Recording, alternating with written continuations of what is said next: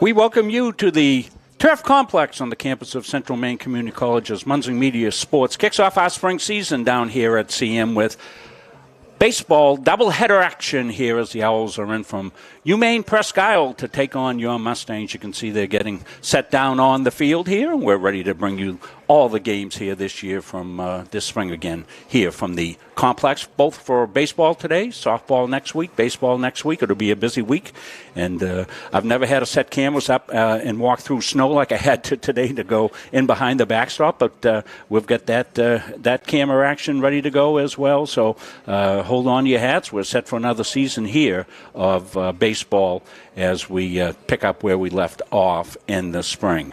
Well, we had a chance to talk to Coach and a couple of the players as they came back into action early on as they were able to take the trip down south, and we've got some action from that. We've got some interviews. We've got all the players interviewed. We're going to be running those through the course of the season. Here's just a sample of what we have for you here. We'll run it before tonight's action.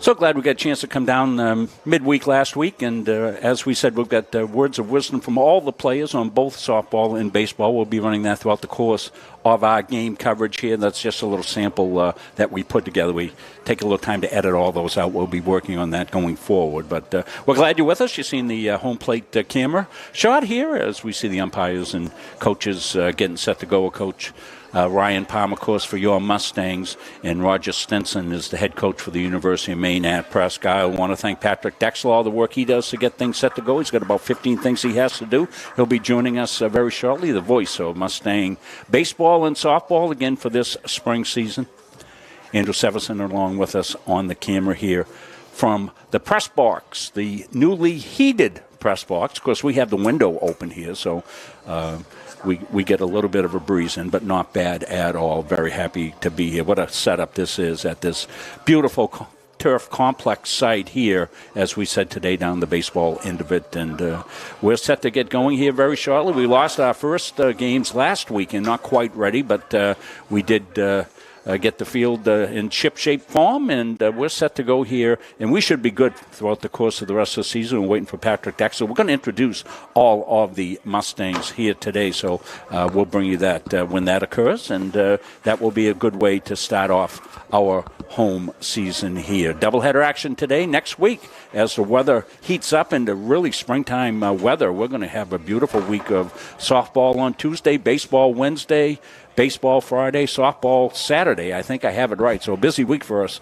here on Muncie Media as we bring you our spring sports. So it's going to be a very exciting week, and the weather's going to cooperate, and we're going to be playing ball. So we're glad you've joined us here on Facebook, YouTube, wherever you are here. We're very shortly going to go for pregame introductions with the voice of Mustang baseball, Patrick Dexler. Good afternoon, ladies and gentlemen, and welcome to the Central Maine Community College Athletic Turf Facility for today's baseball doubleheader featuring the visiting University of Maine at Presque Isle Owls and your Central Maine Mustangs. Here's the starting lineup for the visiting Owls in Game 1. Leading off, the center fielder, number 3, Joey Lippo. The right fielder, number 32, Garrett Chadwick. The first baseman, number 14, Tim Burns. The shortstop, number 2, Joey Blake. The pitcher, number 13, Peyton Jones. The third baseman, number 20, Brock Thompson. The catcher, number 17, Anthony Searles. The second baseman, number 6, Mason Long. And the left fielder, number 1, Ricky Goupel. The head coach of the Owls is Roger Stinson. The assistant coaches are Gavin Kane and Frank Nunez.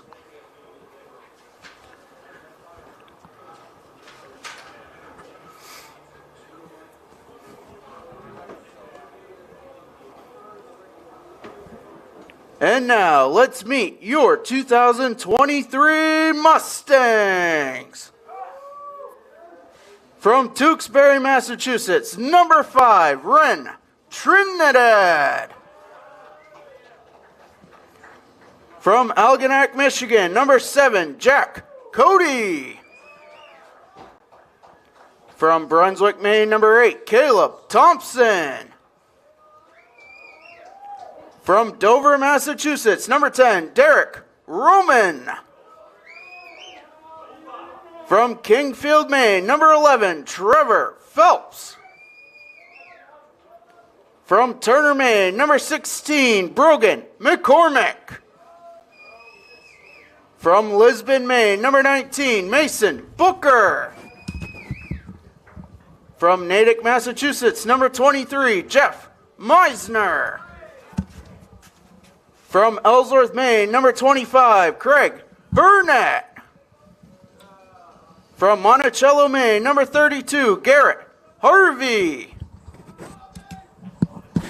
From Westbrook, Maine, number 34, Aiden McWhinney. And from Center Conway, New Hampshire, number 35, Will Eaton. And today's starting lineup for Game 1, leading off, the center fielder from Skowhegan, Maine, number 12, Jimmy Reed. The second baseman from New Gloucester, Maine, number 4, Zach Mann. The first baseman from Westbrook, Maine, number 30, Garen Post. The catcher from Queen Creek, Arizona, number 27, Colton Frisbee. The third baseman from Somers, Connecticut, number 14, Stefan Lesko. The left fielder from Chocorua, New Hampshire, number 15, Evan Eldridge. The designated hitter from Westbrook, Maine, number 31, Avery McWhinney. The right fielder from Boston, Massachusetts, number 2, Rolando Rodriguez. And the shortstop from Clinton, Massachusetts, number 9, Brandon Gore. Starting for your Mustangs from Fredericton, New Brunswick, Canada, number 21, Shane Sullivan. The head coach of the Mustangs is Ryan Palmer. The assistant coaches are Brett Terrain, Terrence McCormick, and Jeff Bozek. Now, ladies and gentlemen, we ask that you please rise and remove your hats as we honor America with the playing of our national anthem.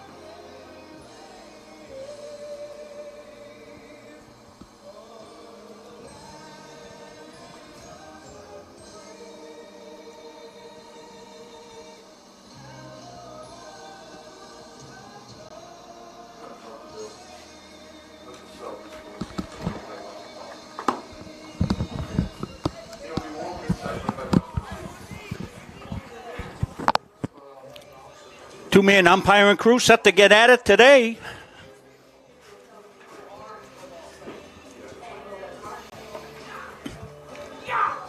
Patrick set to go here for the spring home opener. But the Mustangs have been busy so far, Patrick, with the Southern trip and all. And you combine the records between the fall and the spring, and the Mustangs are off to a pretty good overall start as they start here for the spring season here at home. They come in today at 17-10. And on the mound will be Shane Sullivan from Fredericton, New Brunswick. One of primarily 3 Mustangs starting pitchers. Carried the weight so far here into the spring season.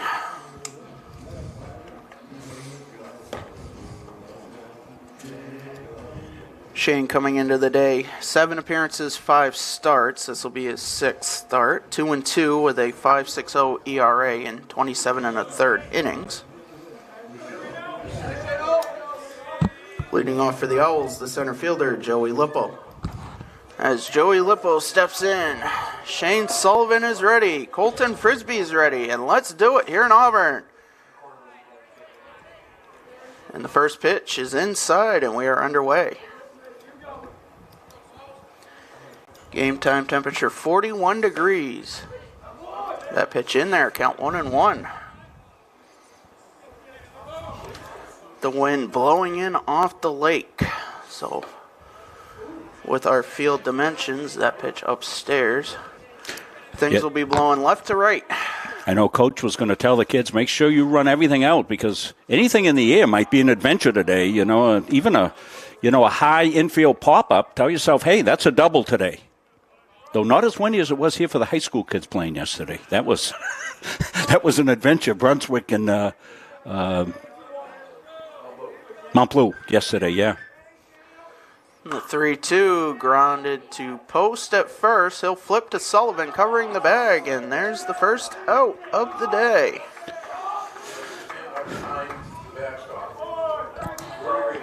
The right fielder, Garrett Chadwick.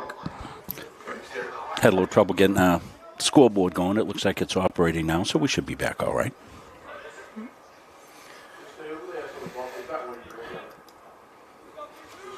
And Sullivan deals. That pitch popped up to Gore at short, and he'll make the catch. And there's 2 away. Quick start here. Sullivan able to retire the first 2 batters in 7 pitches. Yeah, real economical so far for Shane, and I'm sure he'd like to keep it that way. You will hear Patrick. He's also doing the announcing for the venue, so you'll hear him introduce each one of the players. And the first pitch hits the inside corner, count 0-1.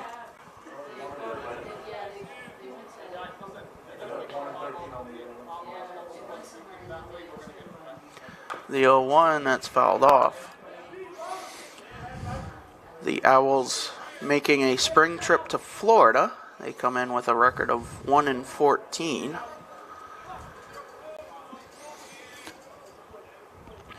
And the 0-2 upstairs, 1-2. Good looking pitch right there. A little good tease on 0-2. The 1-2 grounded up the middle. That'll be a base hit.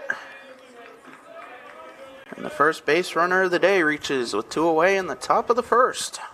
Well, if you're throwing strikes, you give up a single The shortstop with 2 outs and you haven't put anybody on base. That's a real manageable situation for you.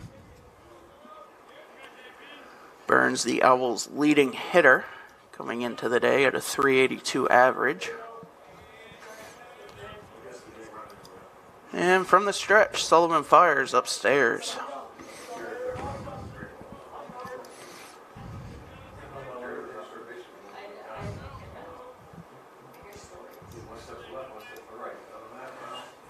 The 1-0 inside. We'll set the defense here for you for the Mustangs. Left to right, Evan Eldridge, Jimmy Reed, and Rolando Rodriguez. The 2-0 from Sullivan is upstairs 3-0.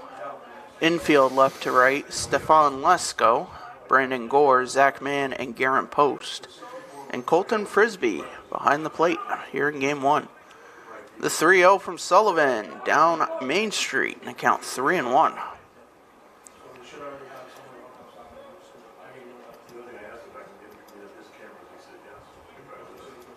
And Sullivan works quickly. That pitch grounded down the left field line, but foul. And Sullivan has worked his way back in from a 3-0 to a 3-2 count here.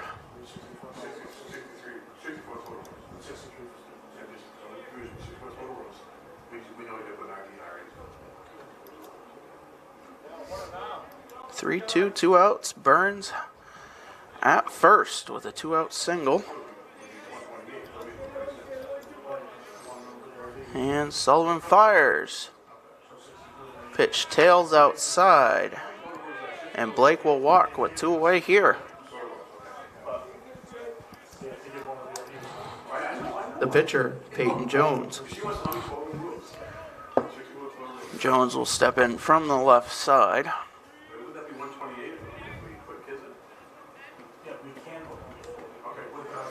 2 on, 2 out here. Sullivan from the stretch hits the outside corner and count 0-1.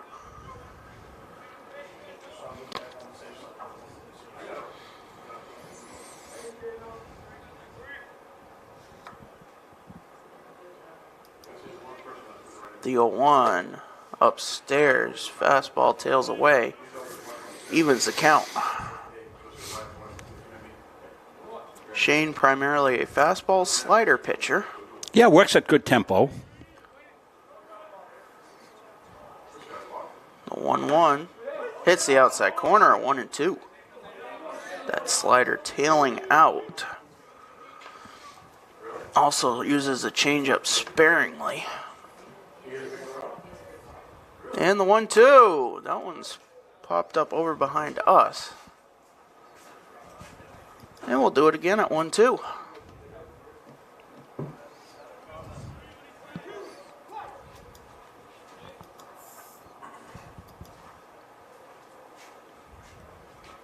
Sullivan fires that one in, and Jones just able to foul it off. And he'll stay alive at 1-2.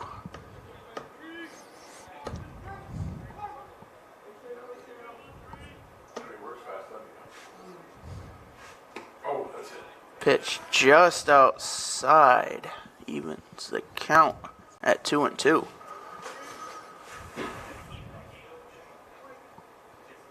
And Sullivan was looking in off the rubber and his hat came off.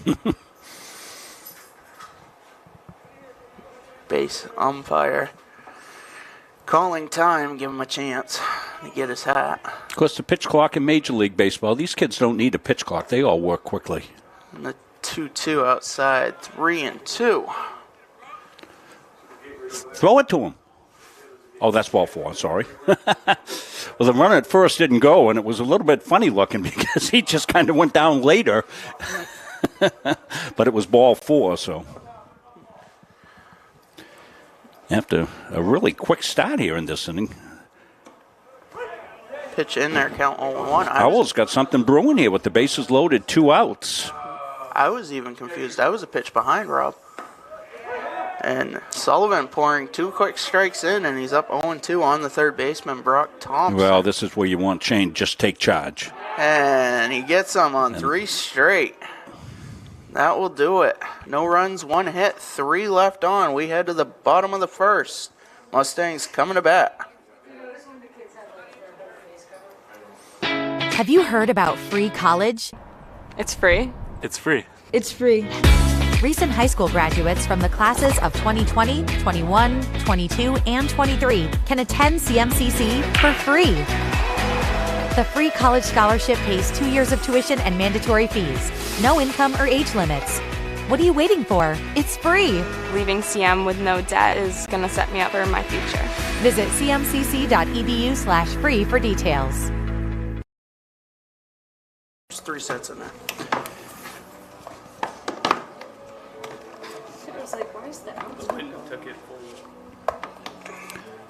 So we're back here. We've got to make a camera adjustment here as the wind has hit one of our cameras. So we're going to try to fix that up. We just got some maple syrup delivered upstairs here, Patrick.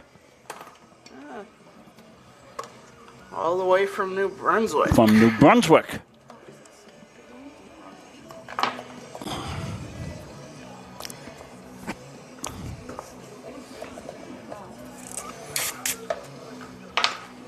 There. So Mustangs got the bats going in the second game yesterday, Patrick, and scored 8 runs before that one got lighted out. It was funny because I looked at the online, Patrick, and it said there was a rain delay, and there wasn't a cloud in the sky yesterday, but I guess they didn't know what else to call. That game's going to be part of a single game that we have scheduled against NHTI on the 17th. So they'll pick that up. That will be a suspended game. We'll pick that one up. Then we'll do the regular. Is it a regular 9-inning game? Yes. Yeah, so we'll be here for a lot of baseball, almost like a doubleheader. Yep. Our the Stat Engine Presto Sports offers one way to suspend it, and that's due to rain. So don't be fooled by the schedule page.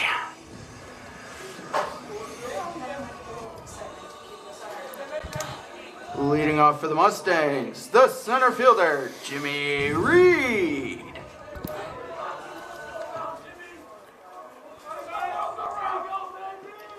And Reed will step in at a .333 average. And that first pitch is back to the pitcher, Jones. He'll throw over to first in time. 1 pitch, 1 out.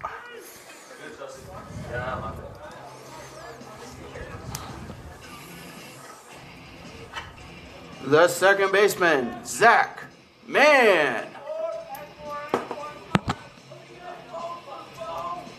And Zach Mann will step in at a .325 average, no homers, 15 RBIs. As that pitch is low. Those stats, of course, include the fall season, right, Patrick? Yes. That were given. Pitch low, count 2-0. So if you're kind of new to this, it's a combination season, the fall and the spring. Pitch inside corner, count 2-1. Catch up with my count here. Just getting back in the swing of things, Patrick. Taking me a minute. And Mann grounds that one to second. It's bobbled, but the throw to first will be in time, and there's 2 away.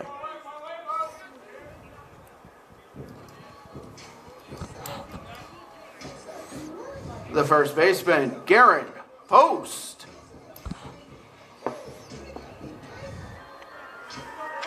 As Post will step in. .266 average, 1 homer, 21 RBIs. All right, I will be right there. Pitch hits the outside corner, count 0-1. I'll go find you. I'm right there. And Jones fires. Outside corner, back-to-back, count 0-2.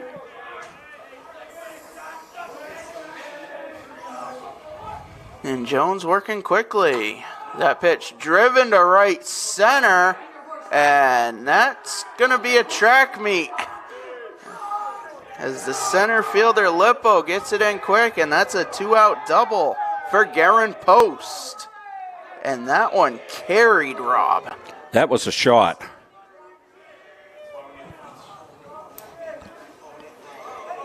The catcher, Colton Frisbee. On a warmer day with some carry, that's got potential home run. Frisbee will step in, a .231 average, no homers, 11 RBIs. Pitch inside corner.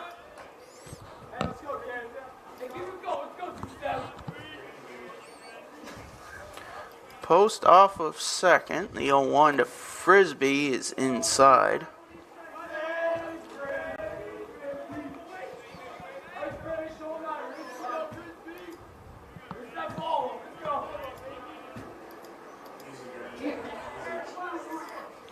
And the 1-1 swung on and missed. And Frisbee down 1-2.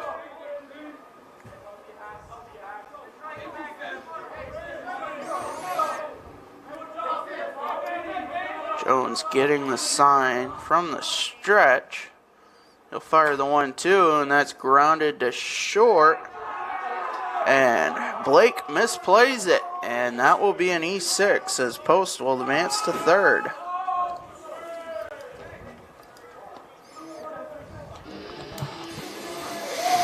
The third baseman, Stefan Lesko.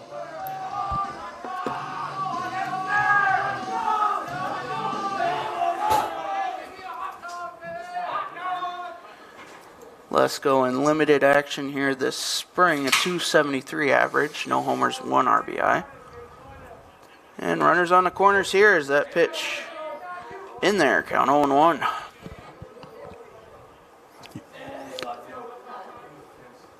Good spring season for Lesko last year, as he was one of the power hitters. Pitch grounded past the third baseman, Thompson. And that will score the first run of the spring here in Auburn. The Mustangs take a 1-0 lead. Well, a little 2-0 magic. The Post double set that up. Then the error. The left fielder, Evan Eldridge. Can't be giving teams 4 outs in an inning, and the Mustangs made the Owls pay for that. And the pitch to Eldridge. Off speed, hits the inside corner, count 0-1. Eldridge at an even 300. No homers, 2 RBIs. 9 hits and 30 at bats. Pitch fouled off.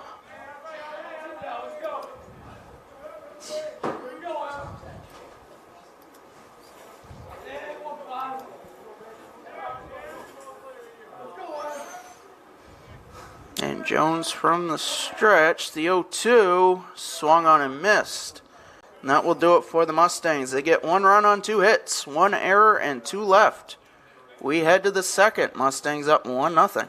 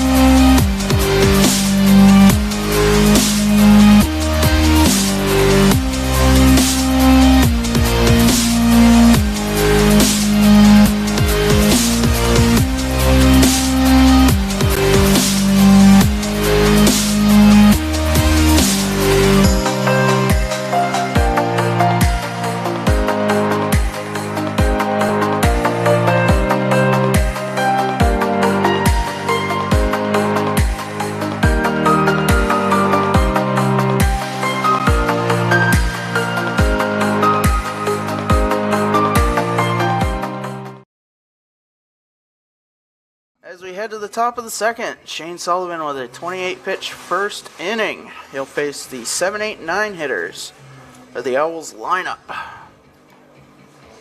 Mustangs with a run in the bottom of the first. A Garen Post double. A reach on an error by Colton Frisbee and a base hit from Stefan Lesko. Gets a run batted in. And Shane Sullivan has a 1-run lead to work with.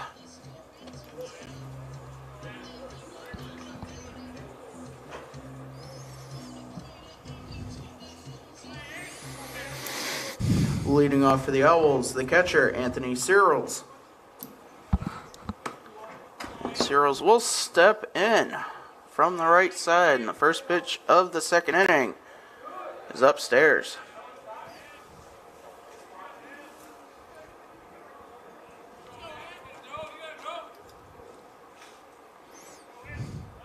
Sullivan from the windup fires the 1-0 inside. It hits the inside corner.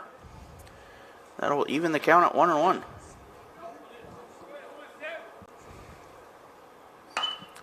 And Searles drives the 1-1 to short right. Rodriguez can't find it. And that one tailed foul. Wow. If that is any indication of the wind,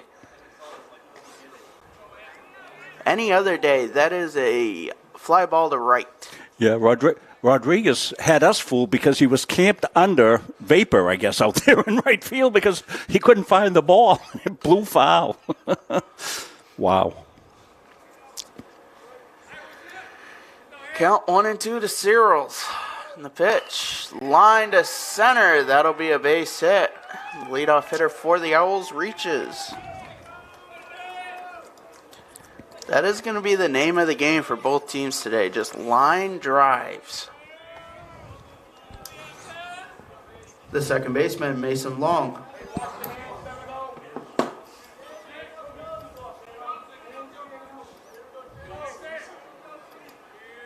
Sullivan from the stretch with Searles on first.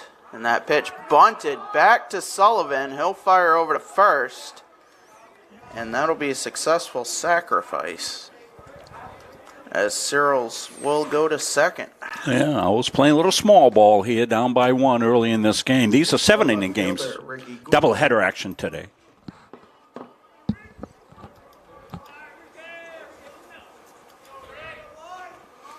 One out, runner in scoring position. The first pitch to Goupel is outside.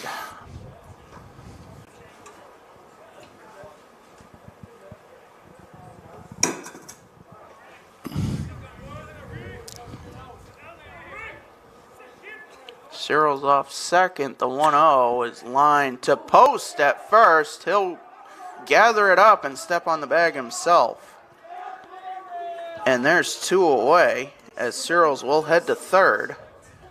And that will turn the lineup over to Joey Lippo. The center fielder, Joey Lippo. Lippo 0 for 1, grounded to post at first. His first time up, as that pitch popped up in foul territory, but that's going to make it over the fence.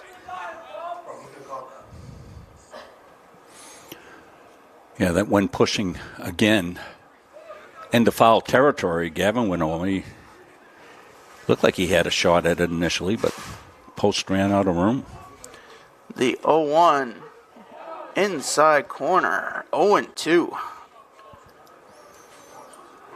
That slider tailing out to the righty Lippo.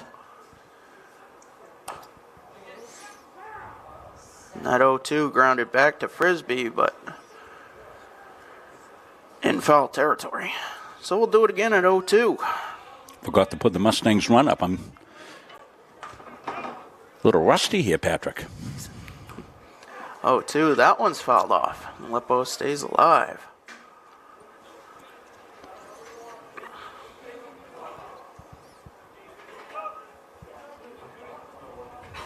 And from the windup, Sullivan deals. That's outside.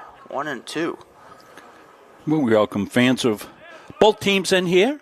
Hope you're enjoying our multi-camera coverage. Graphics scoreboard, replay as needed.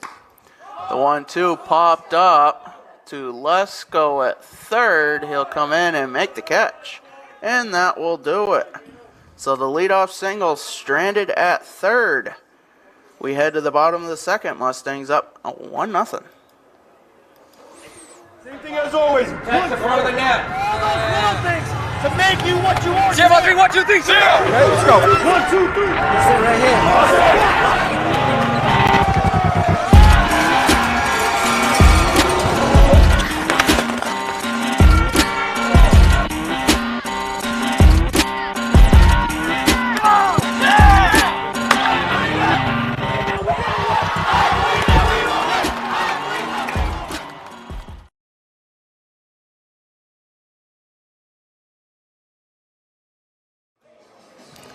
Peyton Jones getting ready for his second inning of work. He's at 17 pitches. Boy, he worked quickly, didn't he, Patrick, in that first inning? Even though he gave up the run, but he works very quickly. And that's good. On a cold day like this, you don't want your fielders having to stand around out there watching dandelions grow. Of course, they would have to be artificial dandelions growing in this turf. He'll face the 7, 8, 9 hitters, Avery McWhinney, Rolando Rodriguez, and Brandon Gore. It's funny how you say things from the old days there, and you get halfway through it and you go, oh, wait a minute, I don't think this is going to work anymore. Definitely, everybody down on the field level is a little jealous of up here, us us up here in the booth. It is a nice toasty 68 degrees upstairs. It's very nice, yes. Leading off for the Mustangs, the designated hitter, Avery McWhinney. McWhinney will step in. A 205 average, no homers, 6 RBIs. Pitch driven to center. And 1 pitch, 1 out for Jones, as that is flown to center.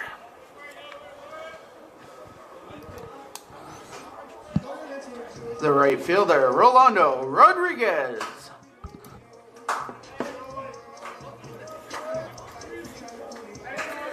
Rodriguez steps in a 308 average, no homers, 15 RBIs. Pitch hits the top of the zone, count 0-1.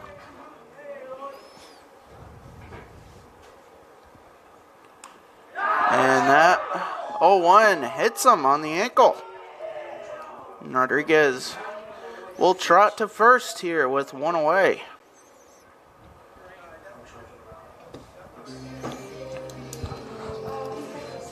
The shortstop, Brandon Gore.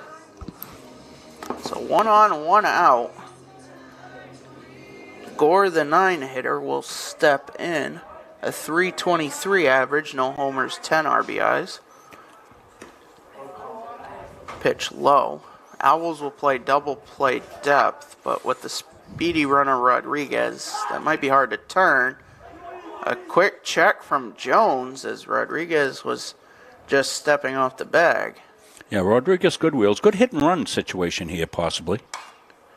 Gore grounds to short. They'll go to second for 1. On to first, not in time, and that'll be a 6-4 fielder's choice. And that will turn the lineup over with 2 away to Jimmy Reed. The center fielder, Jimmy Reed.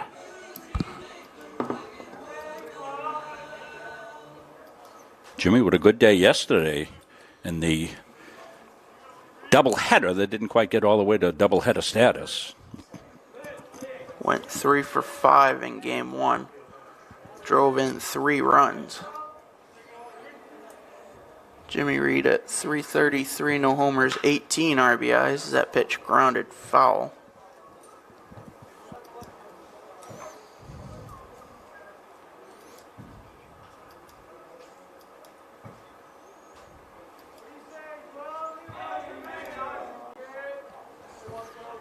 So the count 1-1 here. Gore just a couple steps off first. Pitch outside corner, count 1-2.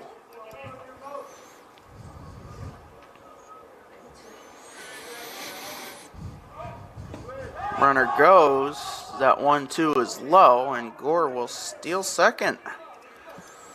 Well, good opportunity. That's a good steal situation right there. Get yourself in scoring position, 2 outs. You get thrown out, you lead off with the leadoff batter in the next inning. The 2-2, that's grounded foul. That is Gore's 3rd stolen base of the season. Has yet to be caught stealing.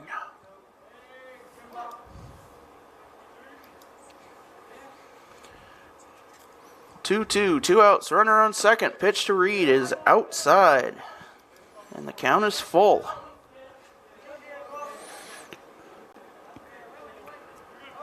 Yeah, Mustangs were able to pick up a 2-out bingo there in the first inning. Let's see if they can do it again. Driven over the second baseman, and a misplay by the right fielder. Gore will round third. He will score. That'll be a base hit and an RBI for Jimmy Reed, and the Mustangs go up 2-0. Well, there they go. There's the bingo we were talking about right there with Jimmy Bingo Reed. The second baseman, Zach Mann. And now you get Reed on first. Let's see if he doesn't take off right out of the gate here, Patrick. Try to get himself into scoring position. Throw to first, check on Reed. Yeah, Not they be in think- time. They're thinking the same thing, aren't they? Jimmy leads the team with 11 stolen bases and 13 attempts. That pitch outside, and Reed will take second. Yeah, we stayed wide on that one, gave you that shot with the anticipation that Reed would be off for second base, and he was. Jimmy with great wheels in scoring position here. See if Mann can pick him up. Pitch inside, 2-0 to Mann. Reed now 12 of 14 on the base paths. That's dangerous. The 2-0 to Mann. Low and inside, 3-0. Yeah, good take there by Zach. Looking in one spot, 2-0, sitting on one. Good take.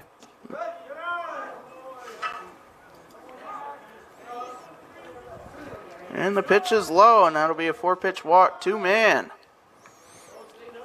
So a chance for a little more 2-out magic here for the Mustangs. They lead at 2-0 here. Picked up a 2-out run. Garen Post. Garen Post, the batter here, and he's got the potential to drive it as we saw his first time up. Double to right center. Pitch hits the outside corner, count 0-1.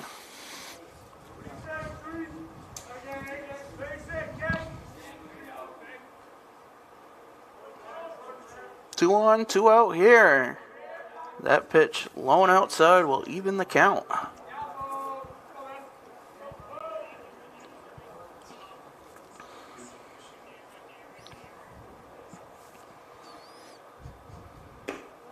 Jones deals outside. And count 2-1. 19 pitches this inning. Pitch number 20 coming here. Post sees the 2-1 low and outside, and that's a 3-1 count here. Well, lots of times we talk about the pace the pitcher's having. Sometimes you just got to take a deep breath, slow yourself down, get back to your mechanics here.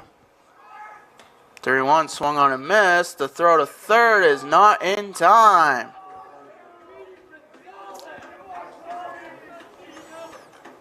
Good job by our cameraman. Andrew Severson getting down to third base, and I mean, to switch the camera correctly, which was good.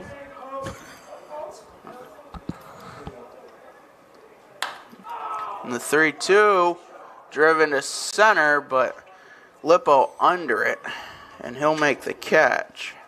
And that will do it for the Mustangs. They get one hit in the inning. Strand 2, we head to the third. Mustangs up 2-0.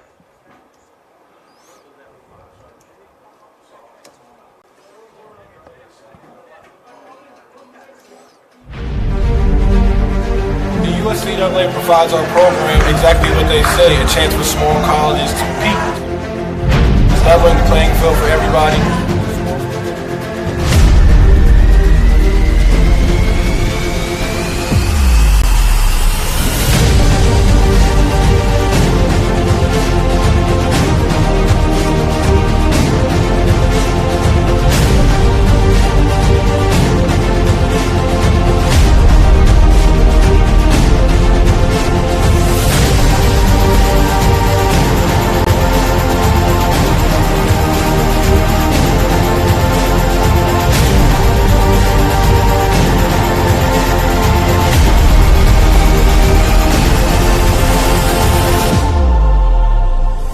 It provides a great opportunity, just the fellowship amongst athletes, get a chance to play against the different teams that typically don't get a chance to play against from different regions, different parts of the country.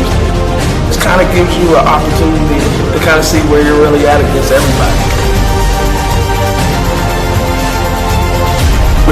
Like I said, just a great environment, well-ran tournament. It's a pleasure to be part of organizations like the USCAA.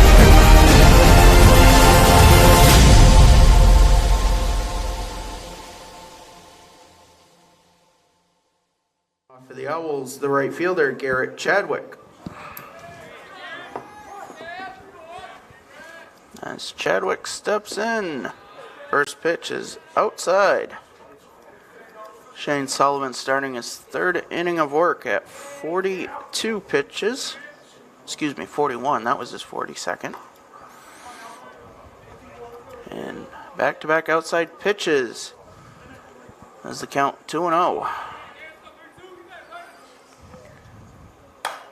And that 2-0 down the line, but foul.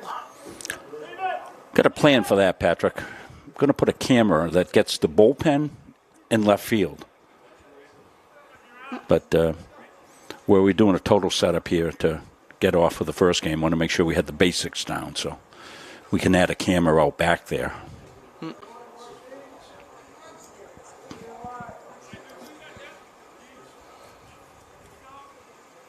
The 2-1 to Chadwick is swung on and missed.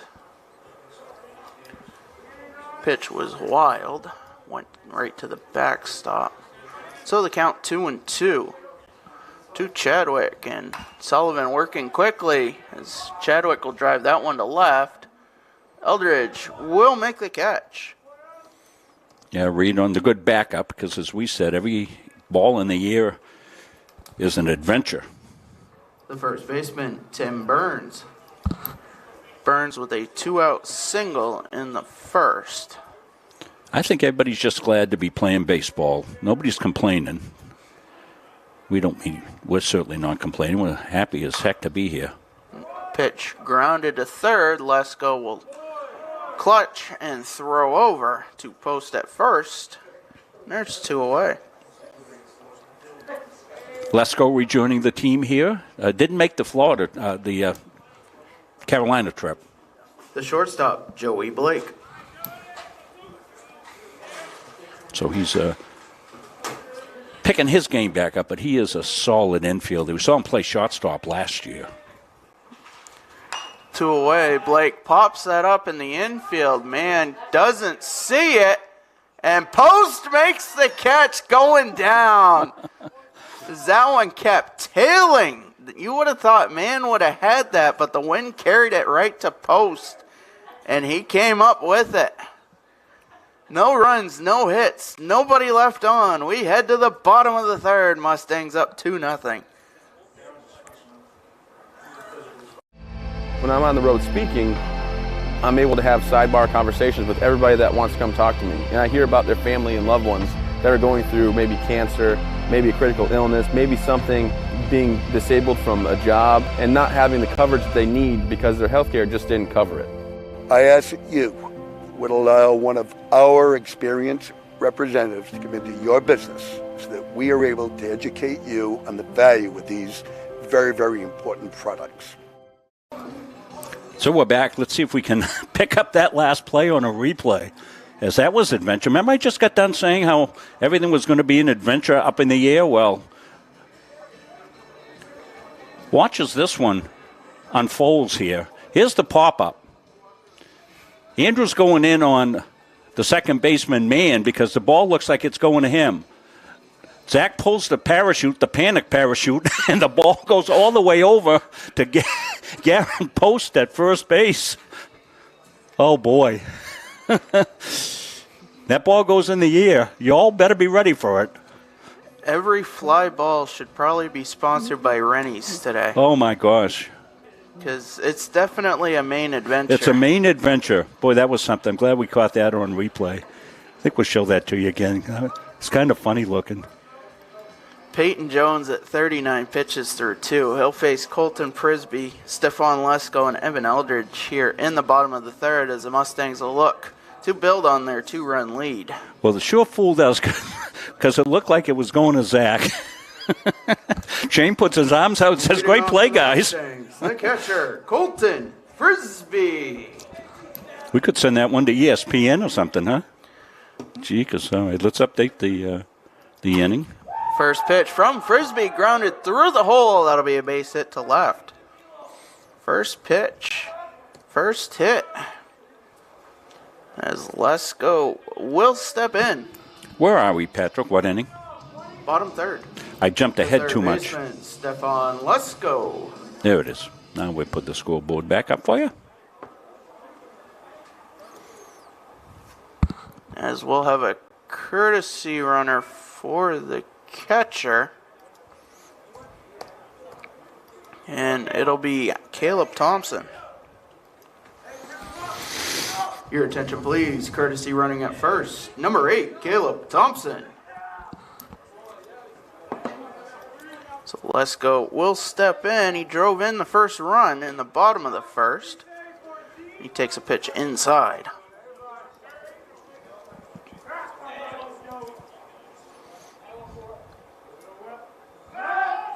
Throw over. Will not be in time. Lesko now with 4 hits and 12 at-bats, so a .333 average. Pitch gets away as Jones throws a little wild, and Thompson will round second but stay put.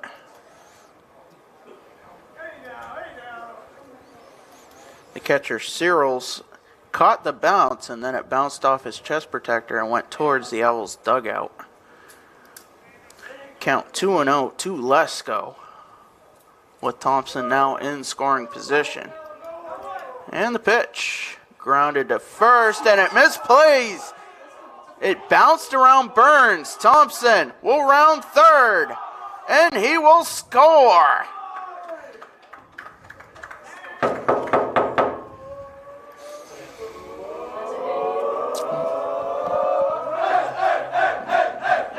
I think you said early in the game, Patrick, the key to today is getting the ball in play. The left fielder, Evan Eldridge.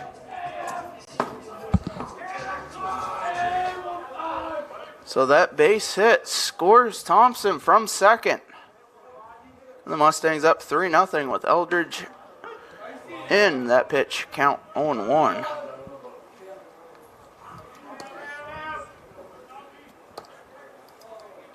Eldridge struck out his first time up. Pitch low, evens the count.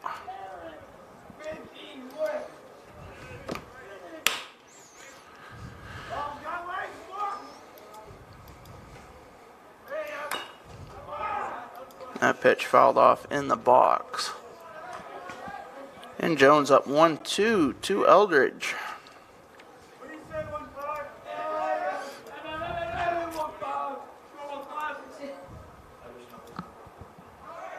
Runner goes on the 1-2. Lesko will slide in with a stolen base. You count 2-1.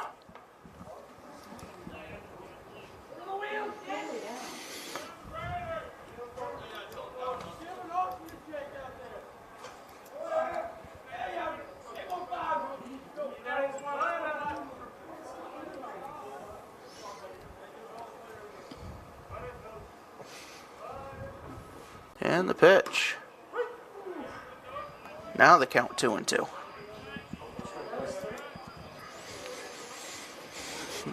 I think we're all a little rusty here, Rob.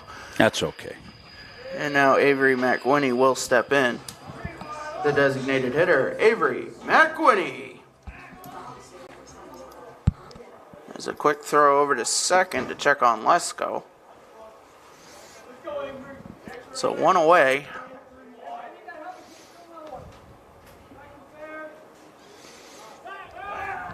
Another throw over to second, not in time.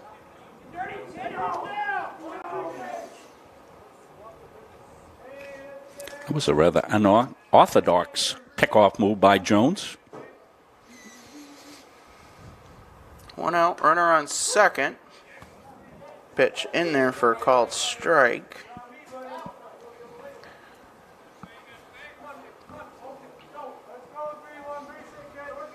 Pitch number 50 coming from Jones here. And that is fouled off in the box off the foot of McWhinney. And the count 0-2.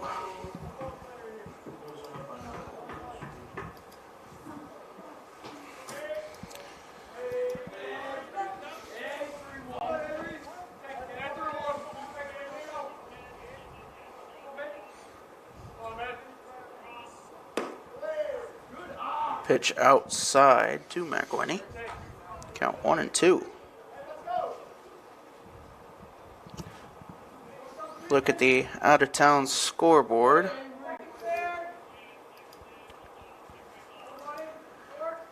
here in just a second. A 1-2 grounded foul down the third baseline.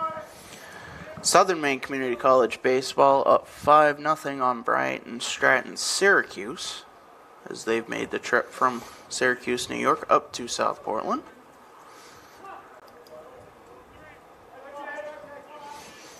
And the 1-2. And that will hit him. McWhinney will take first. Well, you'll take that down in the count with 2 strikes. The right fielder, Rolando Rodriguez. Speaking of hit, batsman, Rodriguez got hit the first time up. 2 on, 1 out here. First pitch fouled off. NYSCC softball, non-conference action between Southern Maine Community College and Community College of Rhode Island. CCRA up 13-1. The 0-1 is low.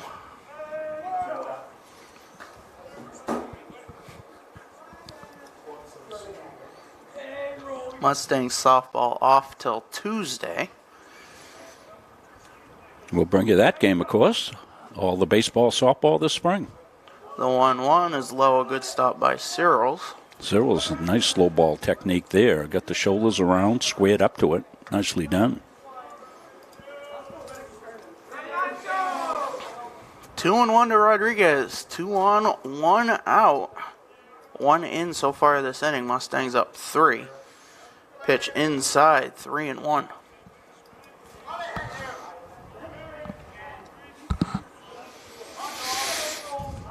Jones from the stretch.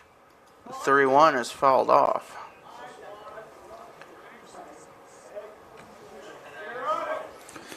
They got 1 out. Let's see if they move the runners here, Patrick. You know, you're up 3-0, right? Is the score. Time is called.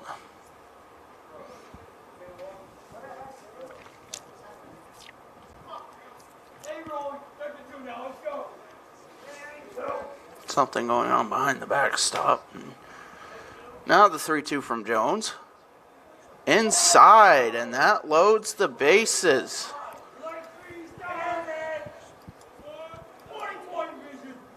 And that'll prompt a visit from head coach Roger Stinson. Well, I want to thank Roberta Thompson, passing along. She says thank you for the camera work and coverage of the game. We're Snowbirds in Bonita, Florida, and they're following their grandson. Well, thank you, Roberta, and thanks all our fans watching, including our fans watching for UMaine Presque Isle. They did get to go down south there for their trip.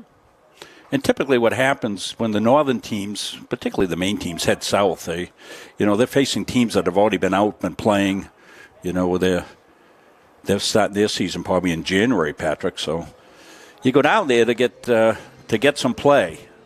And the shortstop, most northern teams will suffer a little bit with that, but they'll take that to be able to get out and play. Because the season here, of course, is so short. But basically, this month is the season. Big opportunity here. First pitch to Gore, line down the left field line. That'll be a base hit. 1 run scores. McWhinney rounds third. He will score. Rodriguez heading for third. The throw over the third baseman, Thompson.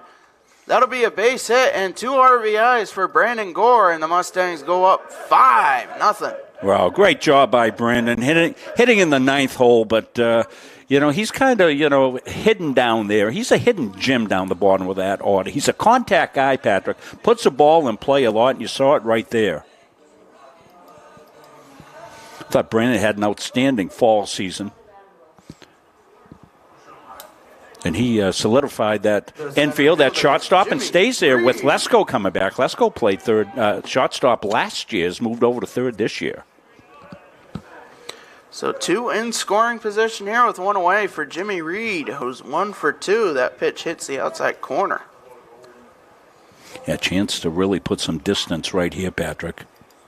Was that a strike? Yes. Thank you. The 0-1.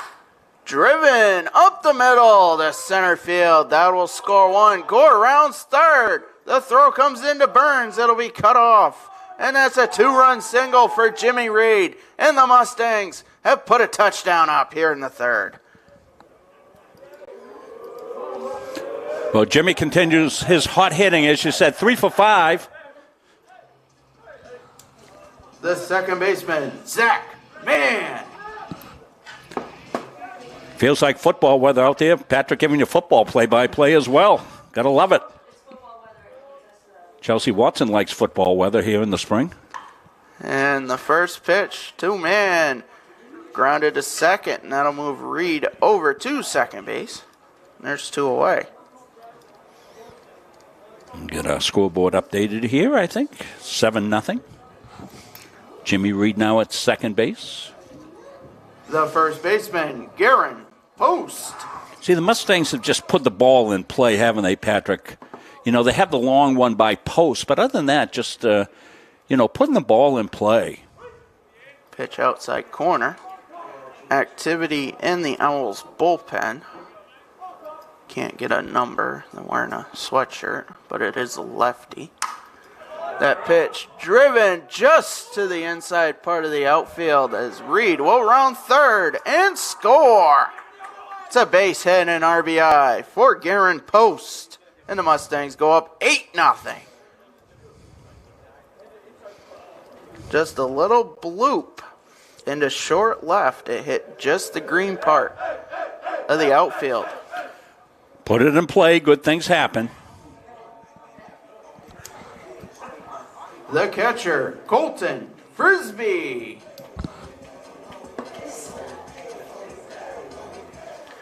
Frisbee steps in 1 for 2. And the pitch. Driven down the right field line, heading for the Owls bullpen, but that will make the hill.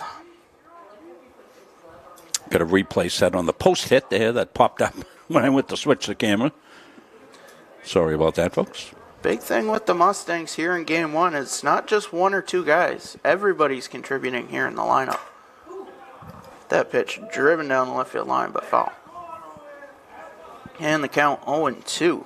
Yeah, you're right, Patrick. Some good work up and down the order. The big hit there by Gore, I think.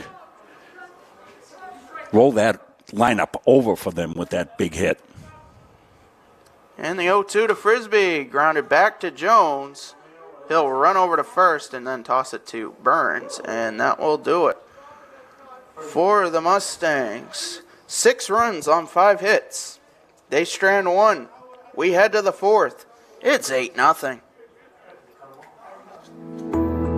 Forensics has grown so much and it's very beneficial to the criminal justice system. I was always one of those kids that watched Forensic Files. That was something I loved. Just a science person all around. I always have been. The instructors are some of the top forensic experts in Maine. They really know what they're talking about. They've been there, done that. CMCC is very lucky to have people like this. I'm an intro to criminal justice and criminal law and report writing. It's a lot of the baseline of things I have to be knowledgeable about. I want to do crime scene photography. The forensic science program is preparing me to start thinking like what's important here, what do I need to look for like right off the bat. You never know what you're going to find. I think we could do that. Don't be scared at home. This is a view from our press box camera that was swung around. Usually we use it on the pitcher, but we want to thank the Sullivan family. They have given us some pure maple syrup out of Murch's Sugar Bush. That's in Bear Island, New Brunswick. It's a product of New Brunswick, pure maple syrup. So we want to thank them for doing that for us. You can see the beautiful press box here, and you'll notice right above Patrick's head, a very important part of our press box now is heat. We're going to name it after Chelsea Watson, the Chelsea Watson heating system here, as she begged for it last year, and they finally got sick of her complaining about it all the time, so they finally put in the heating system. So you've seen the beautiful press box here. And This is kind of neat, Patrick. We're able to Leading off for the Owls. put us on the camera. pitcher, Probably Peyton scared the people at Jones. home. That's what I'm a little concerned about. Let's get back to the game. As is the first pitch of the fourth inning from Fredericton, New Brunswick's own Shane Sullivan.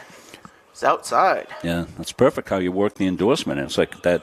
Do we get NIL? Can we get NIL stuff going on, Patrick, you and I? I'll talk to Greg Glenn on that. Yeah, maybe we can get Greg. You'll see his ad come up here during the course of the game. Pliable. Represents athletes all over the country, actually, with that NIL. Greg does a hockey broadcast for us. Very versatile broadcaster. Great guy. The 2-1. He's in Tampa, Florida right now for the Frozen Four. Oh, he is. Is he broadcasting down there? No, just doing- representation, I believe. I think that Jones will walk to lead off the fourth. Yeah, so I got on air, Patrick, and my duties went right out the window here. You know, once you become an on-air talent, you don't do anything else, so I'm way behind on the scoreboard. The third baseman, Brock Thompson. Sullivan now at 53 pitches. 5-pitch at bat to start the fourth. And he'll work from the stretch here, and that hits Thompson. So 2 quick runners here. Well, not how you want to respond after a big inning there. They picked up runs to make it 8-0. The catcher, Anthony Searles. Searles will step in 1 for 1. Lined a base hit up the middle to start the second. As that pitch grounded foul.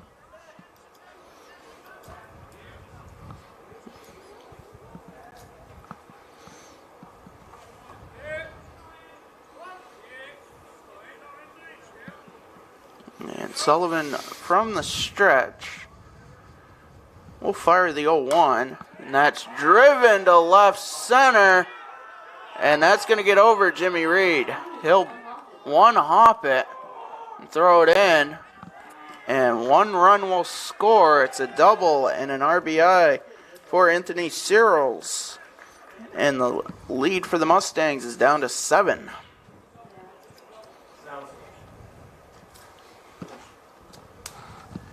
The second baseman, Mason Long. As Long will step in.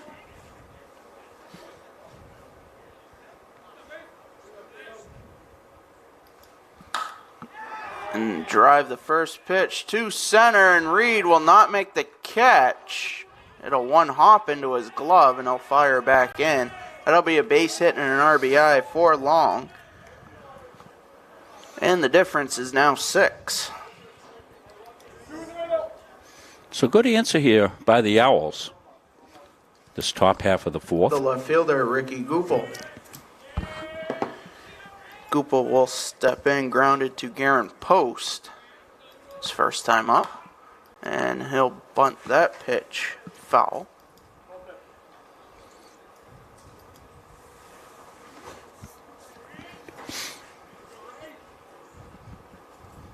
Still nobody out in the inning. Runners on the corners. And 2 runs in for the Owls.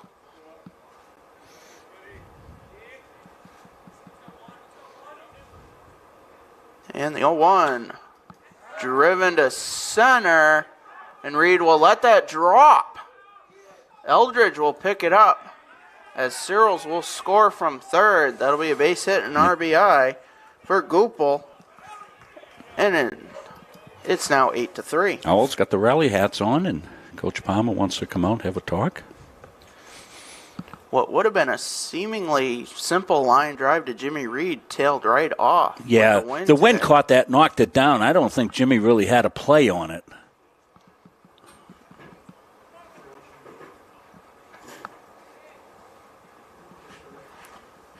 We'll have an infield conference at the mound. Yeah, got a little confab going on there. And this will turn the lineup over to Joey Lippo. Lippo 0 for 2 on the day.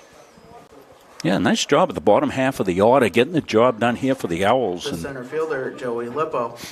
just when it looked like it was getting away from them, 8-0, they have struck for 3 runs. Still nobody out, and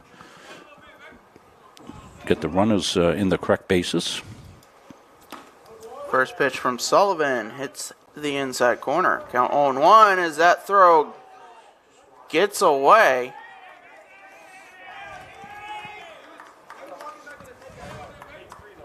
And Long will advance to third. That'll be scored in E2 on the throw back. So runners on the corners here, throw over to first. Will not be in time.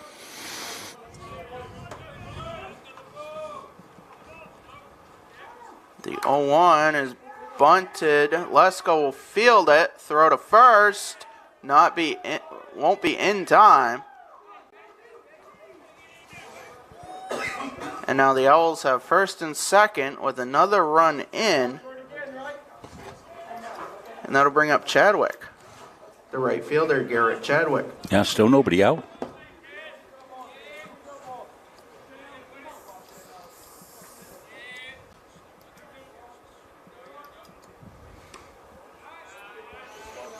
First pitch outside. 4 runs in the inning for the Owls, and they're not done yet.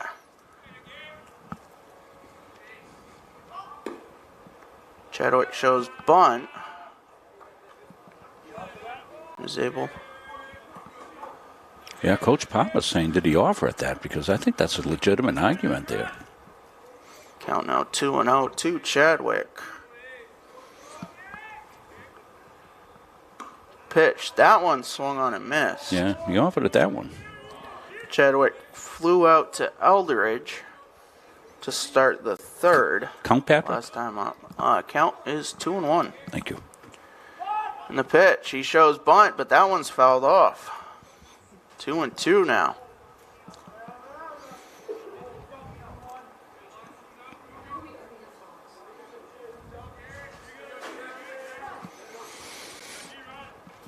And Sullivan from the stretch. Pitch swung on and missed. Yeah, big strikeout there for Shane. Now they get set up for the double play. Tim Burns. As Burns will step in.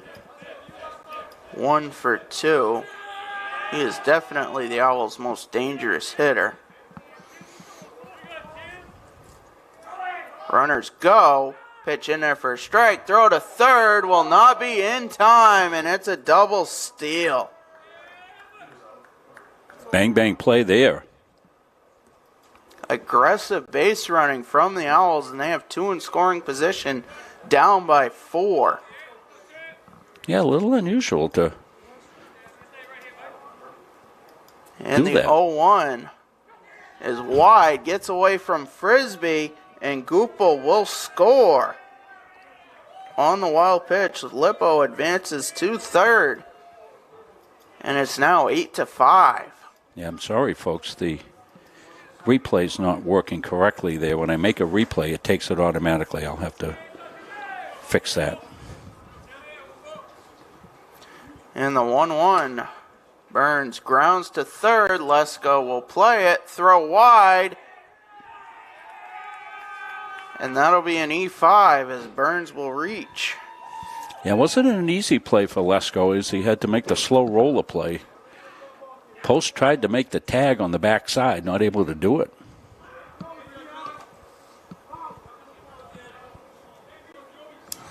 The shorts.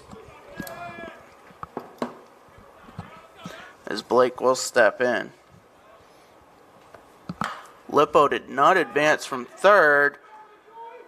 So a grounder, a 5-4-3 double play as they're trying to catch up the scoring here. So Lippo not advancing cost the Owls a run, and Lesko is able to turn a 5-4-3 double play on the ground ball. So the Owls with 5 runs in the inning here in the top of the 4th. We head to the bottom of the 4th. It's a 3-run game. Yeah, let's see if we can bring up that double play because, as you said, Patrick, not advancing really ends up being a handicap. We're going to be able to get it here. So let's take a look at this. Nifty turn here by the Mustangs. The ground ball, Lesko, stays down on it, makes a perfect feed to Man. Man goes up, gets it. Quick hands by Man. Nice job by Post over there, and they turn the double play, and that gets the Mustangs out of what was a big inning. 4 runs.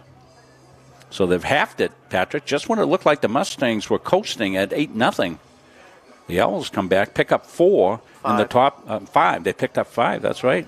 I'm one shot, so it's 8-5.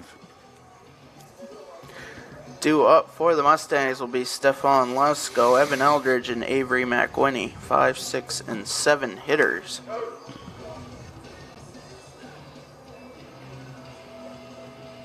Peyton Jones getting ready for his 4th inning of work. He's at 68 pitches.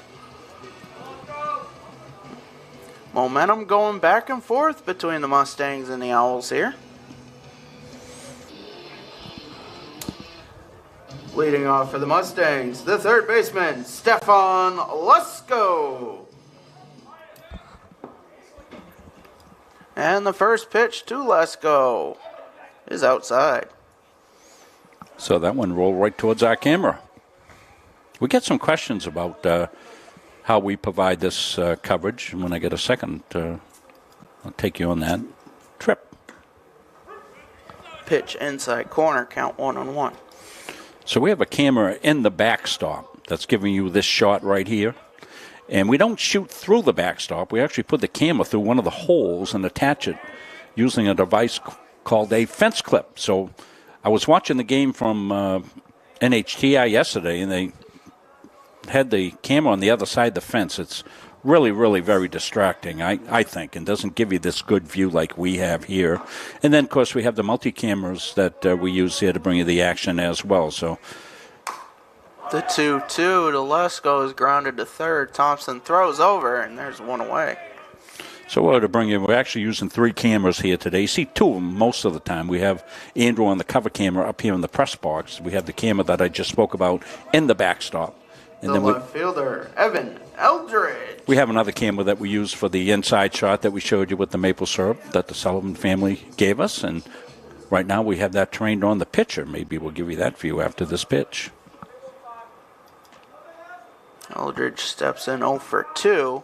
First pitch driven to left center, but Lippo has a track under it, and he'll make the catch. Yeah, that ball. Oh, he dropped it. He dropped it.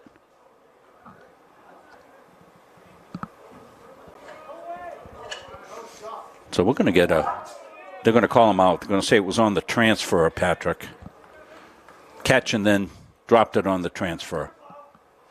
One of the liabilities of a two-person umpiring crew is you can't get out like you normally can and get out in the outfield and see the catch. Hitter, Avery McWhinney.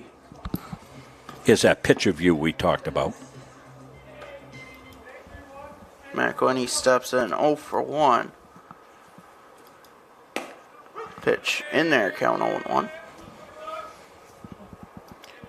I did notice with the NHTI broadcast, with going through the fence, the camera would focus on the fence at times.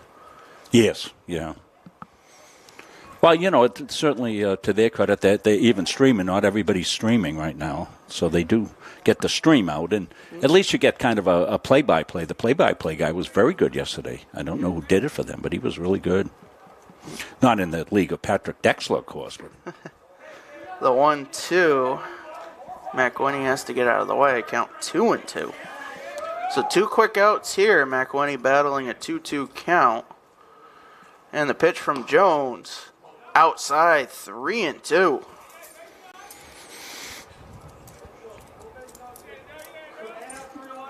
Yeah, Mustangs would like to get an answer with a run or two. That pitch fouled off, caught McWhinney up in the face area. Never a good day to get hit in the face. When it's cold, it's even worse. Well, you just squirt some water on it. You don't even need ice, right? it'll chill right out. A number of players opting for what they call the head sock today. The head sock? We didn't have that back in the 60s. The 32 grounded foul. I think that's what they call it these days, the head sock. I love it. We were playing with wooden bats back in my day. You'd get a cold day like this, you'd hit it off the fist. Holy cow, you'd get a bunch of bees in your hand.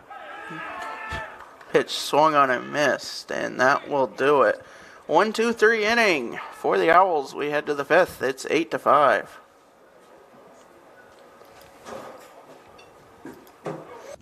Coaches know you can't win a game without proper planning and execution.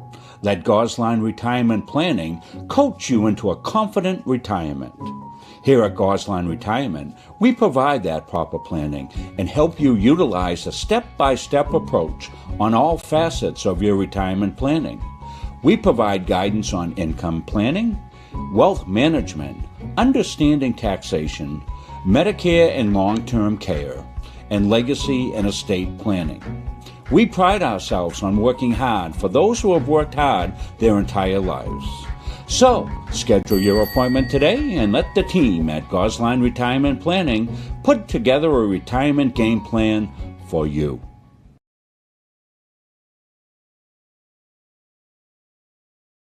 And starting left. And we're back here for the top of the fifth inning. Shane Sullivan at 70 pitches through 4. One thing with a cold day, you're definitely watching pitch counts. And activity in the Mustang bullpen is Mason Booker, the freshman from Lisbon, about 20 minutes from here, getting loose. And Peyton Jones will lead it off for the Owls. And the first pitch of the fifth inning is upstairs. Leading off for the Owls, the pitcher, Peyton Jones. The 1-0 in there, count 1-1. Jones, of course, right-handed slinger, left-handed batter. We got to be aware up here in the press box. And the 1-1 swung on and missed. And Jones down 1-2 to Sullivan. Quick work from the righty. The 1-2 is outside. Well, Mustangs have been scoring a lot of runs, haven't they, Patrick? Even in the game they launched yesterday, in the first game there, it was, what, 17-12? Yep. Pitch grounded back to Sullivan. A slow roller over to post at first. Yeah. And there's one away. Guerin with a nice stretch over there, and the big man can handle the glove work over there. He's really nifty.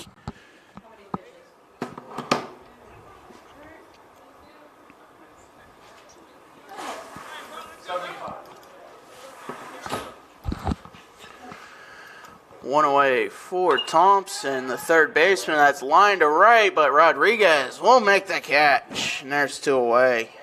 Orlando with a good jump on that one. You saw him off the bat, read it well. Of course, not up in that high sky on the liner, so he was able to read it very well, made the catch going towards the line.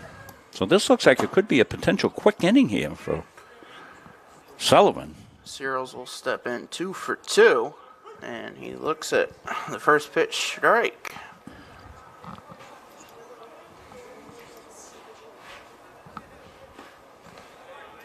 The 0-1 is low.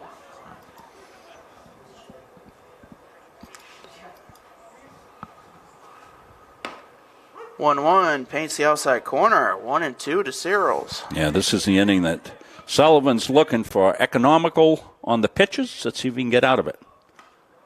And geared up there. 2. Just missed. Geared up there. Went top of the zone. Ump is slowing him down here a little bit. And the 2-2. Popped up in foul territory. Frisbee tracking, and he can't quite come up with it. Just tracked behind him as he came towards the fence. Yeah, and we don't go back far enough to see that. We just don't have a camera on that.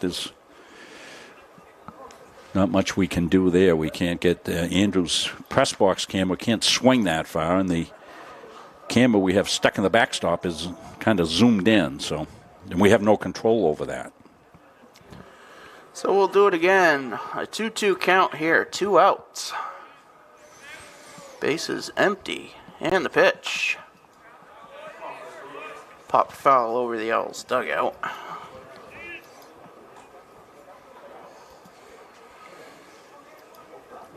Owls headed out early this morning, come down from Presque Isle.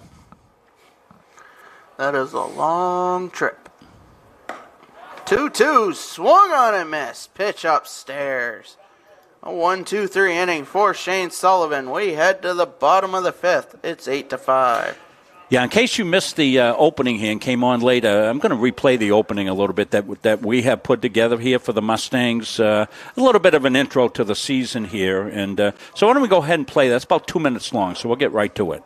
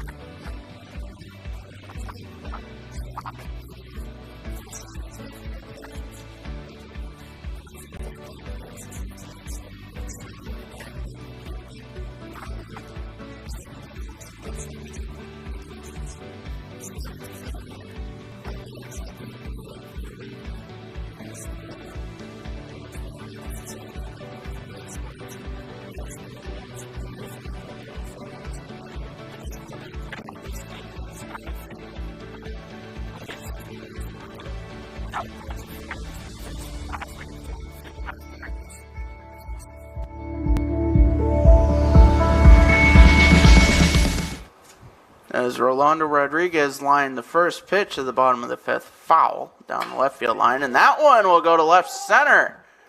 And that'll be a base hit, as Gupel will play it on a couple hops. We're going to lead off single for Rodriguez. That'll bring up Brandon Gore, the 9-hitter.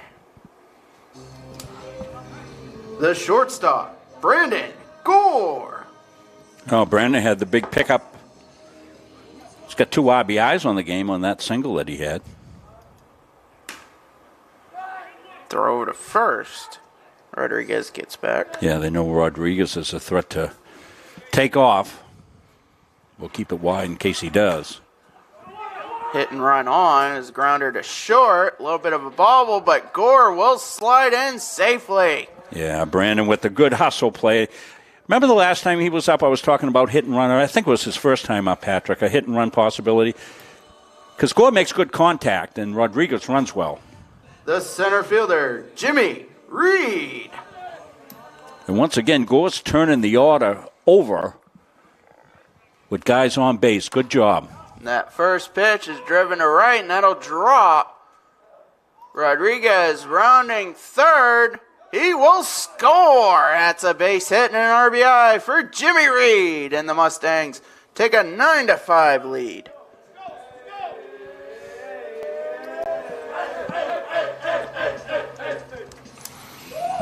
The second baseman, Zach Mann.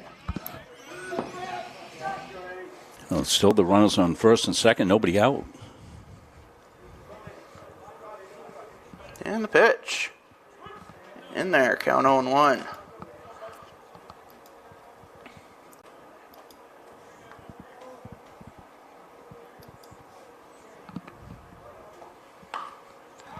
That pitch fouled back and man down 2 strikes. A quick note on Jimmy Reed. He had 70 hits last year in his freshman year. Coming into today, he had 21. And add 3 more on that. He is only 6 shy of 100 hits in his Mustang career. The 0-2 driven to right center, and that will drop. Gore rounds third. And he will score. Reed will head to third. That's a base hit and RBI for Zach Mann. And the Mustangs go up 10-5.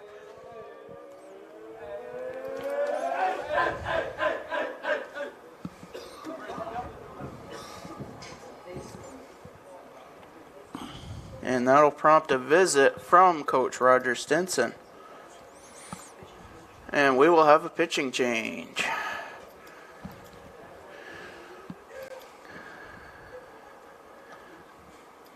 Get the number here. That'll be Jordan Young. Your attention, please. Now pitching for the Owls, number 23, Jordan Young. Young, the southpaw, will warm up. Getting a good look at Young here. Southpaw.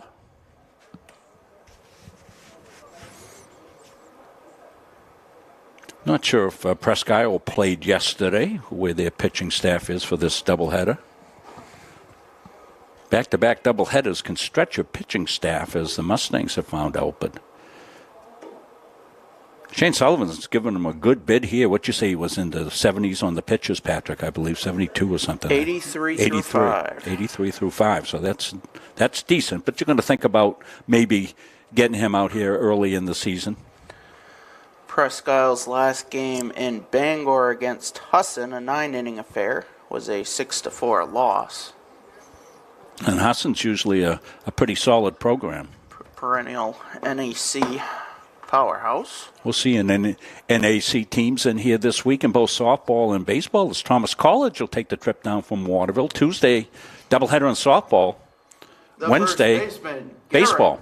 Post. Single game on Wednesday, isn't it, Patrick? Yes. We're playing a 9-inning game, probably. Yep. It'll be back-to-back days, Mustangs, Terriers.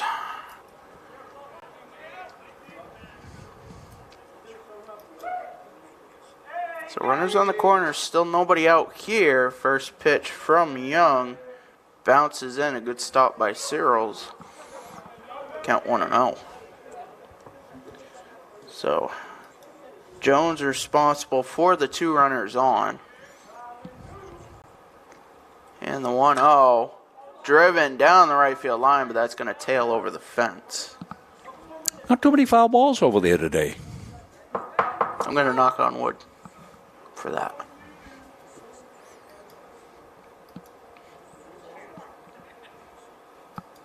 High school game here yesterday, they hit a lot of balls over there. Some of those kids are still over there. I saw them come driving in. They went home without them. Runner goes, pitch grounded to first. Burns will make the play, but the throw home as Reed takes home. And he scores. Man will advance to third. So a ground out and an RBI for Garrett Post, and the Mustangs go up 11-5. A productive out, we call that in the lingo. The catcher, Colton Frisbee. Frisbee will step in.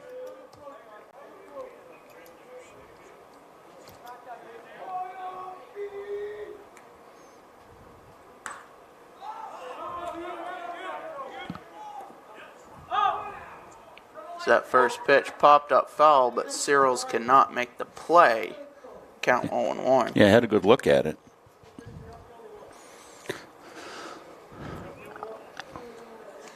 You would think Colt might be one of the kids wearing some extra layers here, as he's out of Arizona. Hadn't played too many games like this in Arizona with the temperature what it is today. And the 0-1 is fouled back, and Frisbee down 2 strikes.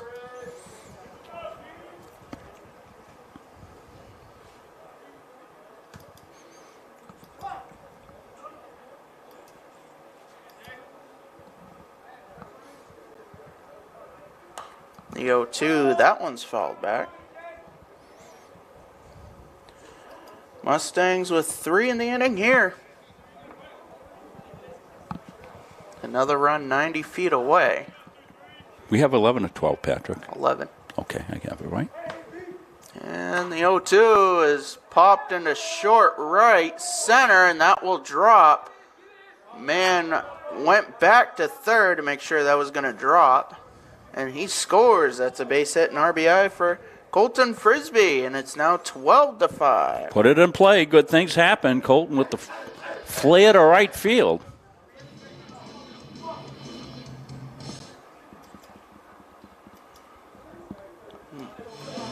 The third baseman, Stefan Lesko.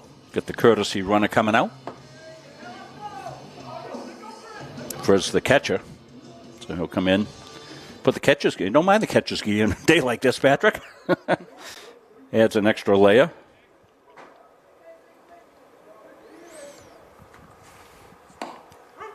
Pitch in there, count 0-1.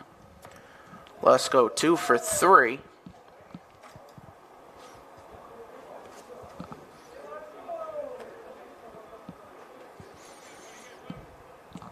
So now 4 runs in the inning. Throw to first, and Thompson gets back. Just the one out.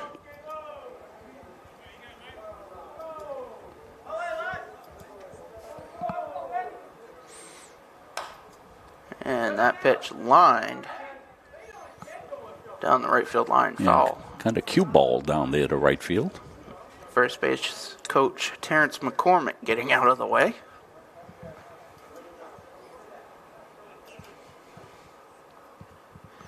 And Young will fire the 0-2. That's outside.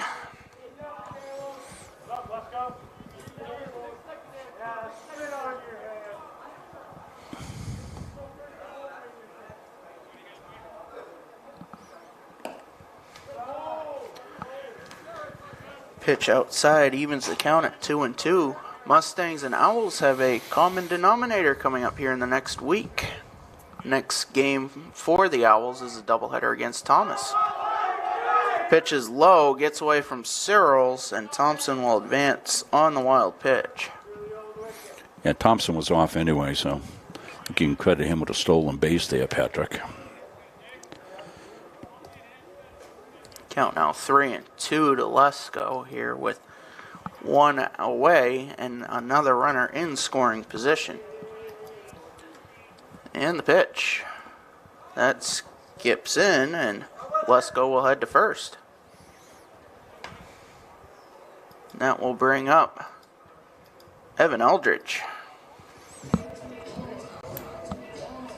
The left fielder, Evan Eldridge. Eldridge steps in 0 for 3. 2 on, 1 away. And the pitch is low. The Owls will make a trip to Waterville next Saturday to play a doubleheader against Thomas. Pitch swung on and missed. Game times listed as 1 and 4. They'll actually play back-to-back days, 2 doubleheaders at 1 and 4 next Saturday, Sunday. At Thomas, both Yes. both days. That's smart. Count now 1 and 2 to Eldridge.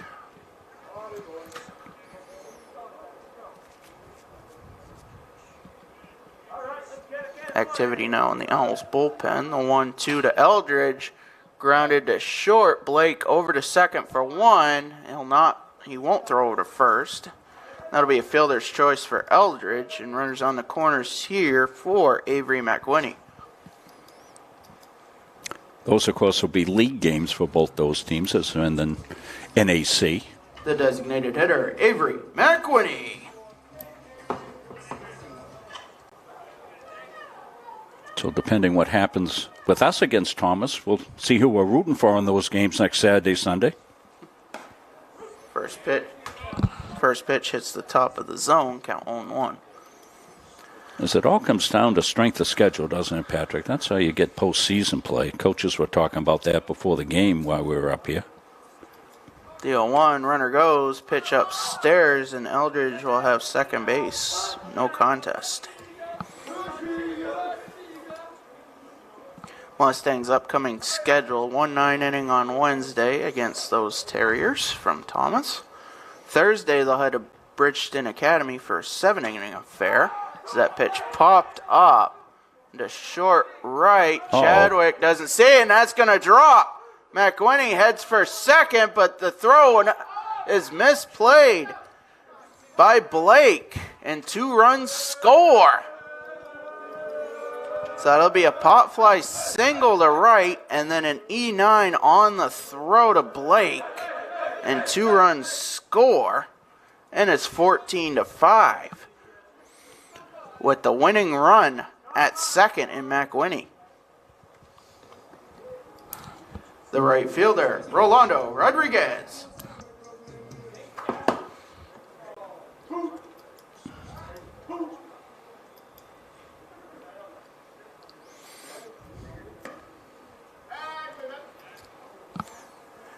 And that pitch out of the zone, count 1-0 to Rodriguez. Some 2-out damage here. Yeah, kind of showing you that one. Going to see it right here. This is just an almost impossible play.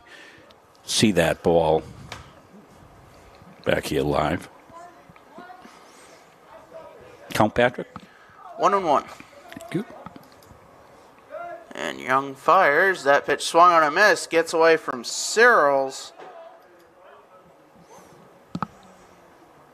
And McWhinney's at third.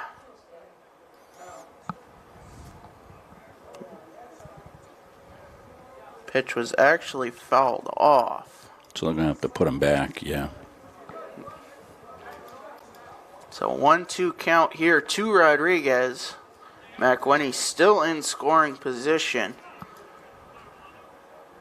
If he does score, it is over. We have reached the threshold of innings played. 10-run mercy in effect.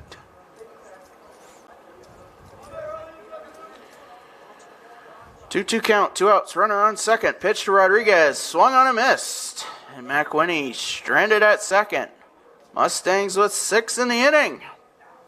We head to the 6th. Mustangs up 14-5. Forensics has grown so much, and it's very beneficial to the criminal justice system. I was always one of those kids that watched forensic files. That was something I loved. Just a science person all around. I always have been. The instructors are some of the top forensic experts in Maine. They really know what they're talking about. They've been there, done that. CMCC is very lucky to have people like this.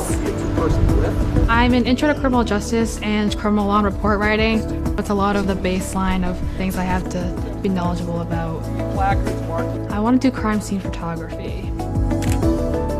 The forensic science program is preparing me to start thinking like what's important here, what do I need to look for like right off the bat. You never know what you're going to find.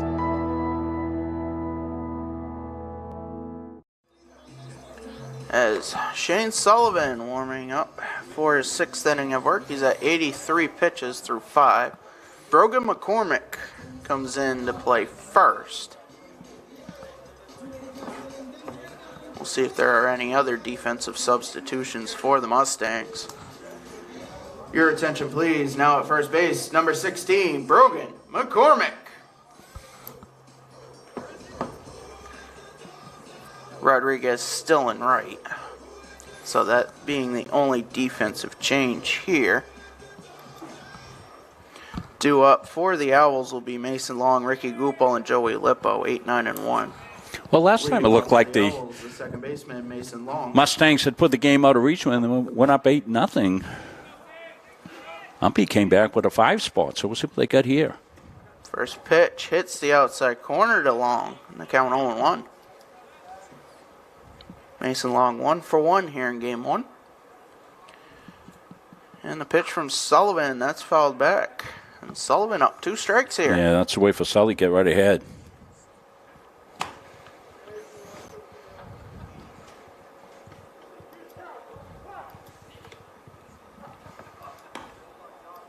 Oh, 2 just misses.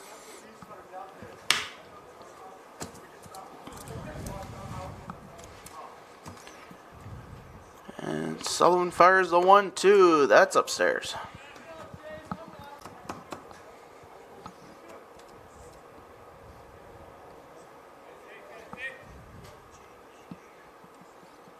One, 2, driven down the left field line, but foul.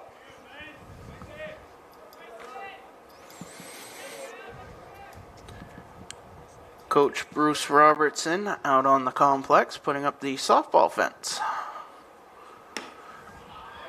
The 2-2 swung on and missed. And there's 1 away. The left fielder, Ricky Goupel. 89. Goupel will step in 1 for 2. And Sullivan will fire his 90th pitch. That's upstairs. Patrick doing it all. He is notifying the coaches downstairs what the pitch count is, running the PA, doing the play-by-play. That's why we call him the Radar O'Reilly of Mustang sports. And the 1-1 grounded to Sullivan. He'll flip over to McCormick, and there's 2 away. Sorry, folks, I lost my cursor and I couldn't make the switch on the cameras. The center fielder, Joey Lippo. 4th time through the order for the Owls here. Lippo will step in 0 for 3. 2 quick outs, Patrick. First pitch grounded too short. Gore deep. Will throw over, but it takes McCormick off the bag. Yeah, I think he's going to beat that anyway, Patrick. I think you're probably going to give a base hit there. In my estimation. The right fielder, Garrett Chadwick. Gore deep and almost into short left field. He was almost into left field, yeah. So with 2 away, a single here as Chadwick grounds that first pitch foul. So, base hit won't kill you here. Focus turns to Chadwick at the plate. And the 0-1 from Sullivan swung on and missed. Chadwick also 0 for 3 here in game 1. And Sullivan from the stretch will fire the 0-2. And that one's outside. Patrick getting geared up for strike 3 call right there, fans. And the 1-2 from Sullivan, line just foul down the left field line. And the entire Mustang dugout can breathe again, as that one had extra bases written all over it. Remember, you fans watching, if you're new to watching our games, all those scammers out there giving you links. You don't need to go anywhere. We're right here. The 1-2 skips in, gets away from Frisbee, and Lippo will advance to second on the wild pitch. Lippo thought about third.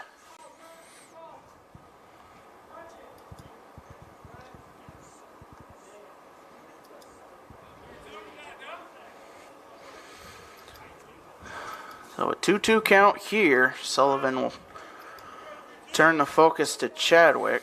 Not necessarily worried about Lippo at second. And the pitch. Called strike 3. No runs, 1 hit, 1 left. We head to the bottom of the 6th. Mustangs up 14-5. We'll stay right with it here between innings as we get ready to transition towards the end of this game as we move to the bottom half of the sixth inning. Just want to let you know how we do this if you're watching one of our games for the first time. We're going to keep this feed up, one, because it's working, so everything's good to go. We'll put a little place card up here between games and let you know that usually it's about, 20, 25 minutes, Patrick, between the end of the game. Kids grab a lunch. Umpires will switch. Umpires will have to switch. And we'll be back with the second game right on this same feed. So I'm glad to see them putting the softball fence up there. That helps us because I would really like to find a way to use a center field camera.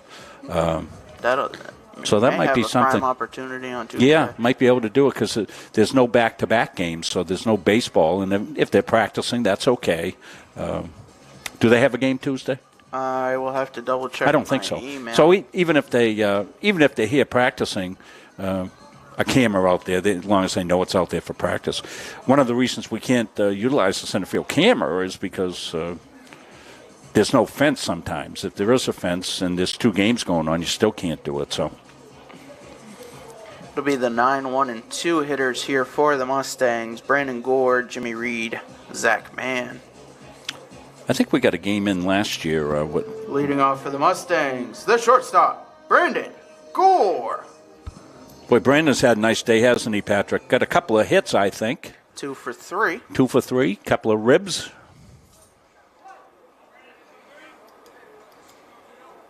And the first pitch is driven foul.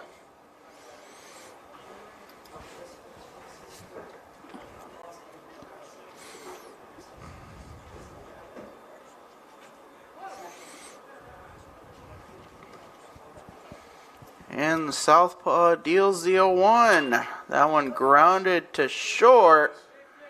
The throw will not be in time, and Gore comes up hobbling. Man, that's that cold day getting down. That's got hamstring with a capital H. And Coach Ryan Palmer will look to his bench and get a pinch runner.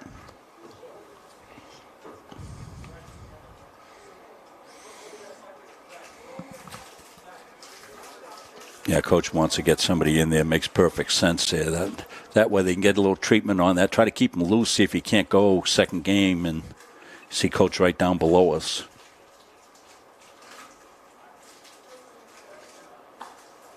Of course, you come in as a pinch runner, too, and likely you're cold. You got to make sure you stretch out there a little bit.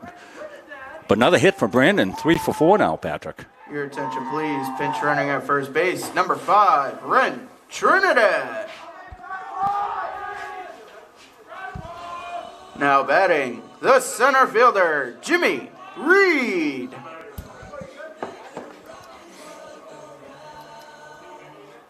So that's the game-ending run at first base, correct? Yes. Trinidad represents that winning run that the Mustangs will look to get here with Reed stepping in 3 for 4. We're hearing the coaches discussing Jimmy. Throw over to first, not in time. As a potential player of the week after his game yesterday and the game today as well. So he's got a shot at that, you have to think. Pitch driven to center, and that will drop for a base hit. Trinidad will stop at second. Jimmy's a base hit machine, isn't he, Patrick? I mean, he sprays the ball. He can hit with power. He can run. Multi-tool player. The second baseman, Zach Mann. And with that hit, that will bring Jimmy Reed to 95 hits in his Mustang career, as he approaches that century mark. How many guys have got 100 hits, Patrick? We'll have to go back to the record books. According to head coach Ryan Palmer, I don't think there's anybody. Wow. The 0-1 to Mann is fouled off. I'll have to talk to him this week more about that. Yeah.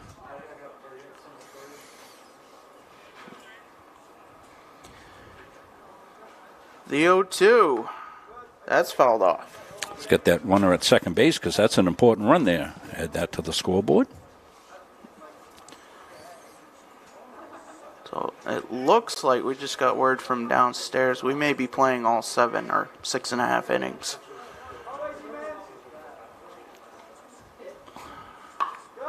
That pitch fouled off. We'll have to see when and if Trinidad scores from second.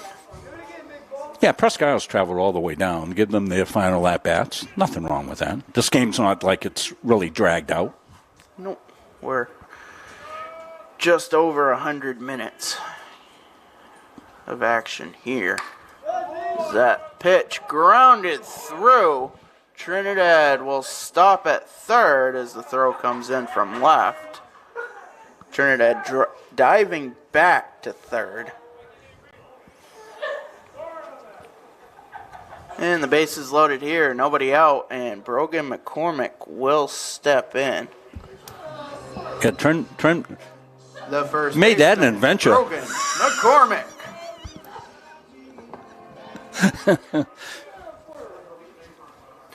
Trinidad primarily a pitcher, doing some base running here. Bases loaded, nobody out for McCormick getting his first at-bat of the day. And he looks at an outside corner pitch. Count 0-1. Back-to-back outside strikes. McCormick down 0-2. Still nobody out. And that pitch driven to right. Chadwick will make the catch, and the throw will come into Burns. He'll knock it down. And there's no advance from the runners.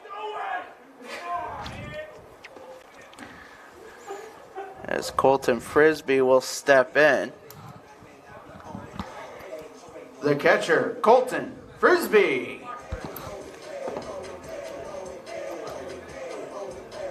Frisbee 2 for 4.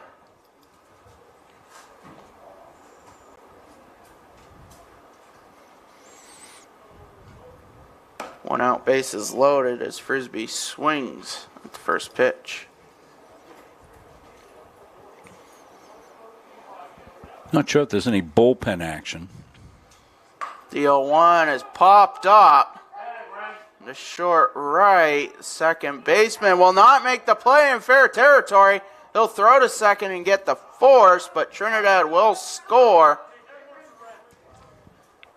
So that'll be a fielder's choice 4-6.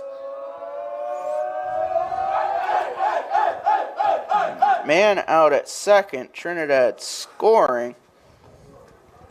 And it'll bring up Stefan Lesko. The third baseman, Stefan Lesko. So corners here, 2 away, 1 in.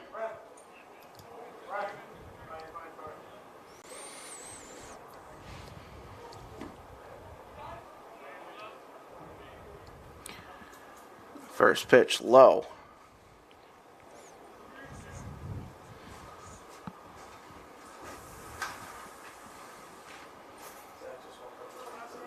And Frisbee goes, pitch in there for a strike, throw down to second. Will not be in time. But time is called. I think Frisbee jammed his hand on the base. Yeah, Coach was headed out, Coach Palmer, from the coach's box. Still probably wants to go and make sure everything's okay. He's out to about shortstop, taking a look at things. What was the pitch, Patrick? What's the count? I believe the count is 1-1. Thank you.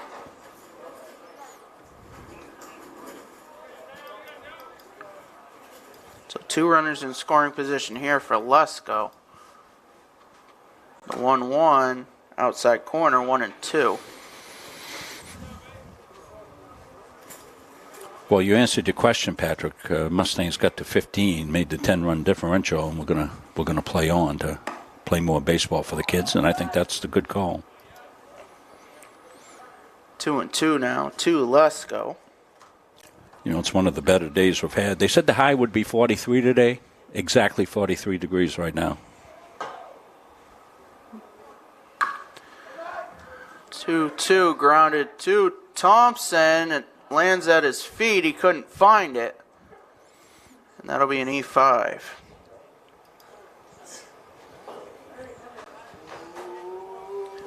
And runners on the corners here for Evan Eldridge.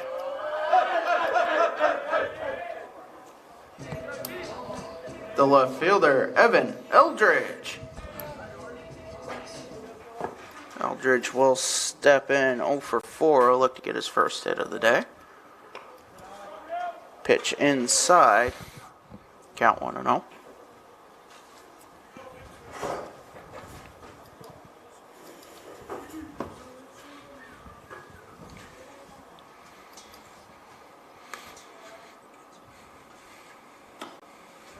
Swung on and missed. Evens the count. Jordan Young at 46 pitches now through 1 2/3.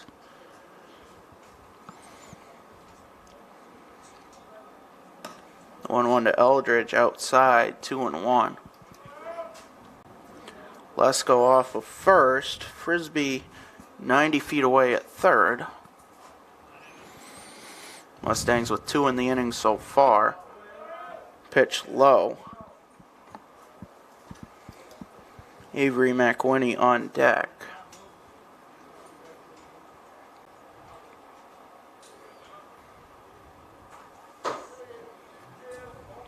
And the pitch. Outside. That will load the bases.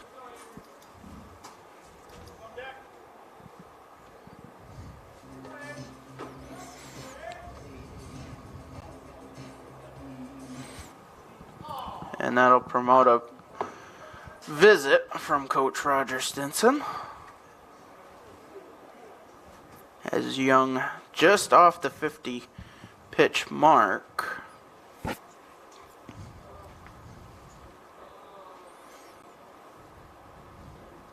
And we will have a pitching change. And it will be Brandon Oliver.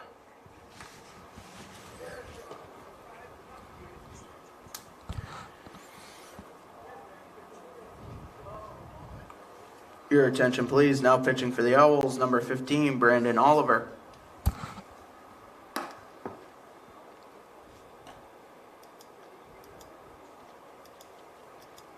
So Oliver, the junior from Lincoln, Maine, will take the hill here with 2 away in the bottom of the 6th. Runners at the corners. Excuse me, bases loaded.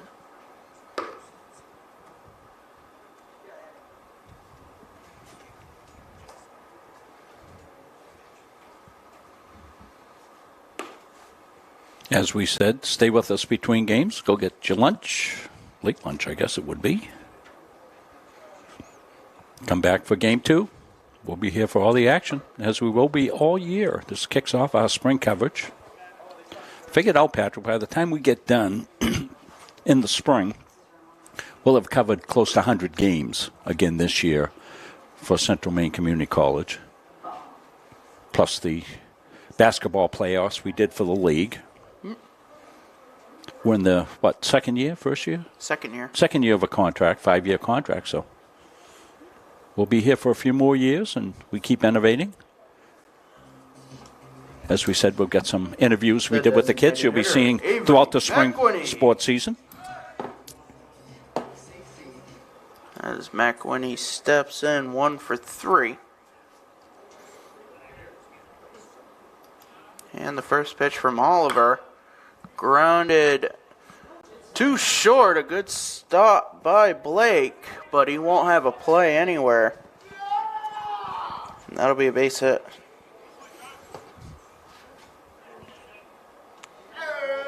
It's a lot of runs for the Mustangs this weekend. The right fielder, Rolando Rodriguez. 12 and a loss in the first game yesterday. They were up 8-0 in the 4th inning. So that game's to be continued. Chalk up another 17 and here. 17 here in this first game. An offensive outburst in the past 24 hours. 0-1 to Rodriguez. That hit him. and the carousel continues. Yeah, Rodriguez is a magnet man today. That's his second hit by pitch. Lesko will trot home, and Caleb Thompson will hit. Your attention, please. Pinch hitting for the Mustangs. Caleb Thompson. Pitch in there for a strike. We reached the 9 spot in the order, which was originally Brandon Gore. Ryan Trinidad pinch running, but Thompson will get an at-bat here. Yeah, don't forget Brandon went out gimpy, beating out the base hit. So finishes 3 for 4 today, does Gore? Yep. Good game for him. What may happen here, the 0-2 to Thompson has popped up and foul ground. Burns won't have a play as it makes it over the fence. Thompson may come in to catch. Colton Frisbee may move to third, and Stefan Lesko may move to short. Stay tuned for that bulletin.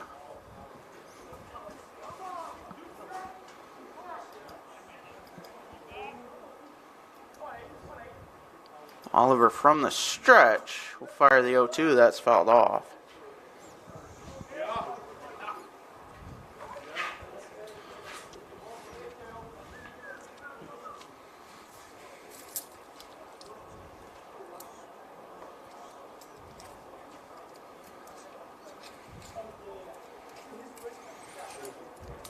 Oh, I forgot to get the scoreboard back up, kids. And the 0-2 goes behind Thompson. Caleb in limited action, 8 hits and 15 at-bats, .533 average, 4 RBIs. And the 1-2, that's grounded foul. Spraying the ball everywhere. Yeah, put it in play. We said that early on, didn't we, huh? Joe Fast says, great live feed and commentary. Best live stream I've seen. Thanks, guys. Well, thank you for the kind words. We want to be the best. 1-2, called strike 3 inside corner. And that will do it. 4 runs, 4 hits, 1 error. Bases left loaded. We head to the 7th. It's 18-5.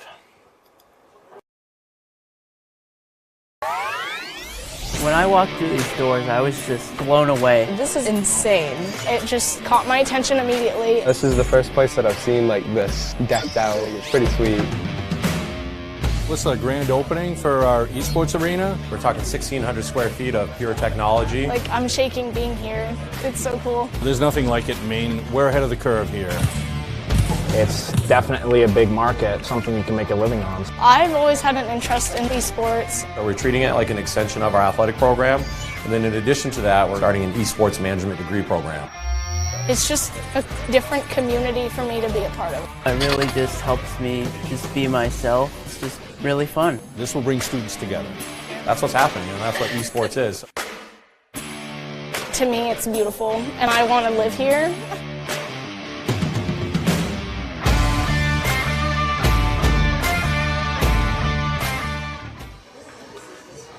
So we're back here for the top of the 7th. Mason Booker comes in to close it out.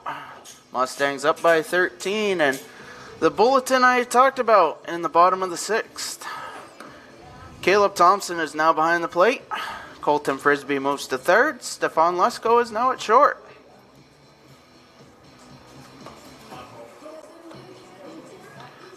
So Mustangs with 4 in the bottom of the 6th. And 2 6-run innings combined with a couple of runs early on, and you see 18-5.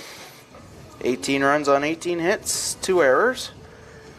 For the Presque Isle Owls, 5 runs on 6 hits, 4 errors in the field. But more importantly, it's time to finish it off here.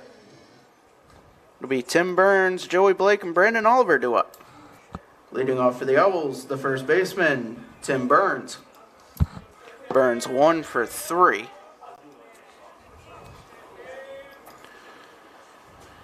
And the first pitch of the 7th inning is grounded to third. Frisbee with it over to first. And there's one away, one pitch, one out. Well, that just shows you the versatility that the Mustangs have. You know, Frisbee moves out from behind the plate, goes to third base. First pitch that he's out there, gets a one-hopper and makes the play.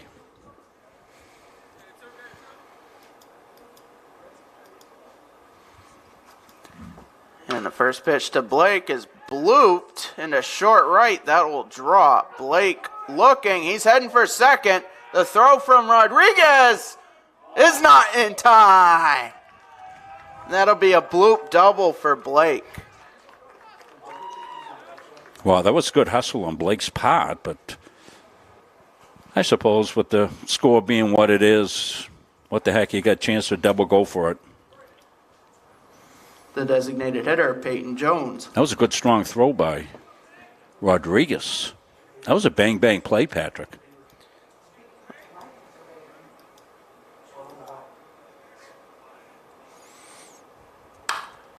First pitch to Jones, grounded to short. Lesko over to first, and there's 2 away. Blake will advance to third. Yeah, you saw the gun that Lesko has over there at shortstop. That's a position he's very familiar with as he played there last spring. Missed fall ball, came back.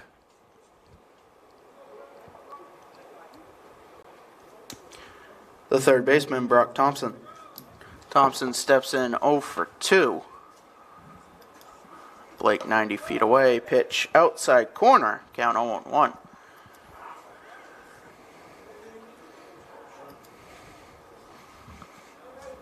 And the 0-1 from Booker is fouled back. The count 0-2. Melanie Oliver throwing some kudos our way. We thank you all. Fans of both teams, hope you're enjoying this one, getting a chance to see your kids play. Easter tomorrow, no games tomorrow. Everybody enjoy the Easter holiday with your families. Probably some of the kids will be heading home if they're local. The 0-2 from Booker is grounded foul. I will be spending my afternoon at the Maine Mariners. I want to thank them for a couple of good seats. That's great, Patrick. You'll be eating concession food for Easter. The 0-2 line too short. Let's go with it. Over to first. The throw takes McCormick off the bag, but he'll apply the tag to Thompson, and that will do it. Sorry, get my camera. Ball game over. Mustangs win. They take game 1 here, 18-5. So we'll take about 25 minutes in between here, and then we'll get set for game 2. We'll bring in lineups, first pitch, and baseball. Next here on Munzing Media. So what we'll do is, if you tuned in late here, we'll put the graphic up and let some music play in behind that. And it'll be 20, 25 minutes, and we'll be set for game 2 of this. And so I would guess we'll have a first pitch time of probably about 3:30. Yep. So that's what you should aim for here. And that won't be too bad at all. So I want to thank Patrick and Andrew for their work up here in the booth. I'm Rob. And as I said, we'll be back here very shortly. Stay with us. You're watching Mustang Baseball, a production of Munzing Media Sports.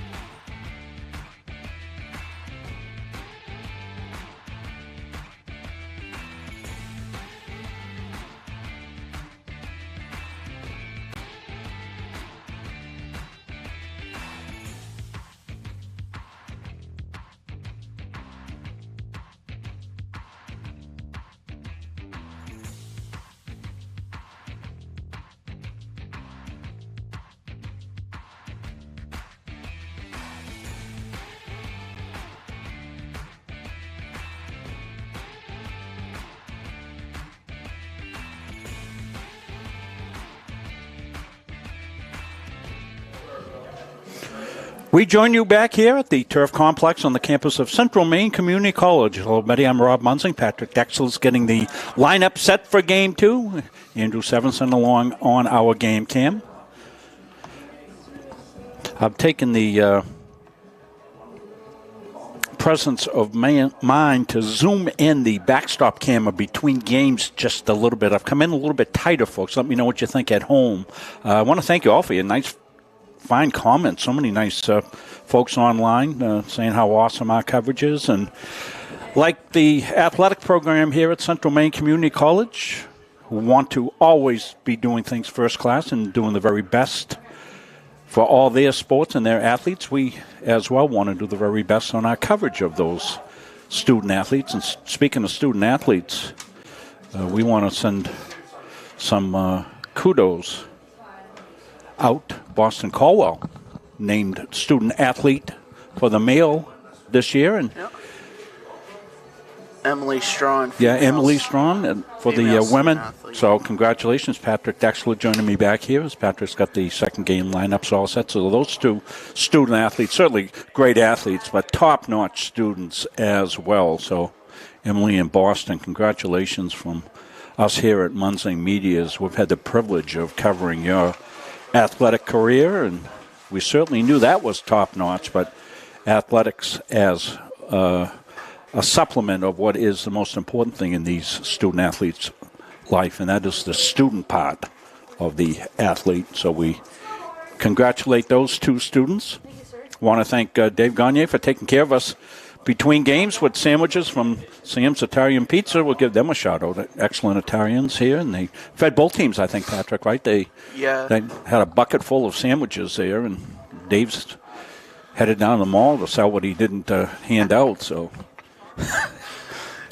getting set to go. I want to thank the Sullivan family for passing along the pure maple syrup. We showed you that in the first game from Bear Island in New Brunswick. So going to put that to good use tomorrow as we're going to have a Easter brunch at the Munsings, and we'll get some homemade waffles, and we'll go to town on that syrup. We went to Maple Syrup Weekend that they had here in the state of Maine just a couple of weeks ago, my wife and I, and came up with some neat things down at, went down to Dresden, Patrick. They had a farm there doing the whole thing and learned a lot about the whole process. And maple syrup, quite a process that they go through to boil it down and tap the trees. This was all automated. What an operation that was.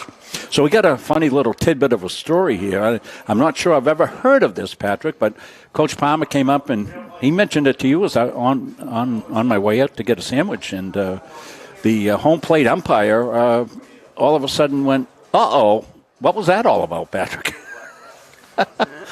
The entire game one, both catchers did a terrific job in protecting the umpire because he didn't have a chest protector. Forgot to put his chest protector on.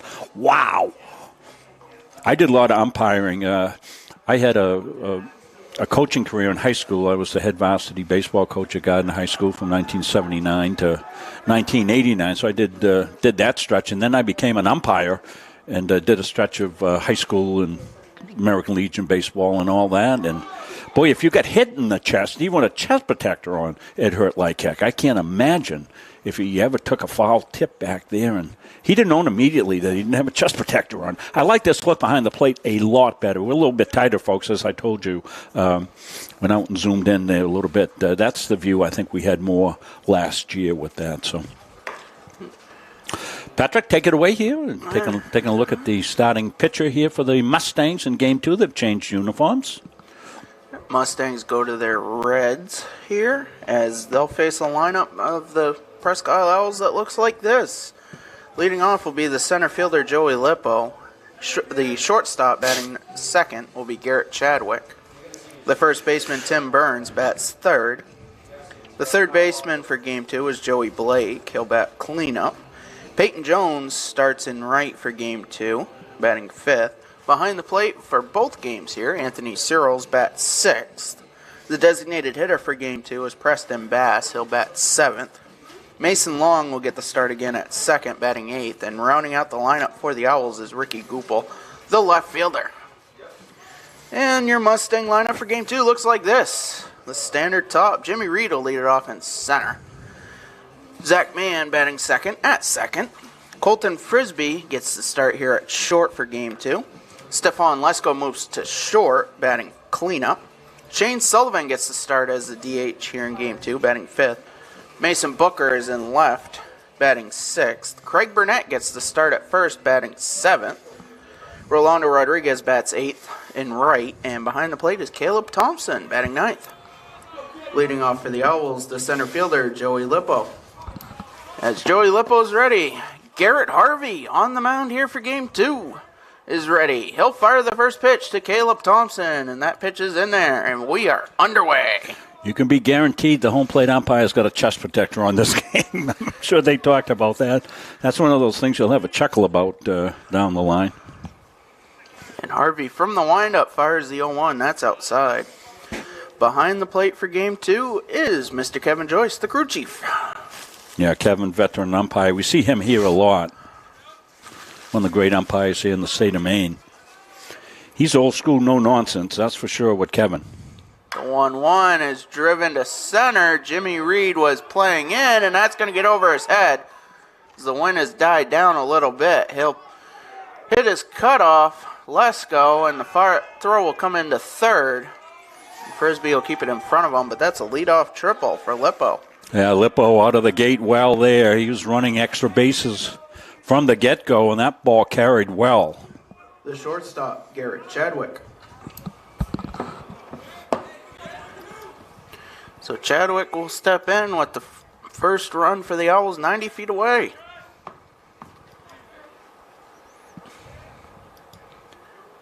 And Harvey from the stretch fires upstairs.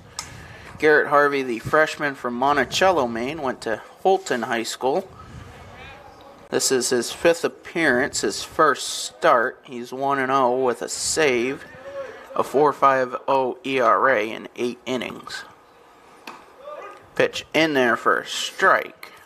Of course, we remind everybody that the stats are from the fall season into the spring season here so far. And otherwise, you get a little confused when you hear some of the stats.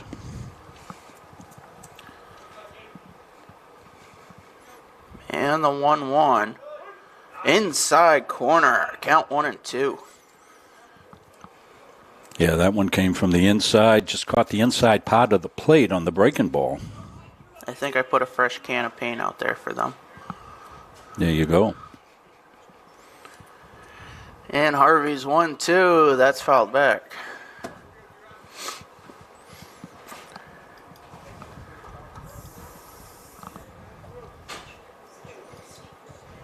Chadwick was in right field for game 1.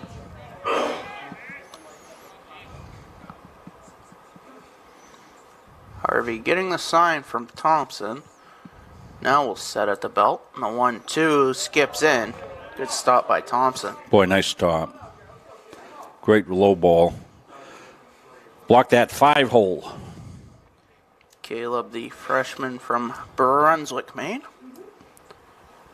Brunswick was here playing Mount Blue in high school baseball exhibition yesterday. The wind was whipping about 45 miles an hour.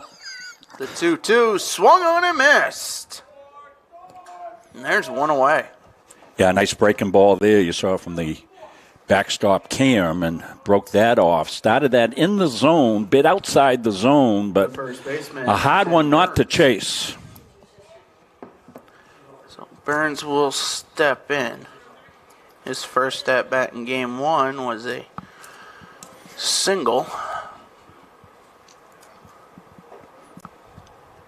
A little bit of a different scenario here as that pitch is low. Lippo 90 feet away here with one away. A good ground ball will get him in early on. Pitch inside.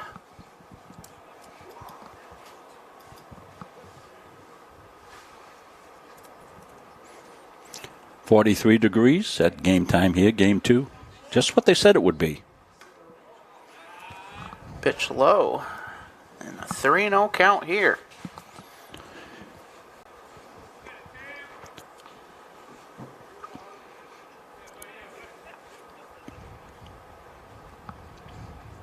And Harvey deals. That is low and outside, and a 4-pitch walk to Burns.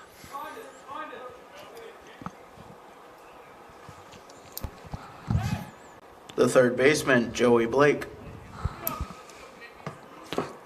Thompson sending the first and third defensive signals to the infield so they know what they want to do if they get a steal.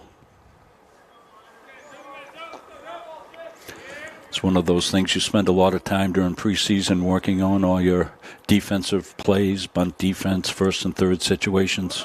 Burns goes. Pitch is low, and Burns will take second uncontested.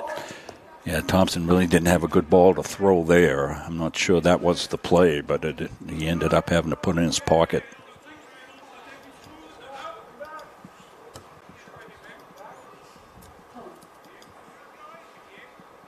And the 1-0 from Harvey is low. It's one thing for the Owls to watch. That's 6 in a row here.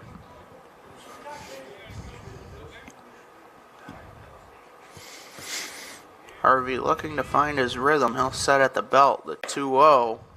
Inside, 3-0 to Blake with Peyton Jones on deck. Owls threatening here with 2 in scoring position, just 1 away. 3-0. In the zone, 3-1.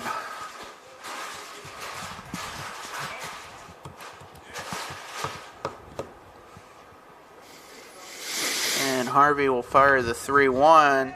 It's grounded back to him. He'll look and throw to first. Lippo will not advance. And there's 2 away.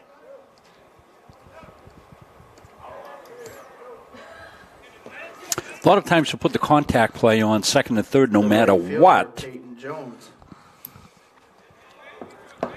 Make him make that play at the plate on you. And, you know, if you're going to be well out, you're getting a run down, let the runners move up to the same situation. But at least you force the defense to make a play. And if there's any of those tweener-type hits, you'll score. That's the way I always played it. Every single time, Patrick, I had a second and third situation, we always went on contact on the ground, even if we're going to be thrown out by 87 feet. The 1-0 swung on and missed. Harvey challenged him upstairs. Evens count at 1-1.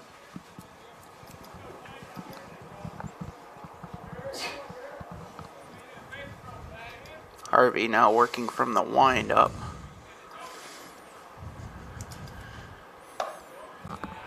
Goes upstairs again. Count 2-1.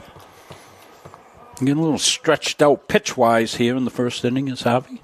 Up to 21.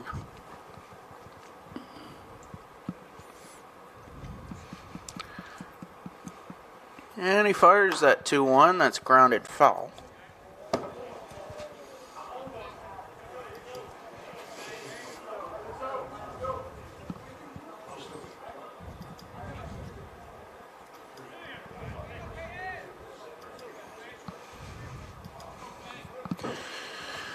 Two count, 2 outs, 2-1 here.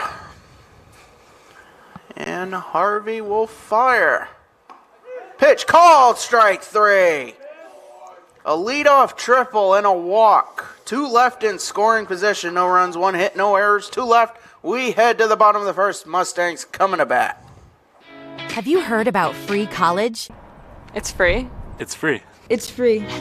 Recent high school graduates from the classes of 2020, 21, 22, and 23 can attend CMCC for free.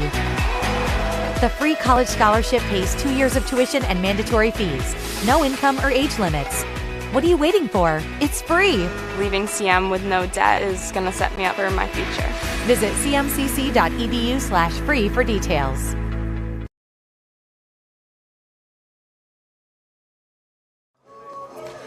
So Garrett Harvey works in and out of trouble. The Mustangs will come to bat here with a tie score.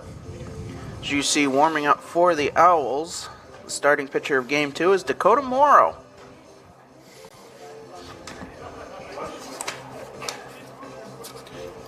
Dakota, the senior from Presque Isle.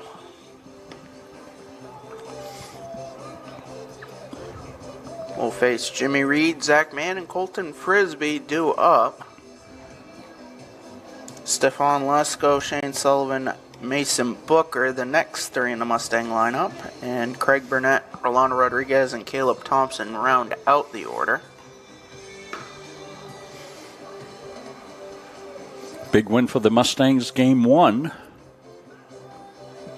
They continue to pour the runs on. 12 in a loss yesterday in game one. 8 in, they were coming up in the top of the fourth before the game was suspended. It'll be finished here on the 17th against NHTI. And 18 in game one here. So the Mustangs have been busy offensively. We'll have to see if the Owls can shut them down here in game two. Leading off for the Mustangs, the center fielder, Jimmy Reed. And Jimmy Reed has been one of the offensive catalysts here for the Mustangs in the weekend games. Jimmy 4 for 5 in game one, and that first pitch skips in. Yeah, Jimmy making a bid for honors, not only at the league level, but potentially the national level, Patrick. Start like this. Jimmy's sitting at 95 hits in his Mustang career. That pitch driven to center field, and that's hit number 96. Yeah, he's just staying back and on balance and getting the head of the bat out on contact, and he just looks so comfortable there. Zach Mann. And don't forget, he runs like a whirlwind. So Reed with the leadoff single here in the bottom of the first. And throw over to first.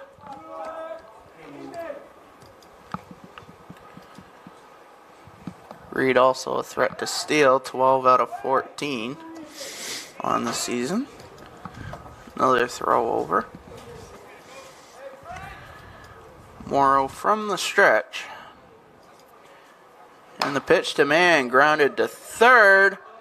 Blake keeps it in front of him. The throw is in time. And Reed will advance to second on the ground out. Good play by Blake to keep it in front of him. He was able to gather and then fire to first in time. Yeah, Blake didn't panic when the ball dropped down in front of him. Had time to come up with it. It was pretty sharply hit. Colton Frisbee made the good, strong throw.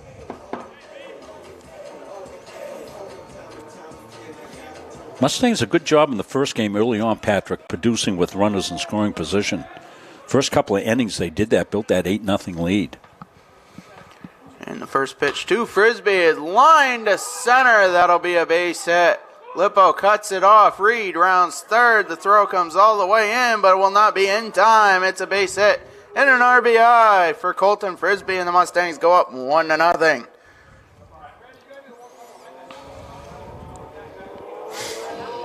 Well, just as the words are out of my mouth of picking guys up from scoring position, Stephon Lesko. Frisbee delivers and Reed scores easily. So Lesko will step in, getting the start at short.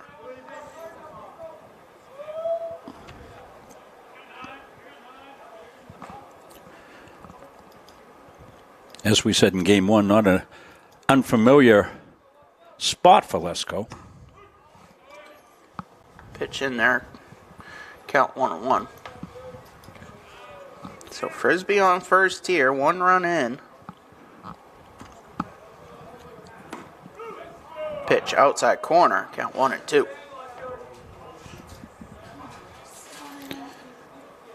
Unfortunately, Brandon Gore pulled up lame.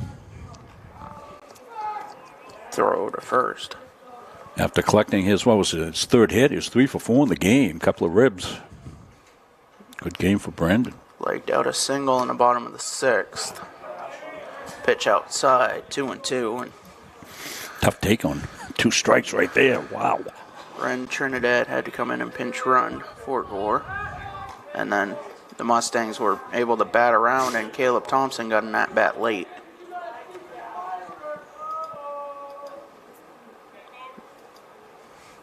And the 2-2 to Lesko is driven to right. Jones under it. He'll make the catch, and Frisbee will head back to first. There's 2 away. Still pretty bright sky up there, all blue. We've seen some trials and tribulations earlier, but you know the wind's calmed down here, Patrick, from game 1, I think. It's a lot less. The designated hitter, Shane Sullivan. As Sullivan will step in. Shane shows his versatility. Pitch game 1.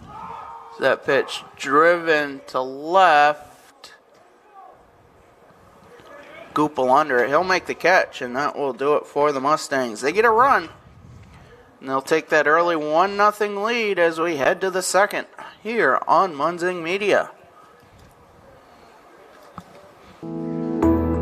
Forensics has grown so much, and it's very beneficial to the criminal justice system. I was always one of those kids that watched forensic files. That was something I loved. Just a science person all around. I always have been. The instructors are some of the top forensic experts in Maine. They really know what they're talking about. They've been there, done that. CMCC is very lucky to have people like this. I'm in Intro to Criminal Justice and Criminal Law and Report Writing. It's a lot of the baseline of things I have to be knowledgeable about. I want to do crime scene photography.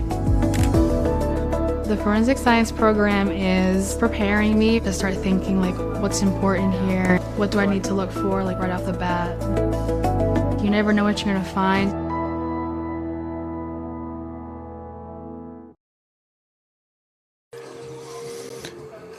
And we're back here for the top of the second. You're watching Munzing Media's production of Central Maine Community College baseball. Our next game coming up, it's going to be Tuesday, and that'll be softball versus Thomas. Thomas, a NAC team, NAC team, just like UMPI is, and the catcher, Anthony Searles. The Mustang women are ranked number 2 in the country. So they're off to a fantastic start this year. Multiple players in statistical categories in the top 5 in the nation. And the first pitch inside of the second inning. Mustangs took 2 from the Terriers in the fall. Right. 2 of their 6 wins against NCAA Division III. A little bit different for those NAC teams during the fall ball, though, Patrick, is I think they're allowed to play like one weekend during the fall. And so they aren't really formal, you know, that Thomas is going to be coming off a trip down south to play and all that. They'll be much more competitive than they were in the fall. At least that's my take on it. I believe that's the case with the NAC schools in the fall. They can have a play day, I think they call it.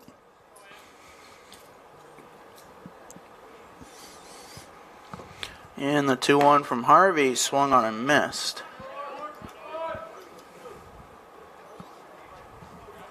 Count 2-2. Be Searles, Preston Bass, and Mason Long do up for the Owls. And Harvey from the windup will fill the count at 3-2 as Searles was ducking. As you said, the Owls are headed to Thomas for next weekend. They'll play down there. There was some talk, Thomas was talking to us about doing some of their games. 3-2, called strike 3. And Searles down on strikes. The designated hitter, Preston Bass. Bass will step in.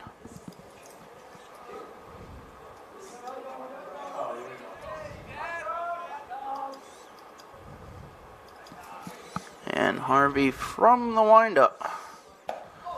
Pitch swung on and missed.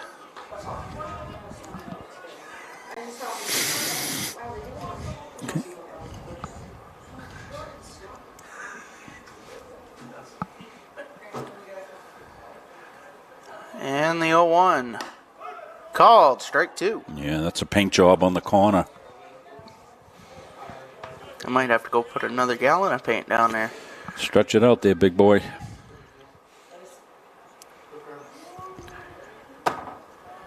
And Harvey's 0-2. It's fouled off. Yeah, that'll bite you a little bit. Cold day like that, get that thing in on the hands. Been living outside, came in with the jam ball, and that can sting you.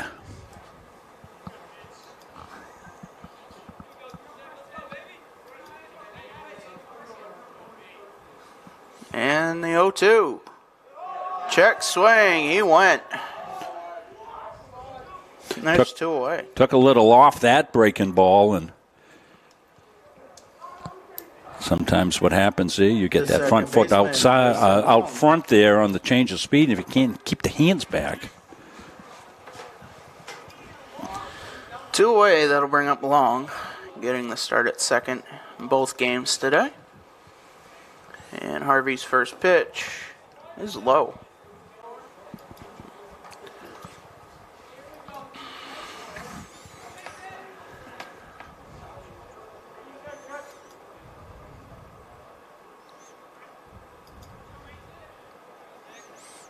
And the 1-0.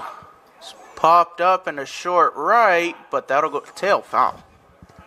That looked like it was going to stay fair for a second. Yeah, the wind we do have has blown those balls to right field out of play for the most part today. We saw it in the first game, a pop up to second base. Man was under it, tapping his glove. Next thing, a dive and catch. Over at first base. Count 1-1 here. And Harvey deals. Pitch inside. 2-1.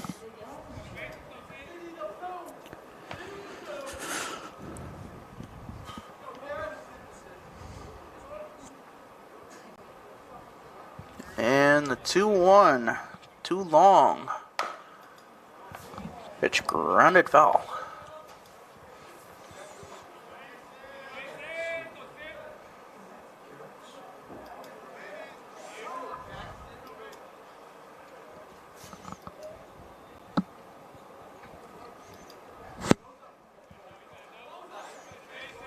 Harvey getting this sign from Thompson. He'll kick and fire. Pitch just inside. 3-2. A collective groan by everybody wearing red up here and down there. Just stayed in. There were about 30 people thinking, that's strike three. Only one guy's opinion counts. 3-2 is outside, and Long works a walk with two away. The left fielder, Ricky Goupel. Goupel steps in from the left side. He was the 9-hitter in game one as well, getting the start in left.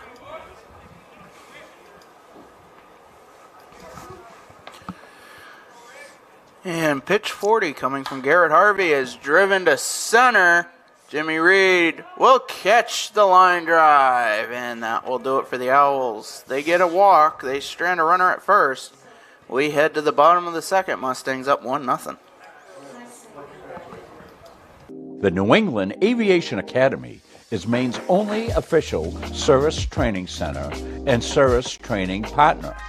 NEAA is strategically located at the Brunswick Executive Airport in beautiful Brunswick, Maine, which is on the Atlantic coast and only an hour to the mountains in the western part of the state. The aircraft used by NEAA to train our students and rent to current pilots are all technically advanced airplanes, have the Cirrus airframe parachute system, and are the newest model generation. We train in the best equipment in the marketplace, which not only ensures clients are learning to fly aircraft the industry is utilizing on a daily basis, but also is the safest and most reliable. NEAA's facility at KBXM includes a spacious heated hangar, classroom space, and a private briefing room, which make for an optimal learning experience. So, come fly our 2021 Cirrus SR20 and experience the Cirrus life.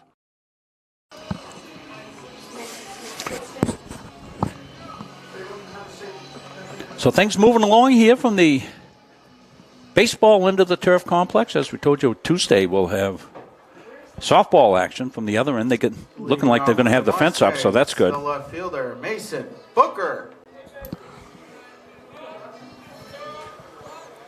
It'll be Mason Booker, Craig Burnett, and Rolando Rodriguez due up.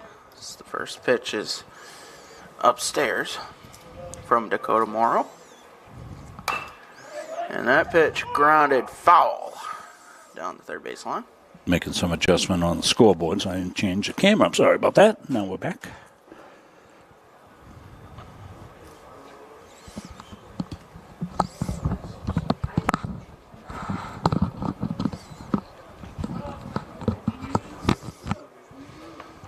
In the 1-1, to Booker is driven to right center, and that'll get down. Booker rounds first as that gets past the center fielder Lippo. And Booker rounds second. He's heading for third. There won't be a throw. That's a stand-up triple for Mason Booker. Booker booking it.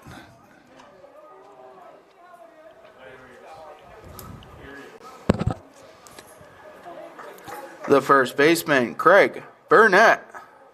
So there you go, a leadoff triple. Burnett gets his first at-bat of the day as he'll look at strike one.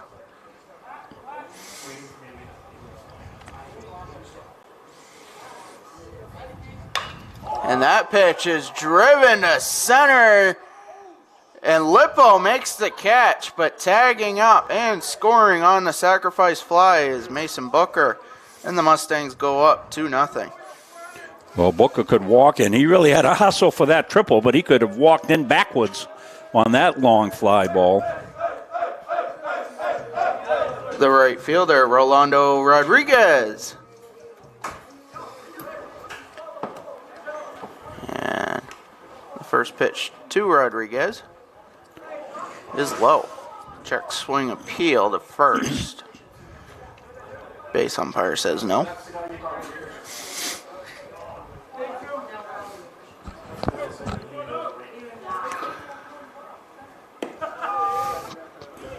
The 1-0 was low. Morrow working quickly here as that pitch fouled off. Count now 2-1. To Rodriguez with one away here. 1 run in on the triple and sacrifice fly. Count now 3-1 to Rodriguez.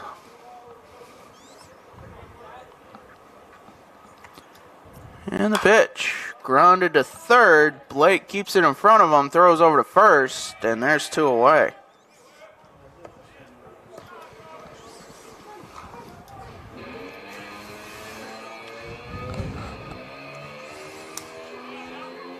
The catcher, Caleb Thompson. Welcome all Presque Isle fans in. Glad we can bring you this game as you get a chance to see your kids play. And we'll be here for all the Mustang games. The first pitch to Thompson was fouled off. Yeah, I'm really excited for Tuesday night, Rob. Yes, I am too. It's going to be a top USCAA team against a Division 3, pretty good Division 3 team. Pitch outside. Yeah, Thomas always competes. Hassan, the perennial top team. And that pitch grounded through the third base shortstop hole, and Thompson reaches with 2 away. That will turn the lineup over, and we'll get a courtesy runner at first. Your attention, please. Courtesy running at first. Number 31, Avery McWhinney. Now batting, the center fielder, Jimmy Reed. Jimmy Bengal Reed.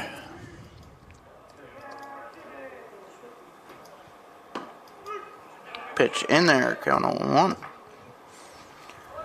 So Reed with 1 hit on the day. Leadoff single to center, throw to first, not in time.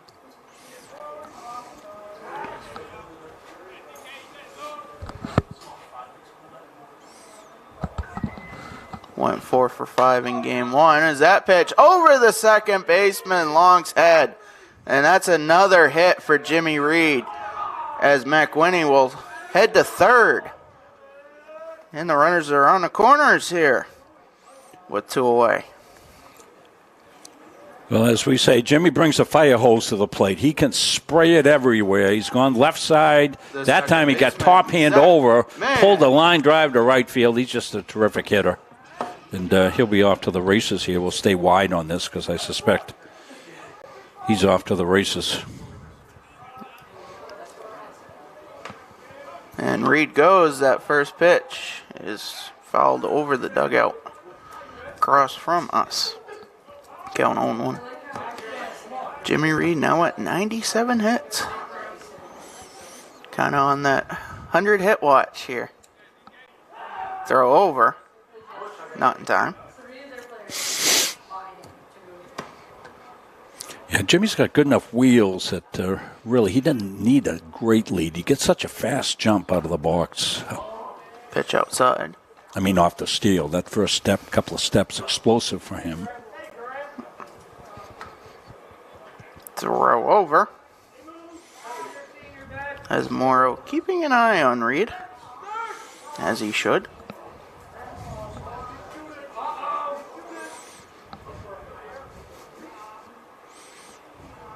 And the 1-1, Reed goes. That pitch driven to right center, and that will be caught by Lippo. Great diving catch by Joey Lippo, and that will do it for the Mustang threat. Yeah, I apologize for the folks at home. Normally we're on the tight camera as soon as the ball goes up. I switch it to the cover camera, but since we're on the cover camera for the steal, I totally messed that shot up. So I apologize for that. It was a great catch out in right field. We head to the third. It's 2-0.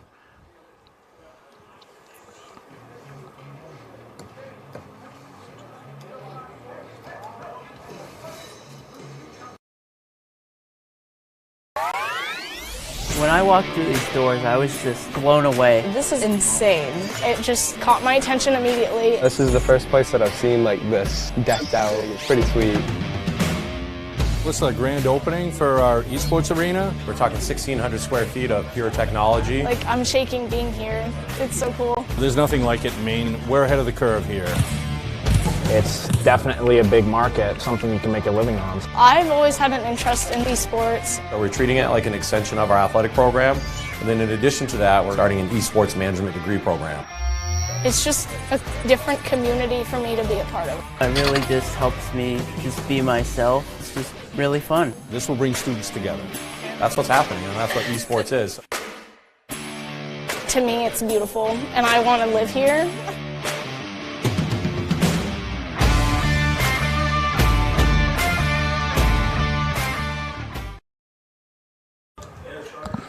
Leading off for the Owls, the center fielder, Joey Lippo. So the top of the order turns over for the Owls here to start the third. Garrett Harvey at 40 pitches through 2. Lippo, Chadwick, and Burns due up here. And the first pitch of the third inning is grounded right back to Harvey. He'll set and fire to Burnett at first, and there's 1 away. 1 up, 1 pitch, 1 down. That's what you like to see. I was just going to say that I think they'd like to have an economical inning here, pitch-wise, and that's what they're off to the start for. We got 1 pitch, 1 out. Lippo led off the game with a triple in the first. Chadwick 0 for 1 stepping in. Pitch paints the inside corner. Count 0-1.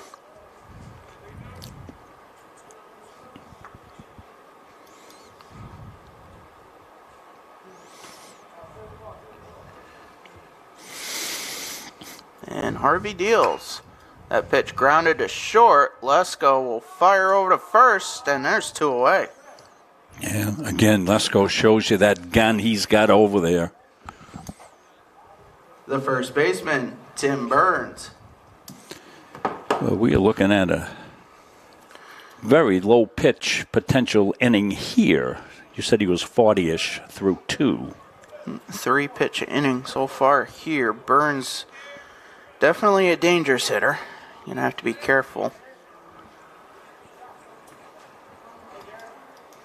And Harvey from the windup. First pitch driven to right. Rodriguez tracking back.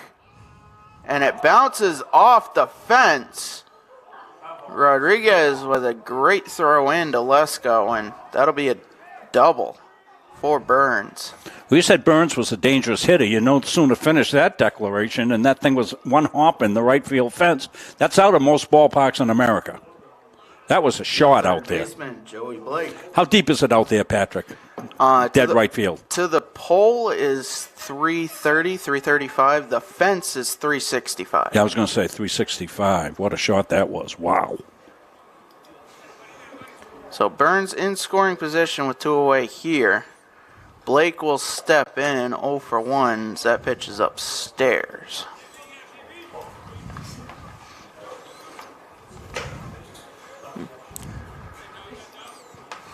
Yeah, Burns is having himself a day. And the 1-0. Paints the outside corner. Evens the count. Rodriguez got to that ball quickly and got it in. Held that to a double.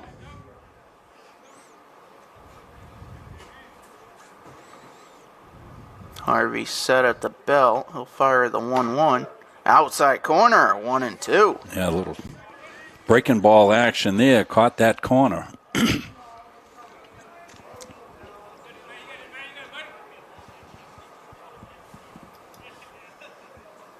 Harvey takes a look at Burns at second and fires the 1-2.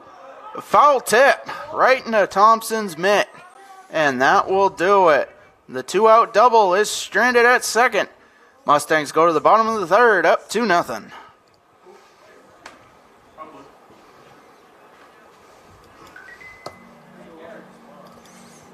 Helping people is kind of ingrained into me. I am so glad that I chose to be here. It's a really great program. Primary downs in the heart. The instructors are super helpful. They really do set you up to be successful in the field. The new hospital simulation lab here at CMCC is a great addition. It's as close to replicating real life as you can get. We did an IV lab. With a mannequin, it's nice to get your toes wet before you jump into a clinical setting. Deep breath. CMCC is the best place to start nursing. It's challenging, but you are learning. You have a smaller size classroom, smaller ratio to instructors. It's affordable. It really provided me relief that I'm not going to accrue a lot of debt. I needed to set myself and my family up for success after. I'm going to come out of this able to actually practice as an RN in the real field. It's a wonderful opportunity. Want to congratulate Brendan Gore. He's our Edge Nutrition Player of the Game. I want to thank Coach Palmer and his business, Edge Nutrition, Leading off for the Mustangs. sponsoring our Player of the Game program. We get off the air so quickly at the end of the game, and I got looking at my graphics. I said, holy cow, we forgot to put up the Player of the Game. So we took a vote up here in the press box. And first pitch, driven to left. That'll be a base hit. we had many potential players of the game, but I thought one of the key in that first game was the 2-out single that Brandon had. I think it was his second at-bat that he knocked in a couple of runs to give us a 5-0 lead. And that was a big play, and he played well in the field. Unfortunately, he pulled up Gimpy there at the tail end, his last at-bat for his third hit, beating out an infield hit. First pitch to Lesko is low. So congratulations, Brandon. Throw over to first. Not in time. Frisbee with the first pitch single to lead off here, the bottom of the third. Brandon's family's usually watching down in Massachusetts. They're down in Clinton, Mass.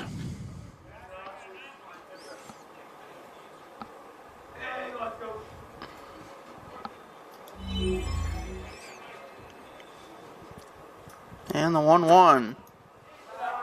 Low, 2-1. Get our scoreboard up to date. I was doing that graphic for Brandon. Get the runners on. What's the count, Patrick? 2-1. 2-1, thank you. Action in the Owls bullpen. Pitch inside to Lesko. 3-1.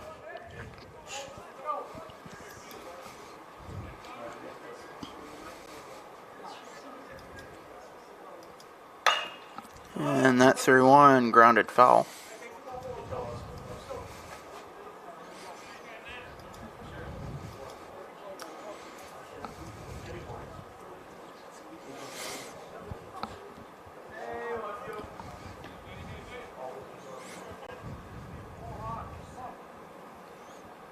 The 3-2 to Lesko, grounded up the middle, and that's going to get through for a base hit. Frisbee will stop at second. Back-to-back base hits here. That'll bring up Shane Sullivan. Yeah, C&I. Base hit up the middle. Designated hitter, Shane Sullivan. But it continues the context that we talked about in Game 1, Patrick, which was get the ball in play.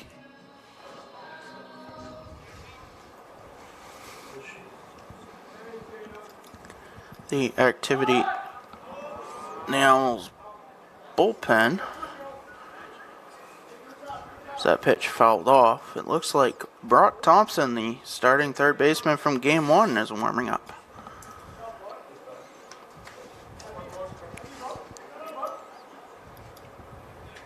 Thompson from Cary Plantation, Maine.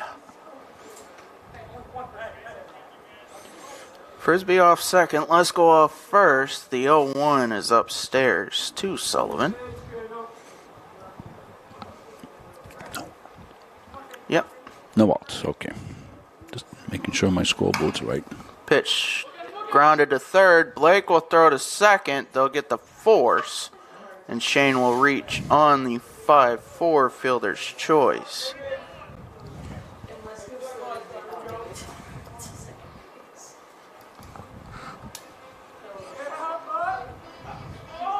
The left fielder, Mason Booker.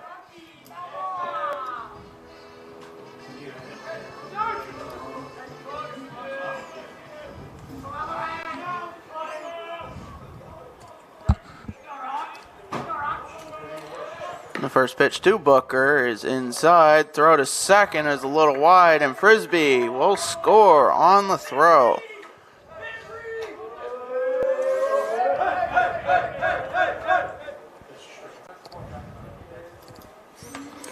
Little offensive first and third play. Pitch was what, Patrick? A ball. Thank you. And the pitch popped up in the infield, foul territory, but that is going to make the top of the Owls dugout.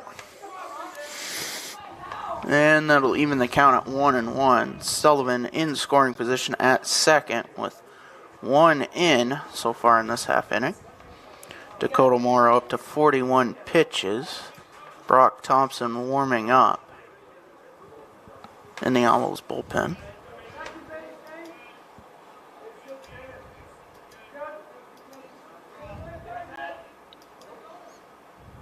And the 1-1. Grounded foul down the third base line. And a good play by Coach Ryan Palmer. It's game 2, Coach Loose. Wouldn't made that play in the first game, be a little tight. Coach, a great baseball player. The 1-2 fouled off. Coach still play in summertime? Does he play a summertime league? I know he used to. I don't know the answer to that. Like got other responsibilities now, so I have to ask him. 1-2, grounded to short. Throw over to first, takes Burns off the bag. He'll apply the tag to Booker. And there's 2 away. Sullivan will advance to third.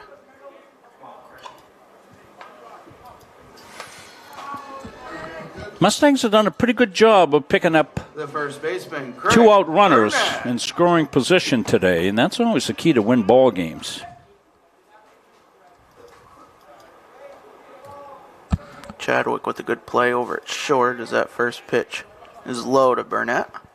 Burnett with a rocket shot to center. scoring Booker from third back in the bottom of the second. So that pitch is inside.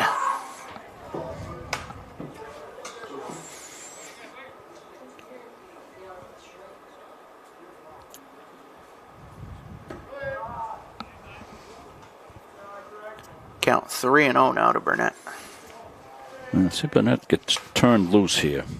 It's from a great baseball town, school, Ellsworth. And that's a 4-pitch walk. Well, first and third situation, again, 2 outs here, but you'll see what the Mustangs might want to do up 3-0. The right fielder, Rolando Rodriguez. As we said, Rodriguez has been a magnet for hit by pitch twice in the first game.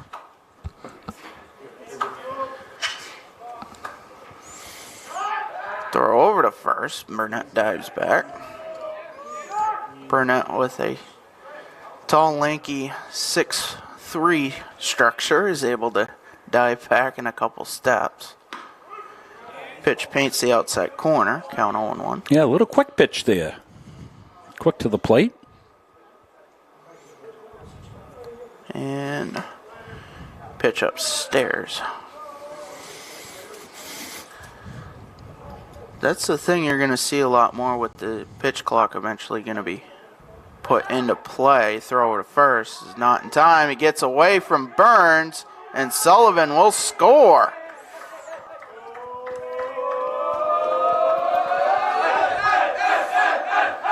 The Mustangs go up 4-0 here. Yeah, goes back to the count 1-1. Premise that you're trying to make that defense make plays.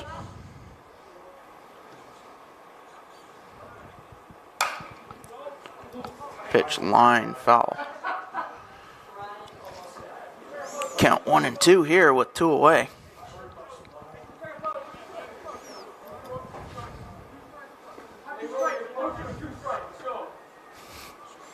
The 1-2 upstairs.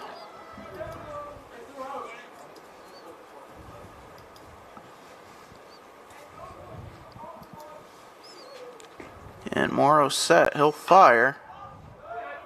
And that one will make it to the hill. And we'll do it again.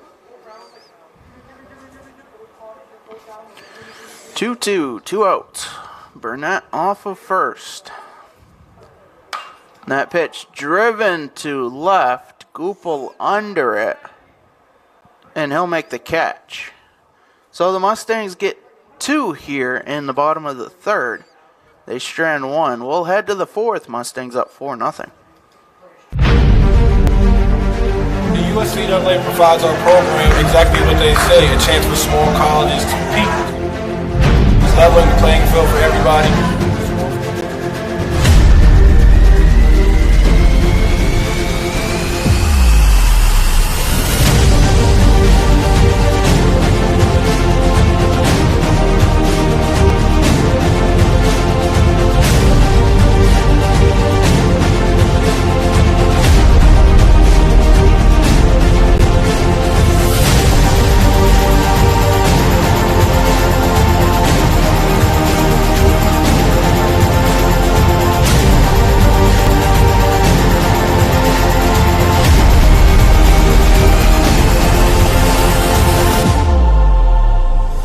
It provides a great opportunity, just the fellowship amongst athletes, get a chance to play against different teams that typically don't get a chance to play against from different regions, different parts of the country. This kind of gives you an opportunity to kind of see where you're really at against everybody. Really good, like I said, just a great environment, well-ran tournament. It's a pleasure to be part of organizations like USCA.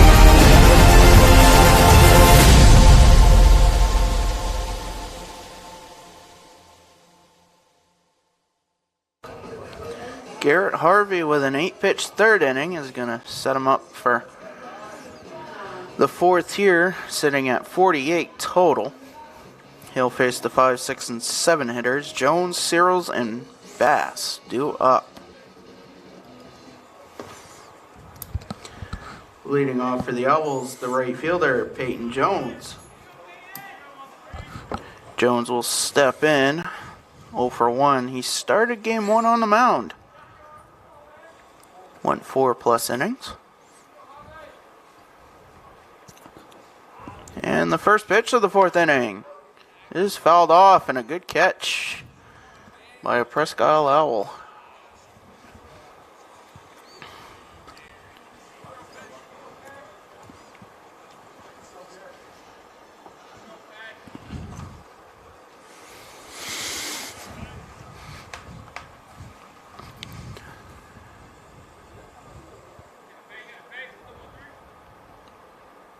And Harvey's 0-1. That one's grounded foul.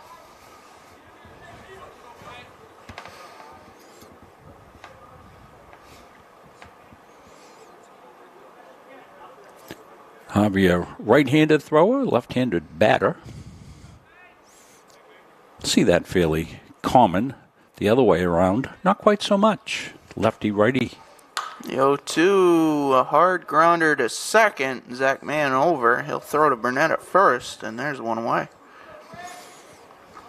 Again, want to congratulate Emily and Boston as Student Athletes of the Year. The Boston catcher, Caldwell, Anthony Cyril. Emily Strawn from the women's basketball team. Boston, the men's basketball team. Quite an honor.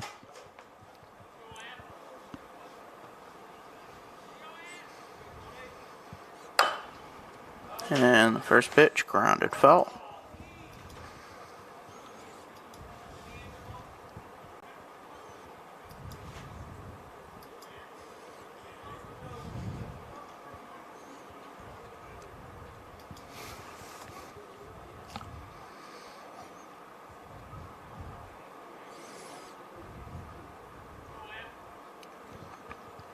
And Garrett Harvey's 53rd pitch. Swung on and missed. Count is 0-2. Harvey's had a good breaking ball today. He's thrown it for strikes, gets him ahead in the count, and gives him the advantage.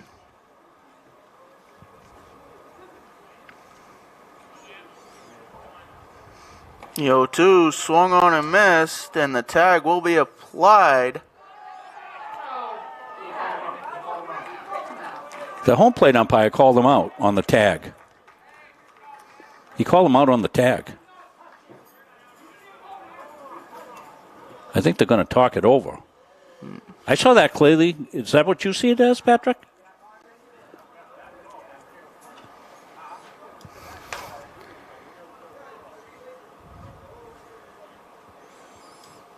Let's go back and look at it.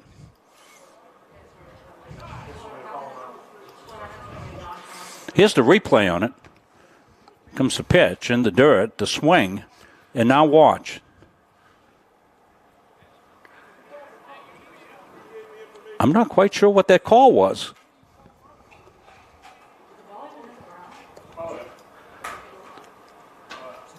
So he will reach. It wasn't an out call. It was, as you saw in the replay, it was a kind of a point. We'll save that and we'll try to look at it again.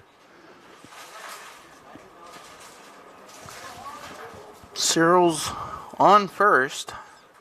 The drop third strike pass ball. So that pitch is low. Good scoreboard up to date. I think we have it 1 out, correct, Patrick? Yes. 1-0 count here with 1 out. We'll save that replay again. We'll show you at home. And the pitch to Bass, grounded to third. Frisbee will look to second. They'll get one. So they'll That was get a good job. force at second. Yeah, that was a tough play, Patrick. Got the force out at second base and then a quick turn. Didn't get it, but well turned. The second baseman, Mason Long. So Long will step in with Bass on first here, 2 away. Harvey from the stretch. Pitch swung on and missed.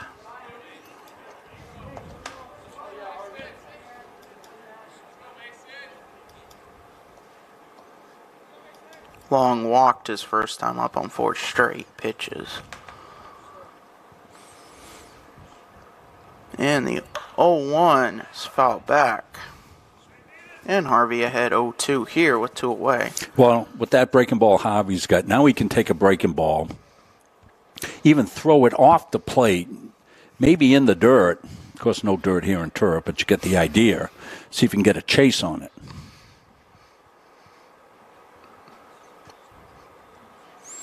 You know, you want to throw an unhittable pitch here. And that 0-2 is fouled off. Well, I think Harvey, the way he looked on the mound there to Thompson, he was looking for another sign. We came inside with the fastball, and there's no bad pitch if it's a strike. Right, Patrick? We can think all we want. Best pitch in the book is strike. The 0-2, the curveball hangs, count 1 and 2. Yeah, sometimes a little hard to get the grip on the curveball, but he's had a good one today. Particularly when he's taken a little off it at times.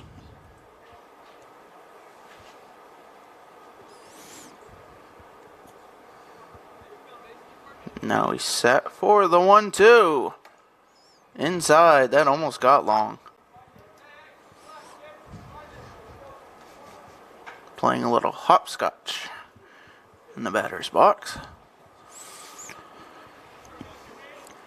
Well, hopscotch is a good thing playing baseball in Maine. Keep you loose. The 2-2. Driven to right, shallow right field. Rodriguez camps under it. He'll make the catch. And that will do it. So the drop third strike doesn't hurt the Mustangs. We head to the bottom of the 4th. It's 4-0.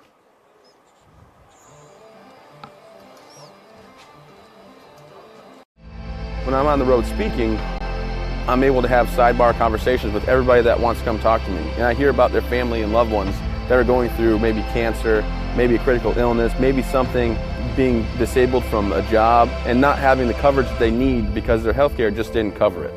I ask that you would allow one of our experienced representatives to come into your business so that we are able to educate you on the value of these very, very important products. And we're back here for the bottom of the 4th. Dakota Morrow at 54 pitches through 3 innings. We join you from the broadcast booth here on the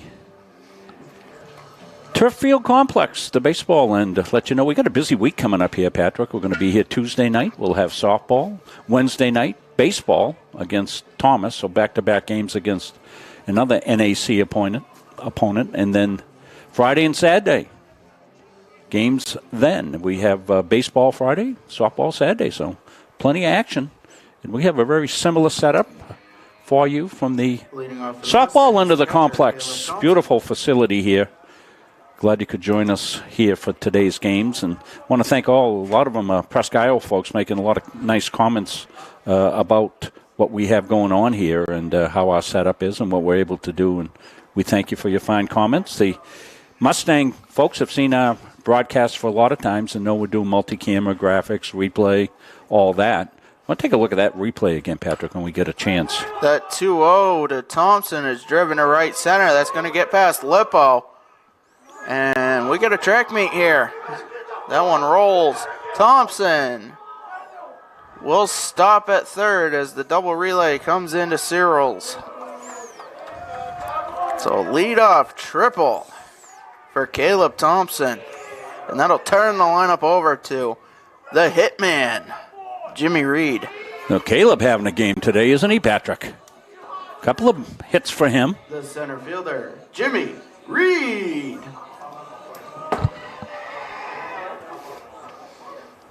Brings Jimmy up. Pitch upstairs. Jimmy with a guy at third.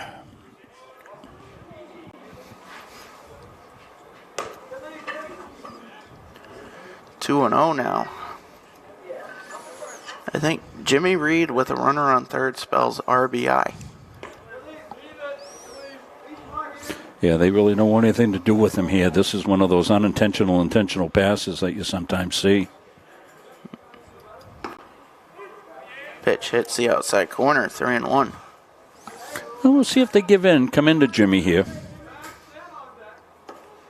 That pitch outside. Runners on the corners for Zach Mann. So the good news is you keep him without a hit. The bad news is you put him down in first in the first and third situation. We're going to go out wide here because Zach Mann. we expect maybe Reed will be off. This will give you a better look at it if he goes.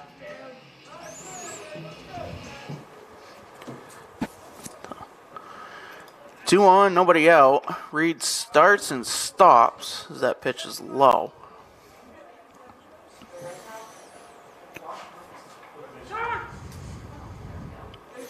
See what Presque Isle has defensively for this first and third situation.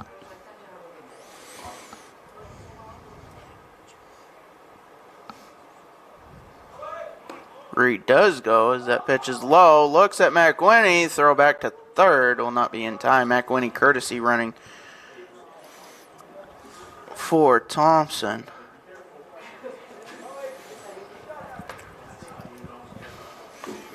So now Zach Mann's got an opportunity for a couple of ribs. And the 1-1, that's driven to right center, and that will score two as Reed rounds third.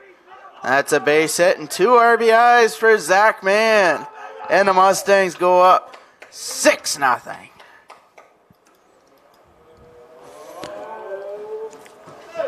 Well, Mann took an opportunity, not trying to do too much. Stay back, drive the ball up the middle, and that's what he did. Knew he had the speed to Reed at second base, so a base hit's going to score two. And that will be it for Dakota Morrow. He'll finish with 3+ innings, accounting for the 6 runs, 65 pitches. And it'll be Brock Thompson coming in.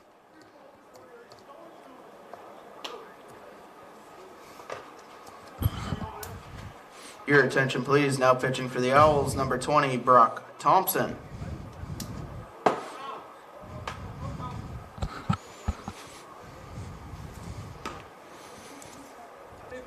Brock got the start at third in game 1. The freshman from Cary Plantation, Maine, we saw warming up earlier down the right field line, will be pressed into service here.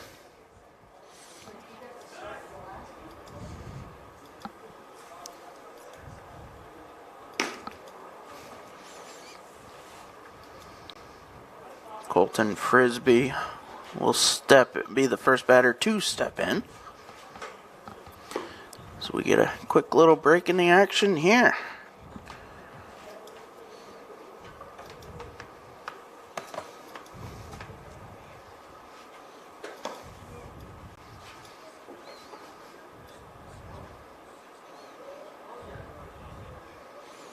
So let's go back to that play from the last inning, Patrick, now that we get some time here, and see if we can't dissect it a little bit more here.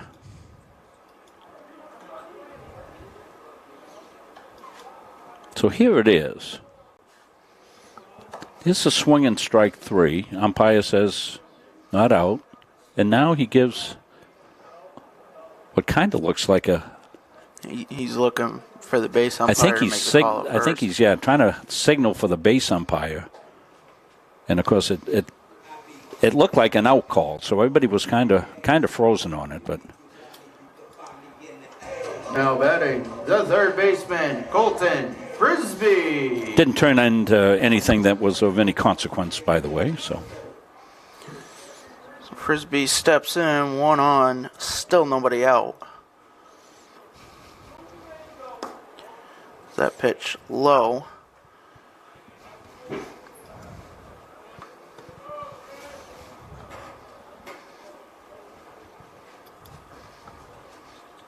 Mustangs with 2 so far in the half inning. That pitch skips in. Count now 2-0 to Frisbee.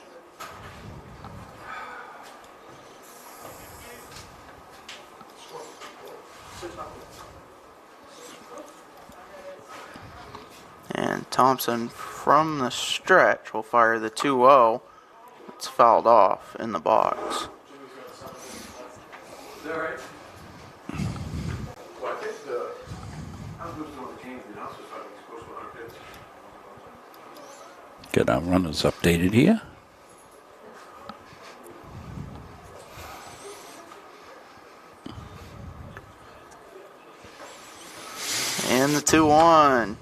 Frisbee grounds to short.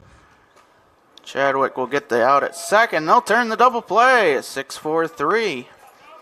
Empties the bases here, and there's 2 away as Frisbee comes up limping. And we don't want that. I was doing some scoreboard manipulation, so I missed the cut on that. We'll get that up to date. 2 outs now. The shortstop, Stefan Lesko. And how many runs in for us, Patrick, now? 6. 6. I want to make sure the scoreboard's right, and it appears to be. 2 outs, nobody on. Lesko 1 for 2 as he'll face Thompson for the first time as that pitch low and inside.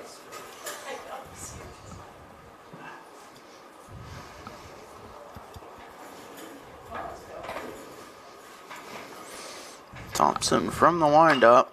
Pitch grounded too short. Chadwick over to first, and that will do it. So we'll head to the 5th. Mustangs with 2 in the bottom of the 4th. It's 6-0.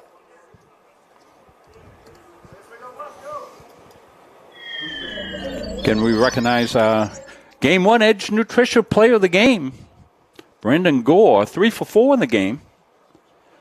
Not playing in Game 2 as we're speculating a hamstring pull there as he grabbed that after he legged out his base hit his last time up. He was replaced then and hasn't played in Game 2. Lesko's moved over to shortstop, his former position where he plays very well. But congratulations to Brandon. Boy, with that many runs, we could have included many offensive players there. But as we said, we thought Gore's big hit there to make it 5-0 early on. That was a 2-out single, drive in 2 runs. Number 31, Avery McWhinney. And played well in the field. Defensive substitution here. Avery McWhinney goes to third for Colton Frisbee.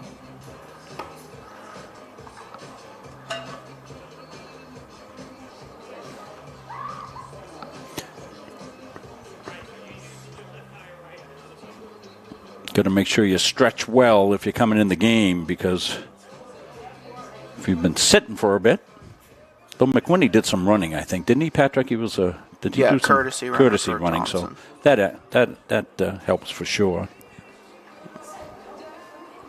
Don't forget our next game coming up here Tuesday. We'll be down the other end of the complex for softball versus Thomas. So we take on another NAC school. That's a doubleheader action, 5 and 7. The women are ranked number 2 in the country in the latest poll. So congratulations to them on some early season success. They'll be looking to continue that against a really solid Thomas College softball Leading program. off for the Owls, the left fielder, Ricky Goupel. Garrett Harvey at 62 pitches through 4 innings. He'll face the 9-1-2 hitters here in the top of the 5th. And the first pitch of the 5th, as Goupel shows bunt, goes back to Harvey at first. He'll throw over to first. There's 1 away, 1 pitch, 1 out.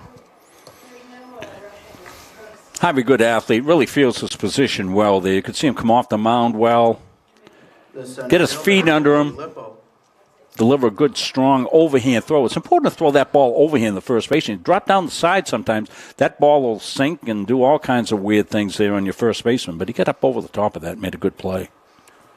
Lippo 1 for 2, led off the game with a triple. As that pitch is in there, count 0-1.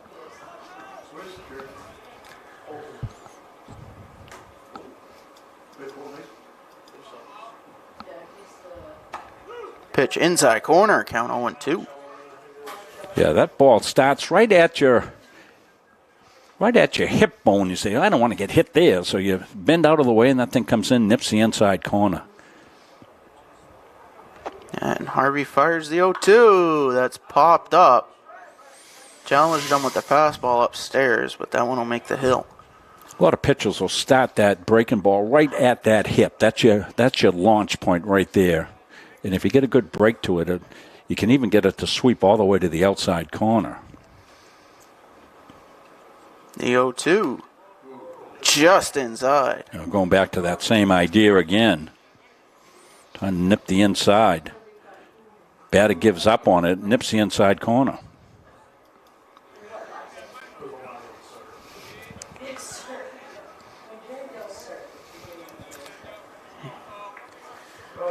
Harvey fires. That one's fouled off. Shadows starting to creep in a little bit.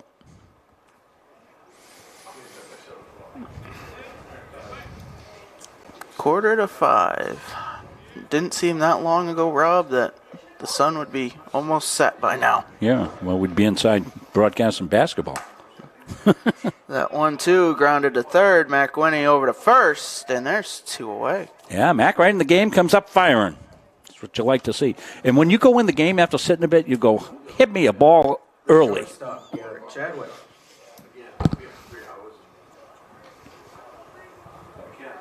We're in the top of the fifth. This game moving along pretty well, Patrick. What did we start this about? A little after 3:30, I guess? I think like 3:32 was first pitch.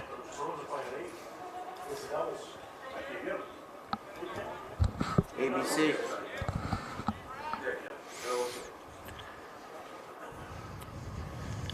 And the pitch. Upstairs.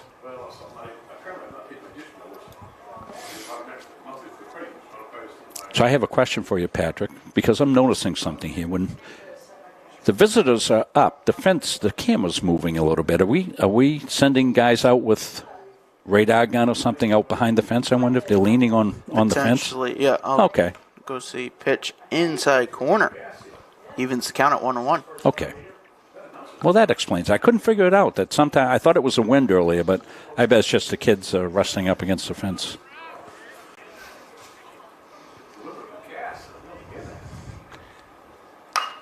That 1-1 is driven to left. Booker coming in. He'll make the catch. And that will do it. Here in the top of the fifth. No runs, no hits, nobody left. We head to the bottom of the fifth. It's 6-0. As you said, Patrick, an exciting week coming up for Mustang fans here. I think it's probably our busiest week of the spring season as we'll get underway Tuesday night with a really good matchup between Thomas and the Mustangs in softball. Doubleheader action, 5 and 7. And the weather next week, oh my gosh. In fact, Munson Media will be issuing a pale skin alert for central Maine as this week warms up. It happened to me one time. Just last year, the first big warm-up day, headed down to Hannaford. And, my God, I got blinded. I almost hit somebody in the parking lot, Patrick. The glare off this woman and men that were walking in the parking lot, they were so pale, the sun hit them and blinded me. And so I've taken the courtesy to issue that pale skin alert for central Maine if we get up into the 70s. I don't have the number for the National Weather Service on that. So that's a warning to you, Patrick. I don't want to see any shots, Bermuda shots, or anything out of you on Tuesday here. All right, because I know you have not gone to the tanning salon at all during the off season. So I'll leave my tiki shirt at home.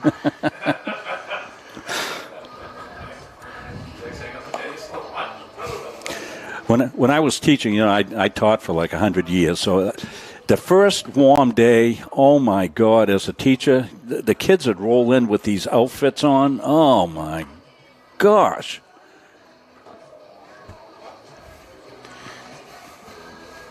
Can't describe it. Shane Sullivan will lead it off for the Mustangs.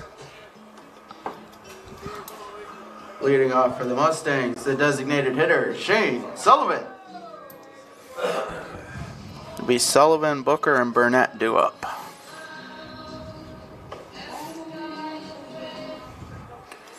Who's got a Mamas and Papas walk-up song, Patrick? That'd be none other than Fredericton, New Brunswick's own Shane Sullivan. Unbelievable.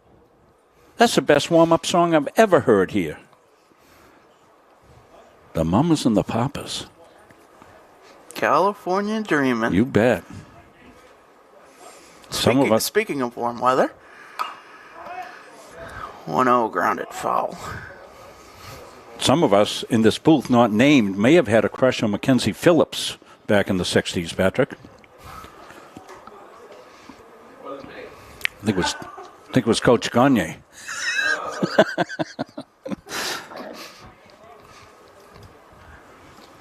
And the 1-1 from Thompson skips in.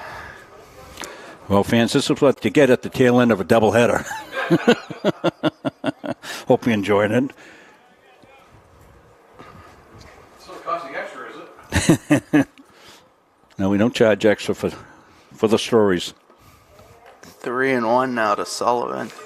In fact, we may charge you if you tell us, please stop. Count, Patrick? 3-1. Thank you. Shane 0 for 2 here in game 2. Pitch swung on and missed. Fills the count. And how many outs is any, Patrick? I've been so full of stories. 0. No outs. Okay, we're up to date. As that 3-2 skips in, gets away from Searles, but Sullivan will just stay at first. And Mason Booker will step in.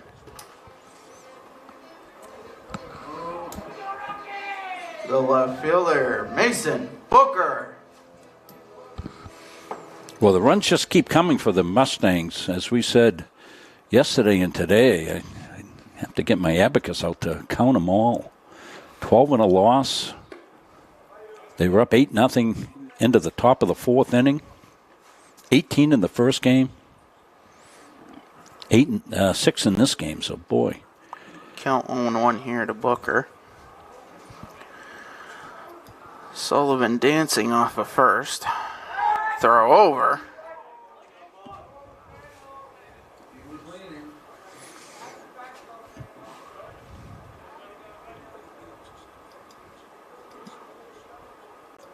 Now Thompson set from the stretch. Throws over again. So the new Major League rule is you can only throw over so many times. 3 times, right?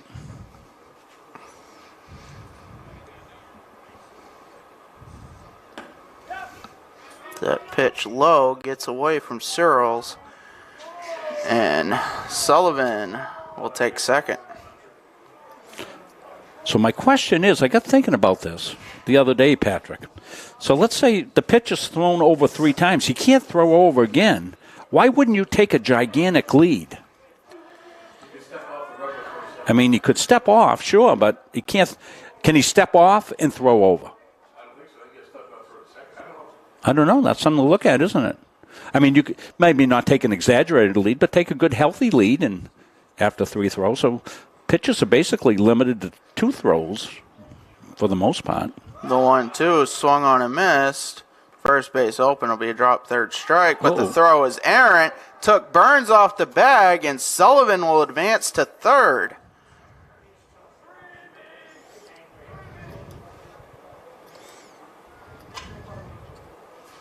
On the errant throw, and that will bring up Craig Burnett.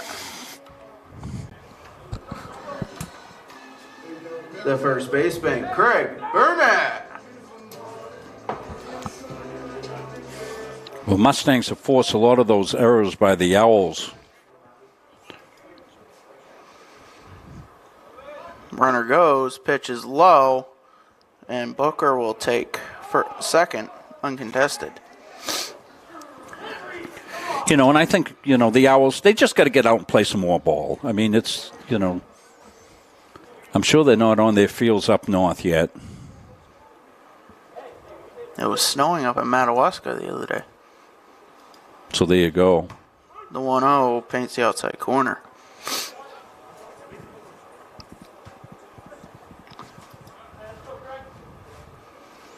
So base hit 2 more runs out there. The 1-1 to Burnett. 2-1.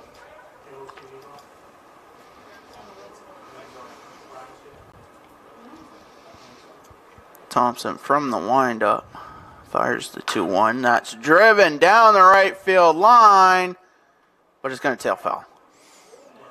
Yeah, it's been hard to keep anything inside fair. The natural tendency off the right-handed bat is that's going to slice away anyway, and with the wind a little bit. Although it's not so bad now. It's really let up, and that's because the warm weather's coming, Patrick. Can't wait. And the 2-2 to Burnett. It's grounded to first. Thompson will play it, flip it over to Burns, and they'll get the out. Moving up 90 feet is Sullivan as he'll score. and Booker will advance to third, and it's a touchdown for the Mustangs. Yeah, we showed you the runs going across the plate on that little tapper. Easy play at first base, but the run came in. The first right fielder, Rolando Rodriguez. So one away here, and a run in. Another run 90 feet away as that pitch swung on and missed.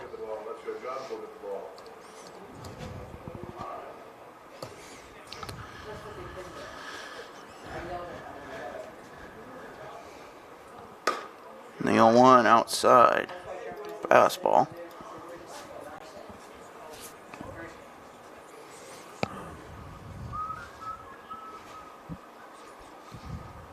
And the 1-1. That one's fouled off. So 1-2 count here, one away, runner on third, one in.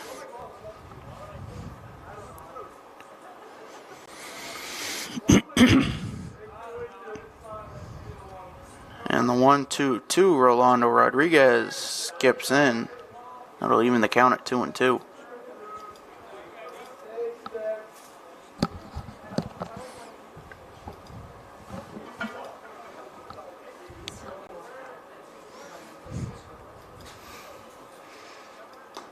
And that 2-2 is inside, gets away from Searles, and Booker will score on the wild pitch.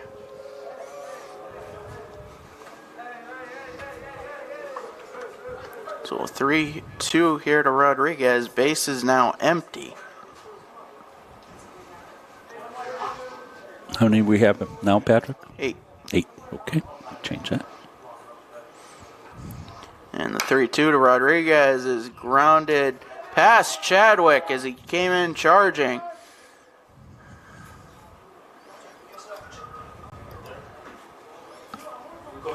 And that'll bring up Caleb Thompson. Still just the one out. The catcher, Caleb Thompson.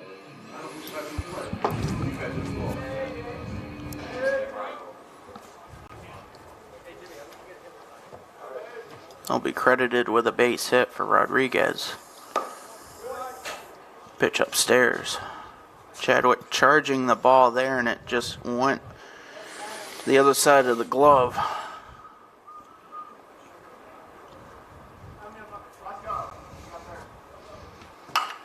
Pitch grounded up the middle. That'll be a base hit. Rodriguez will take a turn at second. So Thompson now 3 for 3 on the day. Yeah, Thompson's having a great game. He's in potential for our Player of the Game award, Edge Nutrition Player of the Game.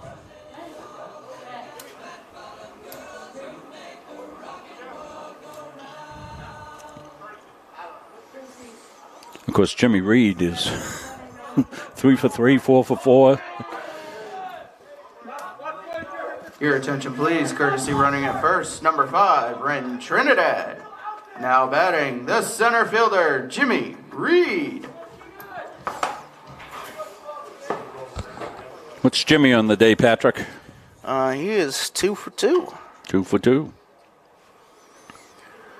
Some RBIs as well, I believe. So 2 on, 1 out, 2 in. That pitch low and outside. Good stop by Searles. Count 1-0. Jimmy played his high school ball for the Riverhawks, Skowhegan High School. Rodriguez dancing off second. Thompson takes a look and then fires that pitch outside.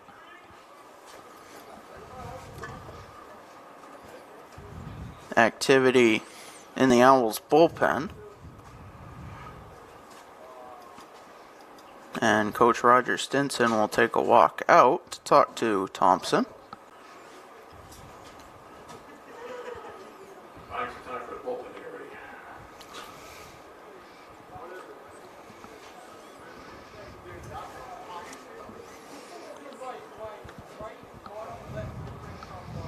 Thompson at 31 pitches, 25 this inning. He finished the last inning.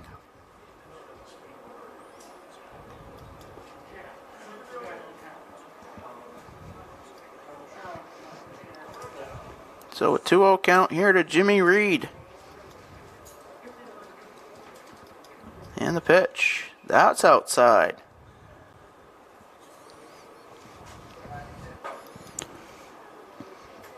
Well, last at-bat, they gave Jimmy one of those intentional passes, I believe, and pitched around him. Harder to do here with runners at first and second. And that 3-0 gets away from Searles, but nothing will happen.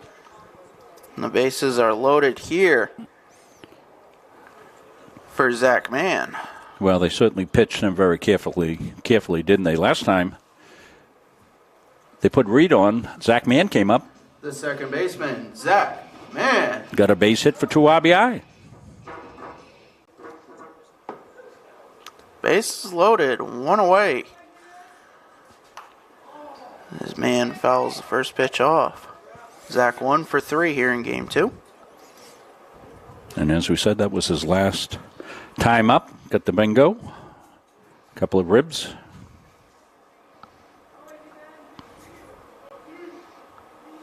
And the 0-1. Grounded to second.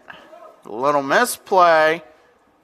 They'll get the out at first on the 4-3, and a run will score. That was bang at first. And that will bring up Avery McWhinney. The third baseman, Avery McWhinney. McWhinney will get his first at-bat here in game 2. Pitch is low.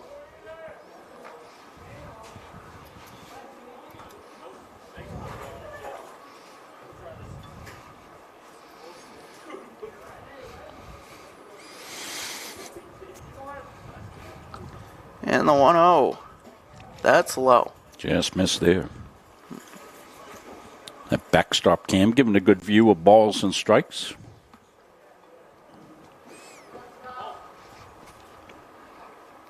Thompson fires the 2-0. McWhinney swings and misses. Count 2-1.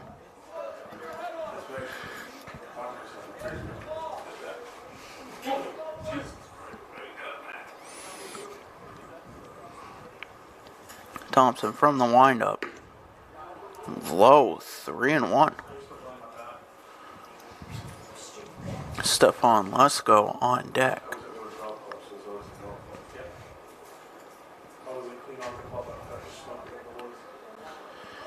And the 3-1 offer is outside, and that'll load the bases again.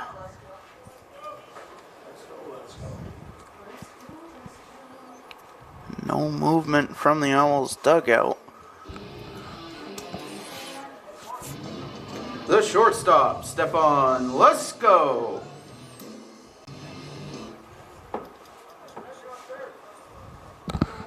Lesko steps in 1 for 3 here in game 2.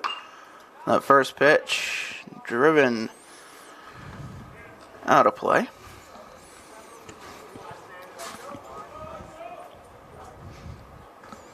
Chance to really drive a stake in the Owls here. The 0-1 was low. A good stop by Searles. Anthony Searles has been busy back there today. He's done a really solid job. His low ball technique, very nice. Works hard. Caught both games. He'll get his own seat on the bus home. Pitch outside. 2-1.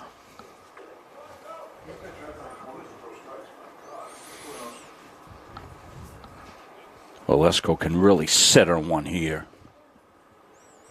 The 2-1. Grounded foul. He did, but pretty good pitch there, Patrick. 2 balls, 2 strikes, 2 outs. Bases full of Mustangs.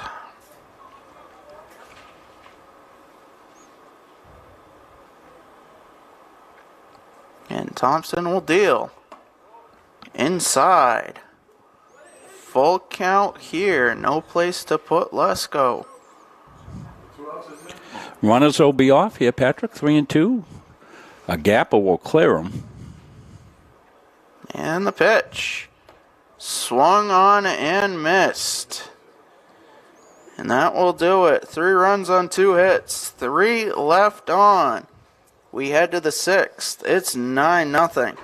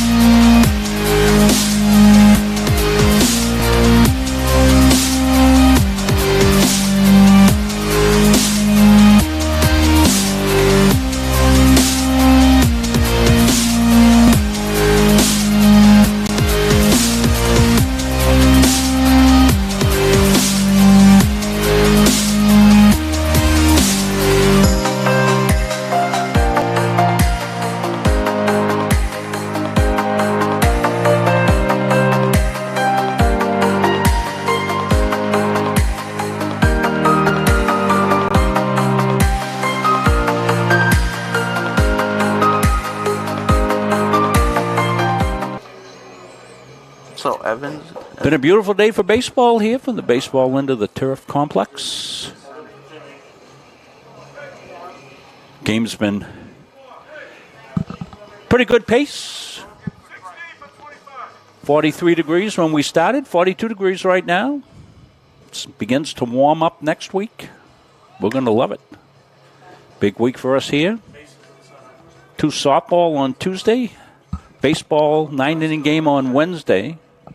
And then games Friday and Saturday to round out the week. It'll be a busy week for us here at Munson Media. We're looking forward to it as we get some nice weather to play in.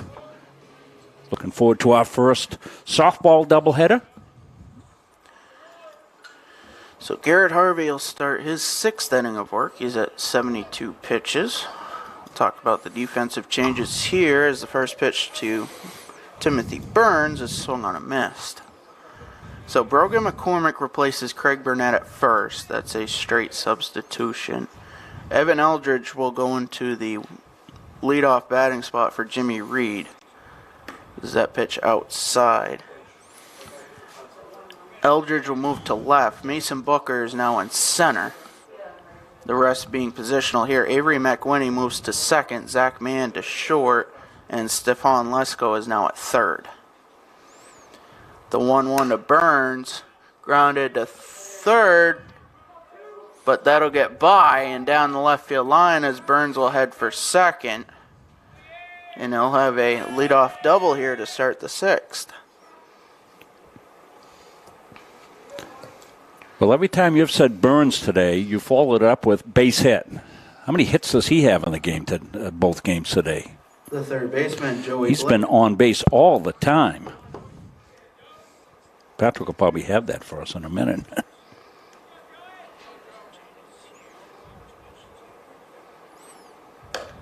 He is 2 for 2 with 2 doubles. In this game. He's also walked. Good ball player. And the 1-0 to Blake is swung on a missed.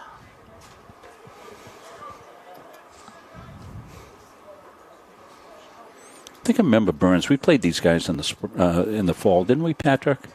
Up in Presque Isle. Maybe it was a box score I looked at, or a year before. Burns, the senior from Green Cove Springs, Florida. So probably saw him last spring. It's the 1-1 Yeah, inside I think it was Blake. last spring. Yeah.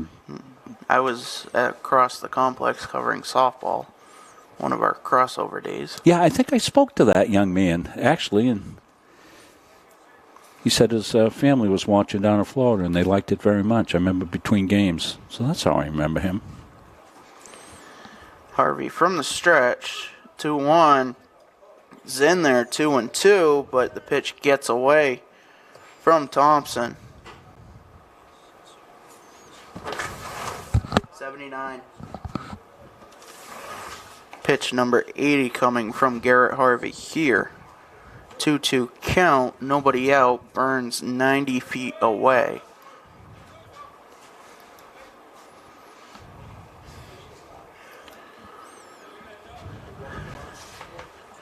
The 2-2. Just outside. That fills the count.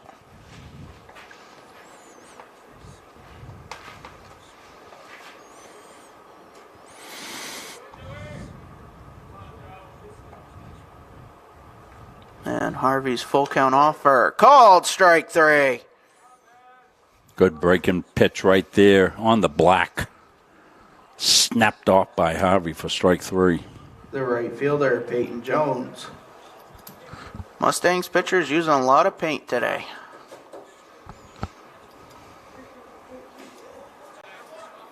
Peyton Jones steps in 0 for 2.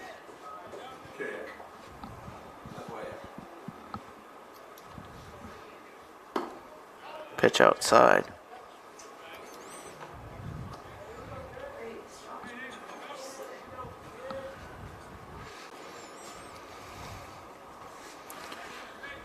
Burns off of third. Yeah, they're not going to bother with Burns much. Everybody playing back deep. Trade a run for an out here. 1 out fouled off.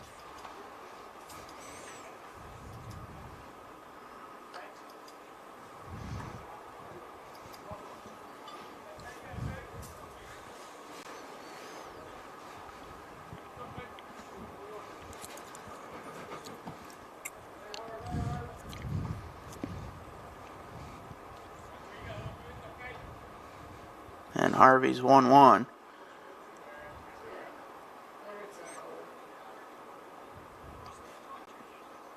And it got Jones. Yeah, got him in the ankle, I believe.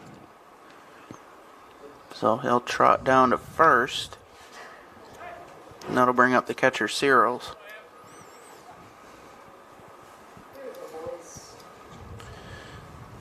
So chance, Mustangs will be at double play depth. Chance to turn it there.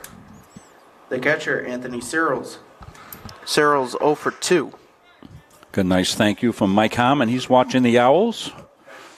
He's watching from Victoria, Canada. Thank you, Mike. Pitch low.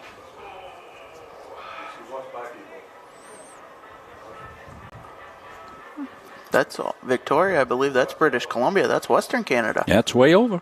Thank you, Mike. Pitch swung on and missed. Evens the count. I watch them all the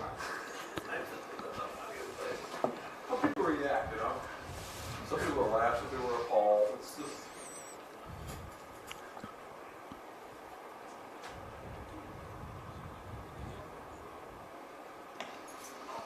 The 1-1 skips in. A good stop by Caleb Thompson behind the plate. Yeah, Caleb was all over there. He's done a nice job back there.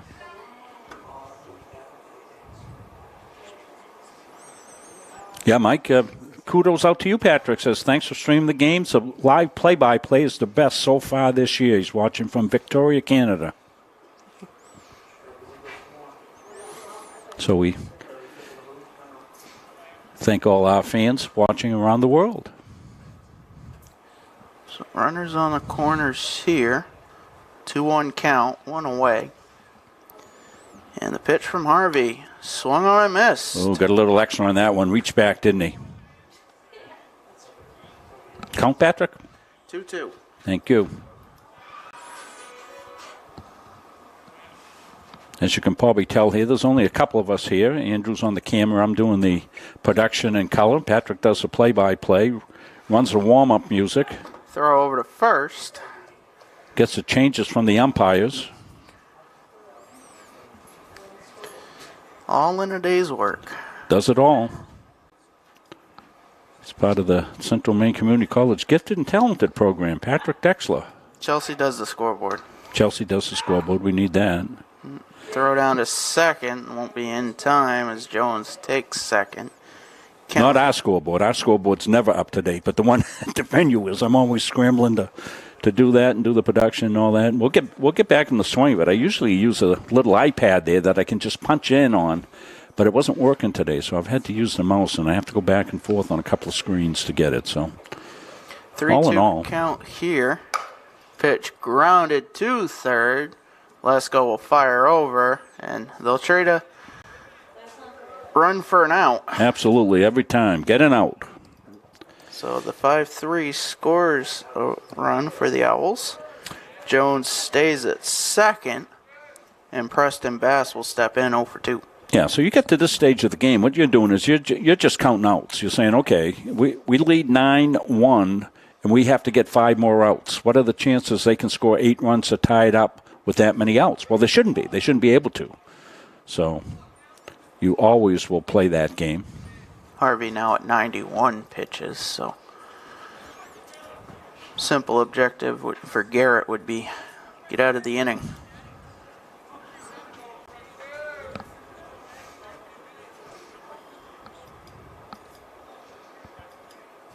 And the 1-0. Line to right. That'll get down. Rounding third is Jones. He will score a errant throw from Rodriguez. But regardless, that will be a double for Bass. And it's now a 9-2 game. The second baseman, Mason Long.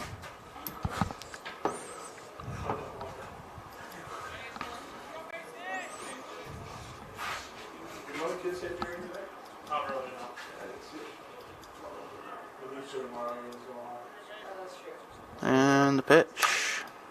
Grounded to third. Let's go over. Good scoop by McCormick. Oh, nicely done. 5-3. And that will do it for the Owls. They get 2 runs on 2 hits. They strand 1. We head to the bottom of the 6th. It's 9-2. Well, one of the great things you have here on turf, Patrick, when you're a first baseman, you know you're going to get a true hop, right? It's not going to go in the dirt, and it's not going to skid. Let's take a look at this. It doesn't make it any easier of a play, but it knows it's going to be true. So we'll take a look at this play here to end the inning. The runner at second base. Lesko, who's been busy since he's moved over to shortstop. He's back to third now. Makes the throw there. 1 hopper, and nice pick at first base. Well done. Hope you're enjoying the replays that we're able to bring you. So we'll have a couple of changes for the Owls here. Patrick will catch up on those changes as we move to the bottom of the 6th inning. So now behind the plate for the Owls is Colin Clifford. And on the mound, Spencer Harmon from British Columbia, Canada. So that's probably who Mike's watching. Giving you a look at the warm-up tosses. Harmon will face Fredericton, New Brunswick's Shane Sullivan. He's a sophomore, listed as a pitcher utility player. So we have 2 Canadians will step in to face each other to start the bottom of the 6th.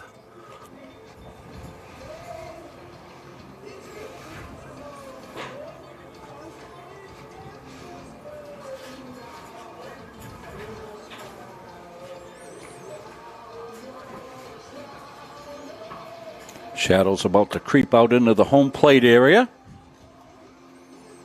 See that from a press box shot. Andrew Sevenson running a press box camera today. Andrew's been with us all season, adding his camera work. Leading off for the Mustangs, the designated hitter, Shane Sullivan.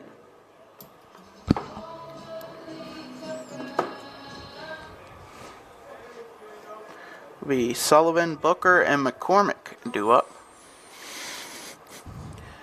And the pitch is low. You've definitely got me interested in Shane's warm-up music. I got to ask him about it for sure.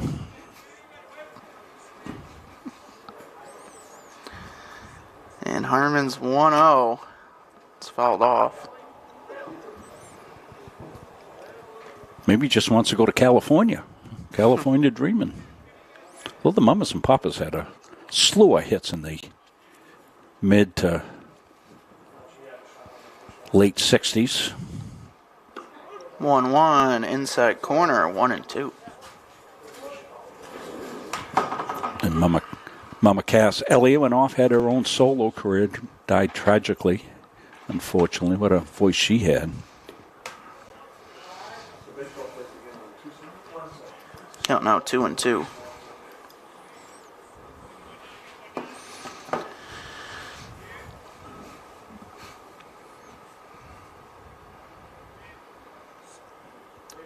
And the 2-2.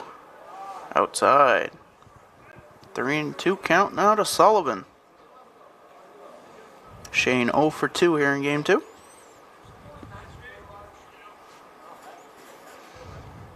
And the pitch. One's fouled back.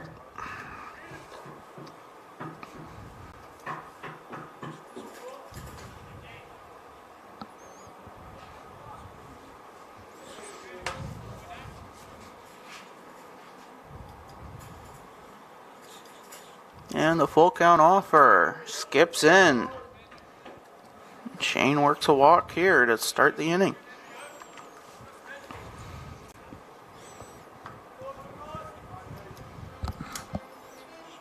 The center fielder, Mason Booker.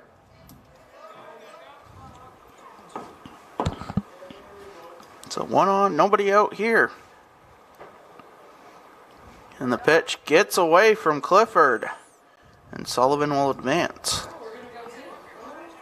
Big turn, but Shane decides to skimp it back. The backstop here on the baseball end is the biggest I've seen. And we were at a few different fields down in Myrtle Beach, South Carolina during the spring trip, and none of them were even as close as the sizes that we have here in Auburn.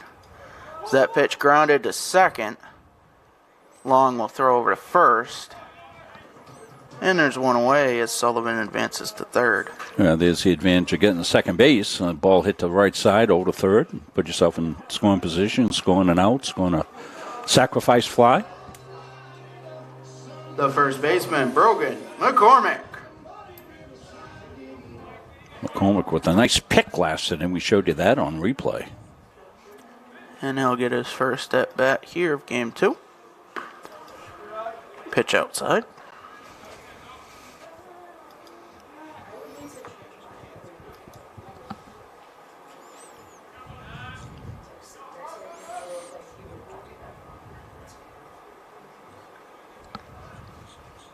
And the 1-0.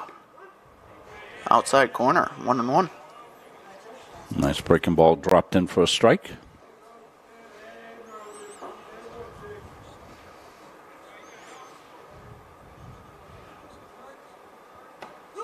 One, outside pitch, 1-2.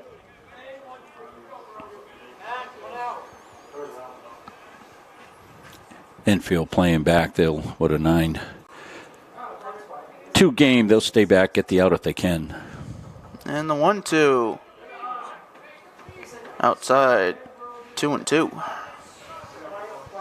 McCormick started to offer at it, but was able to hold back. Patrick, of course, a big Yankees fan. How they off to a good start? Pitch outside, 3-2. And it's my dad that's a Yankees fan. Oh, you're not the big Yankees fan? Or you make? No, I kind of just grew up watching them. Called strike 3 to McCormick on the 3-2. They've been to there. Well, that could be grounds in New England for child abuse, making a kid a Yankees fan. Jeez, crow. The right fielder, Rolando Rodriguez. Rodriguez steps in 1 for 3. And that pitch swung on and missed. Harmon has that curveball working Yeah. here. Yeah, he's really got loosened up this inning here after getting in some trouble here, and he's really snapping that thing off. And the 0-1.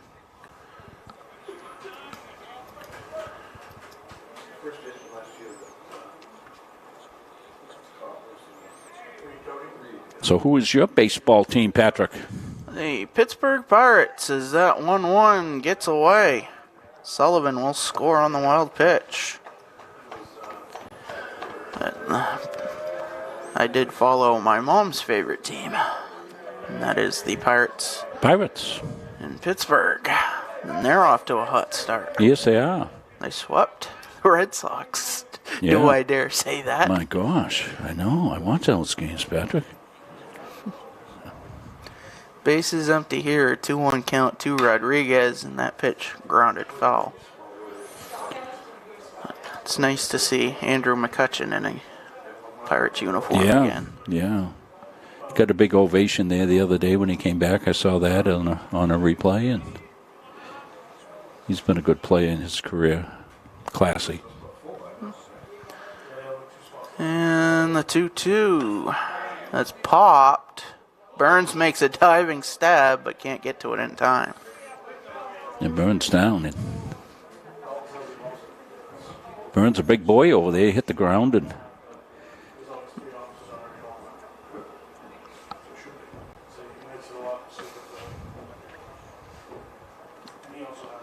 So we'll do it again here at 2-2.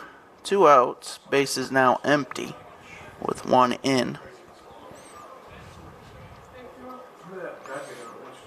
And Harmon from the windup will fire, and that pitch swung on and missed.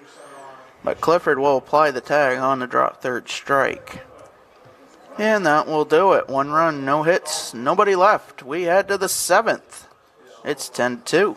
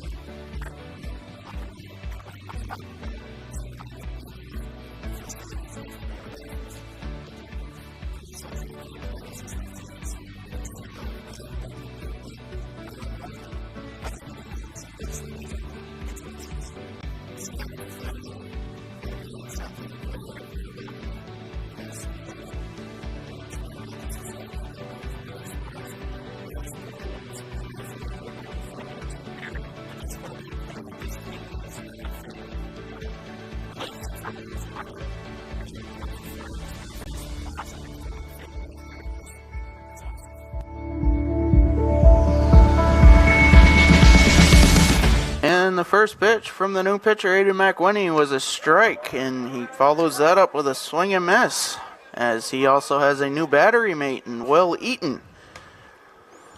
Pitcher and catcher change here to start the 7th, as Ricky Goupel, the 9-hitter for the Owls, has stepped in.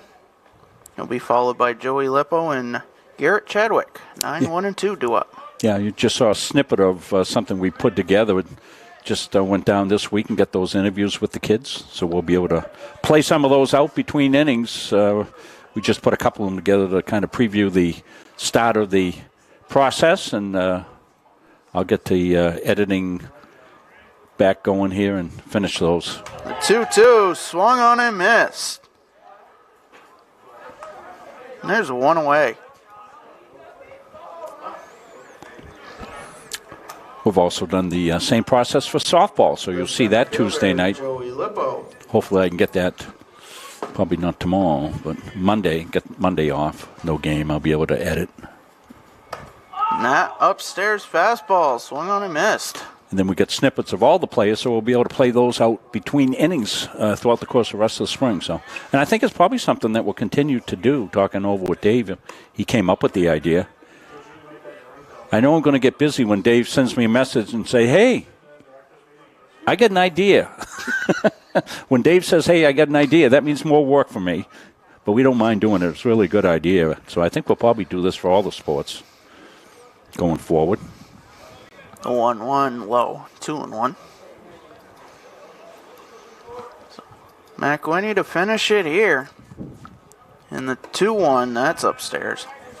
I'm glad Dave doesn't get sick very often, because when he got COVID, he came with a list of about 400 things that he had ideas on. That was awesome. Dave says, I've had some time to think. 3-1 hits the top of the zone. We get a full count here with one out to Joey Lippo. We love it. We love working with you folks down here at Central Maine.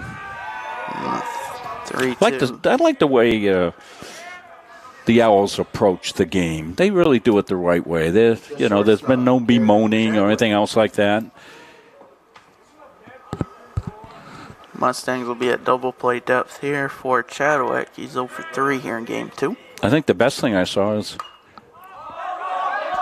that pitch popped up. Eaton looking, but that's going to make the fence.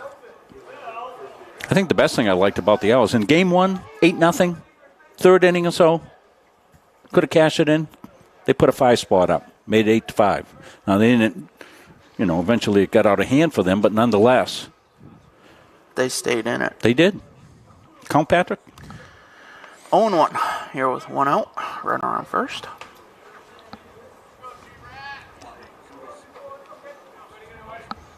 And the 0-1. That's grounded foul.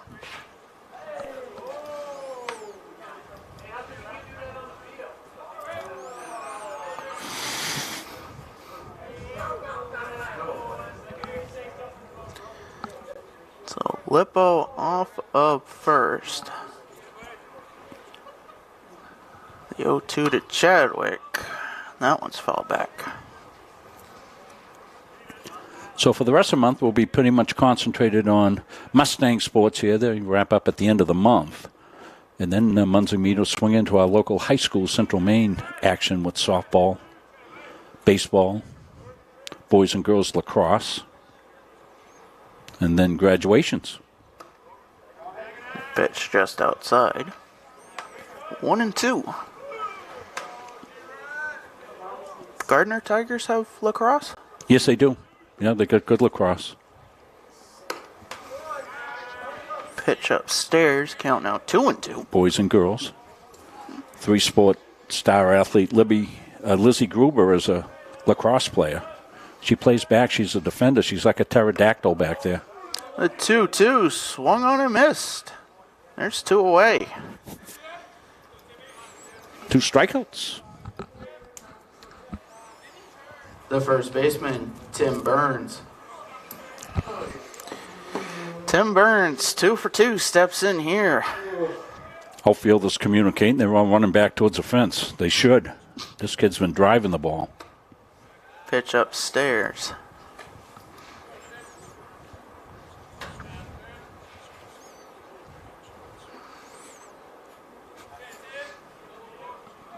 And the pitch from McWinney. Outside. Yeah, pitch him carefully.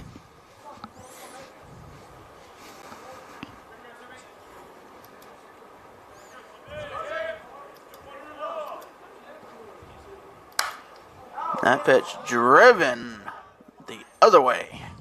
That one's heading for the Forest.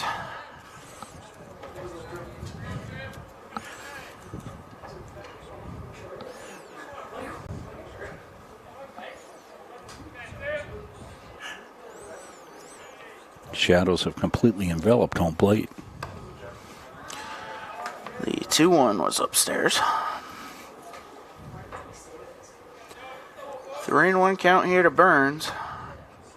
Lippo off of first. McWhinney from the stretch. And the pitch. Swung on and missed. He took a little bit off that. He took a little off. Burns took nothing off. He got a whack at that thing. So Lippo will be off on the pitch. 3-2, 2 outs. And that pitch swung on and missed. Ball game over. Mustangs win. They sweep the doubleheader here today. 18-5 and 10-2. Couple of great wins for the Mustangs as they'll get set to take on the Terriers Wednesday night in a big 9-inning tilt. Well, Jimmy Reed is going to be our Edge Nutrition Player of the Game for an outstanding doubleheader here, game yesterday as well, because we don't do them for the away games. But Jimmy off to just a fantastic start. So Brandon Gore in Game 1, Jimmy Reed in Game 2 is the Edge Nutrition Player of the Game. I remind you, we'll be back here Tuesday. And our next game will be a softball game, as we will have Thomas College in here for a doubleheader at 5 o'clock and 7 o'clock on Tuesday night. Patrick, final thoughts? Yeah, it was after a tough stretch for the Mustangs. The record not going our way as of late. A couple of nice wins here on home turf, and hopefully they can ride that momentum into a tough stretch this week. Good to be back home, as they say, Patrick, and we'll be back home here on Tuesday night with you for girls softball. Really looking forward to that doubleheader as well. Patrick will join me as well. Aspen Stevens will be along to run our camera on Tuesday night. Until then, for Patrick Dexler, Andrew Sevenson, I'm Rob Munzing, Munzing Media's production of Central Maine Athletics. So long, everybody.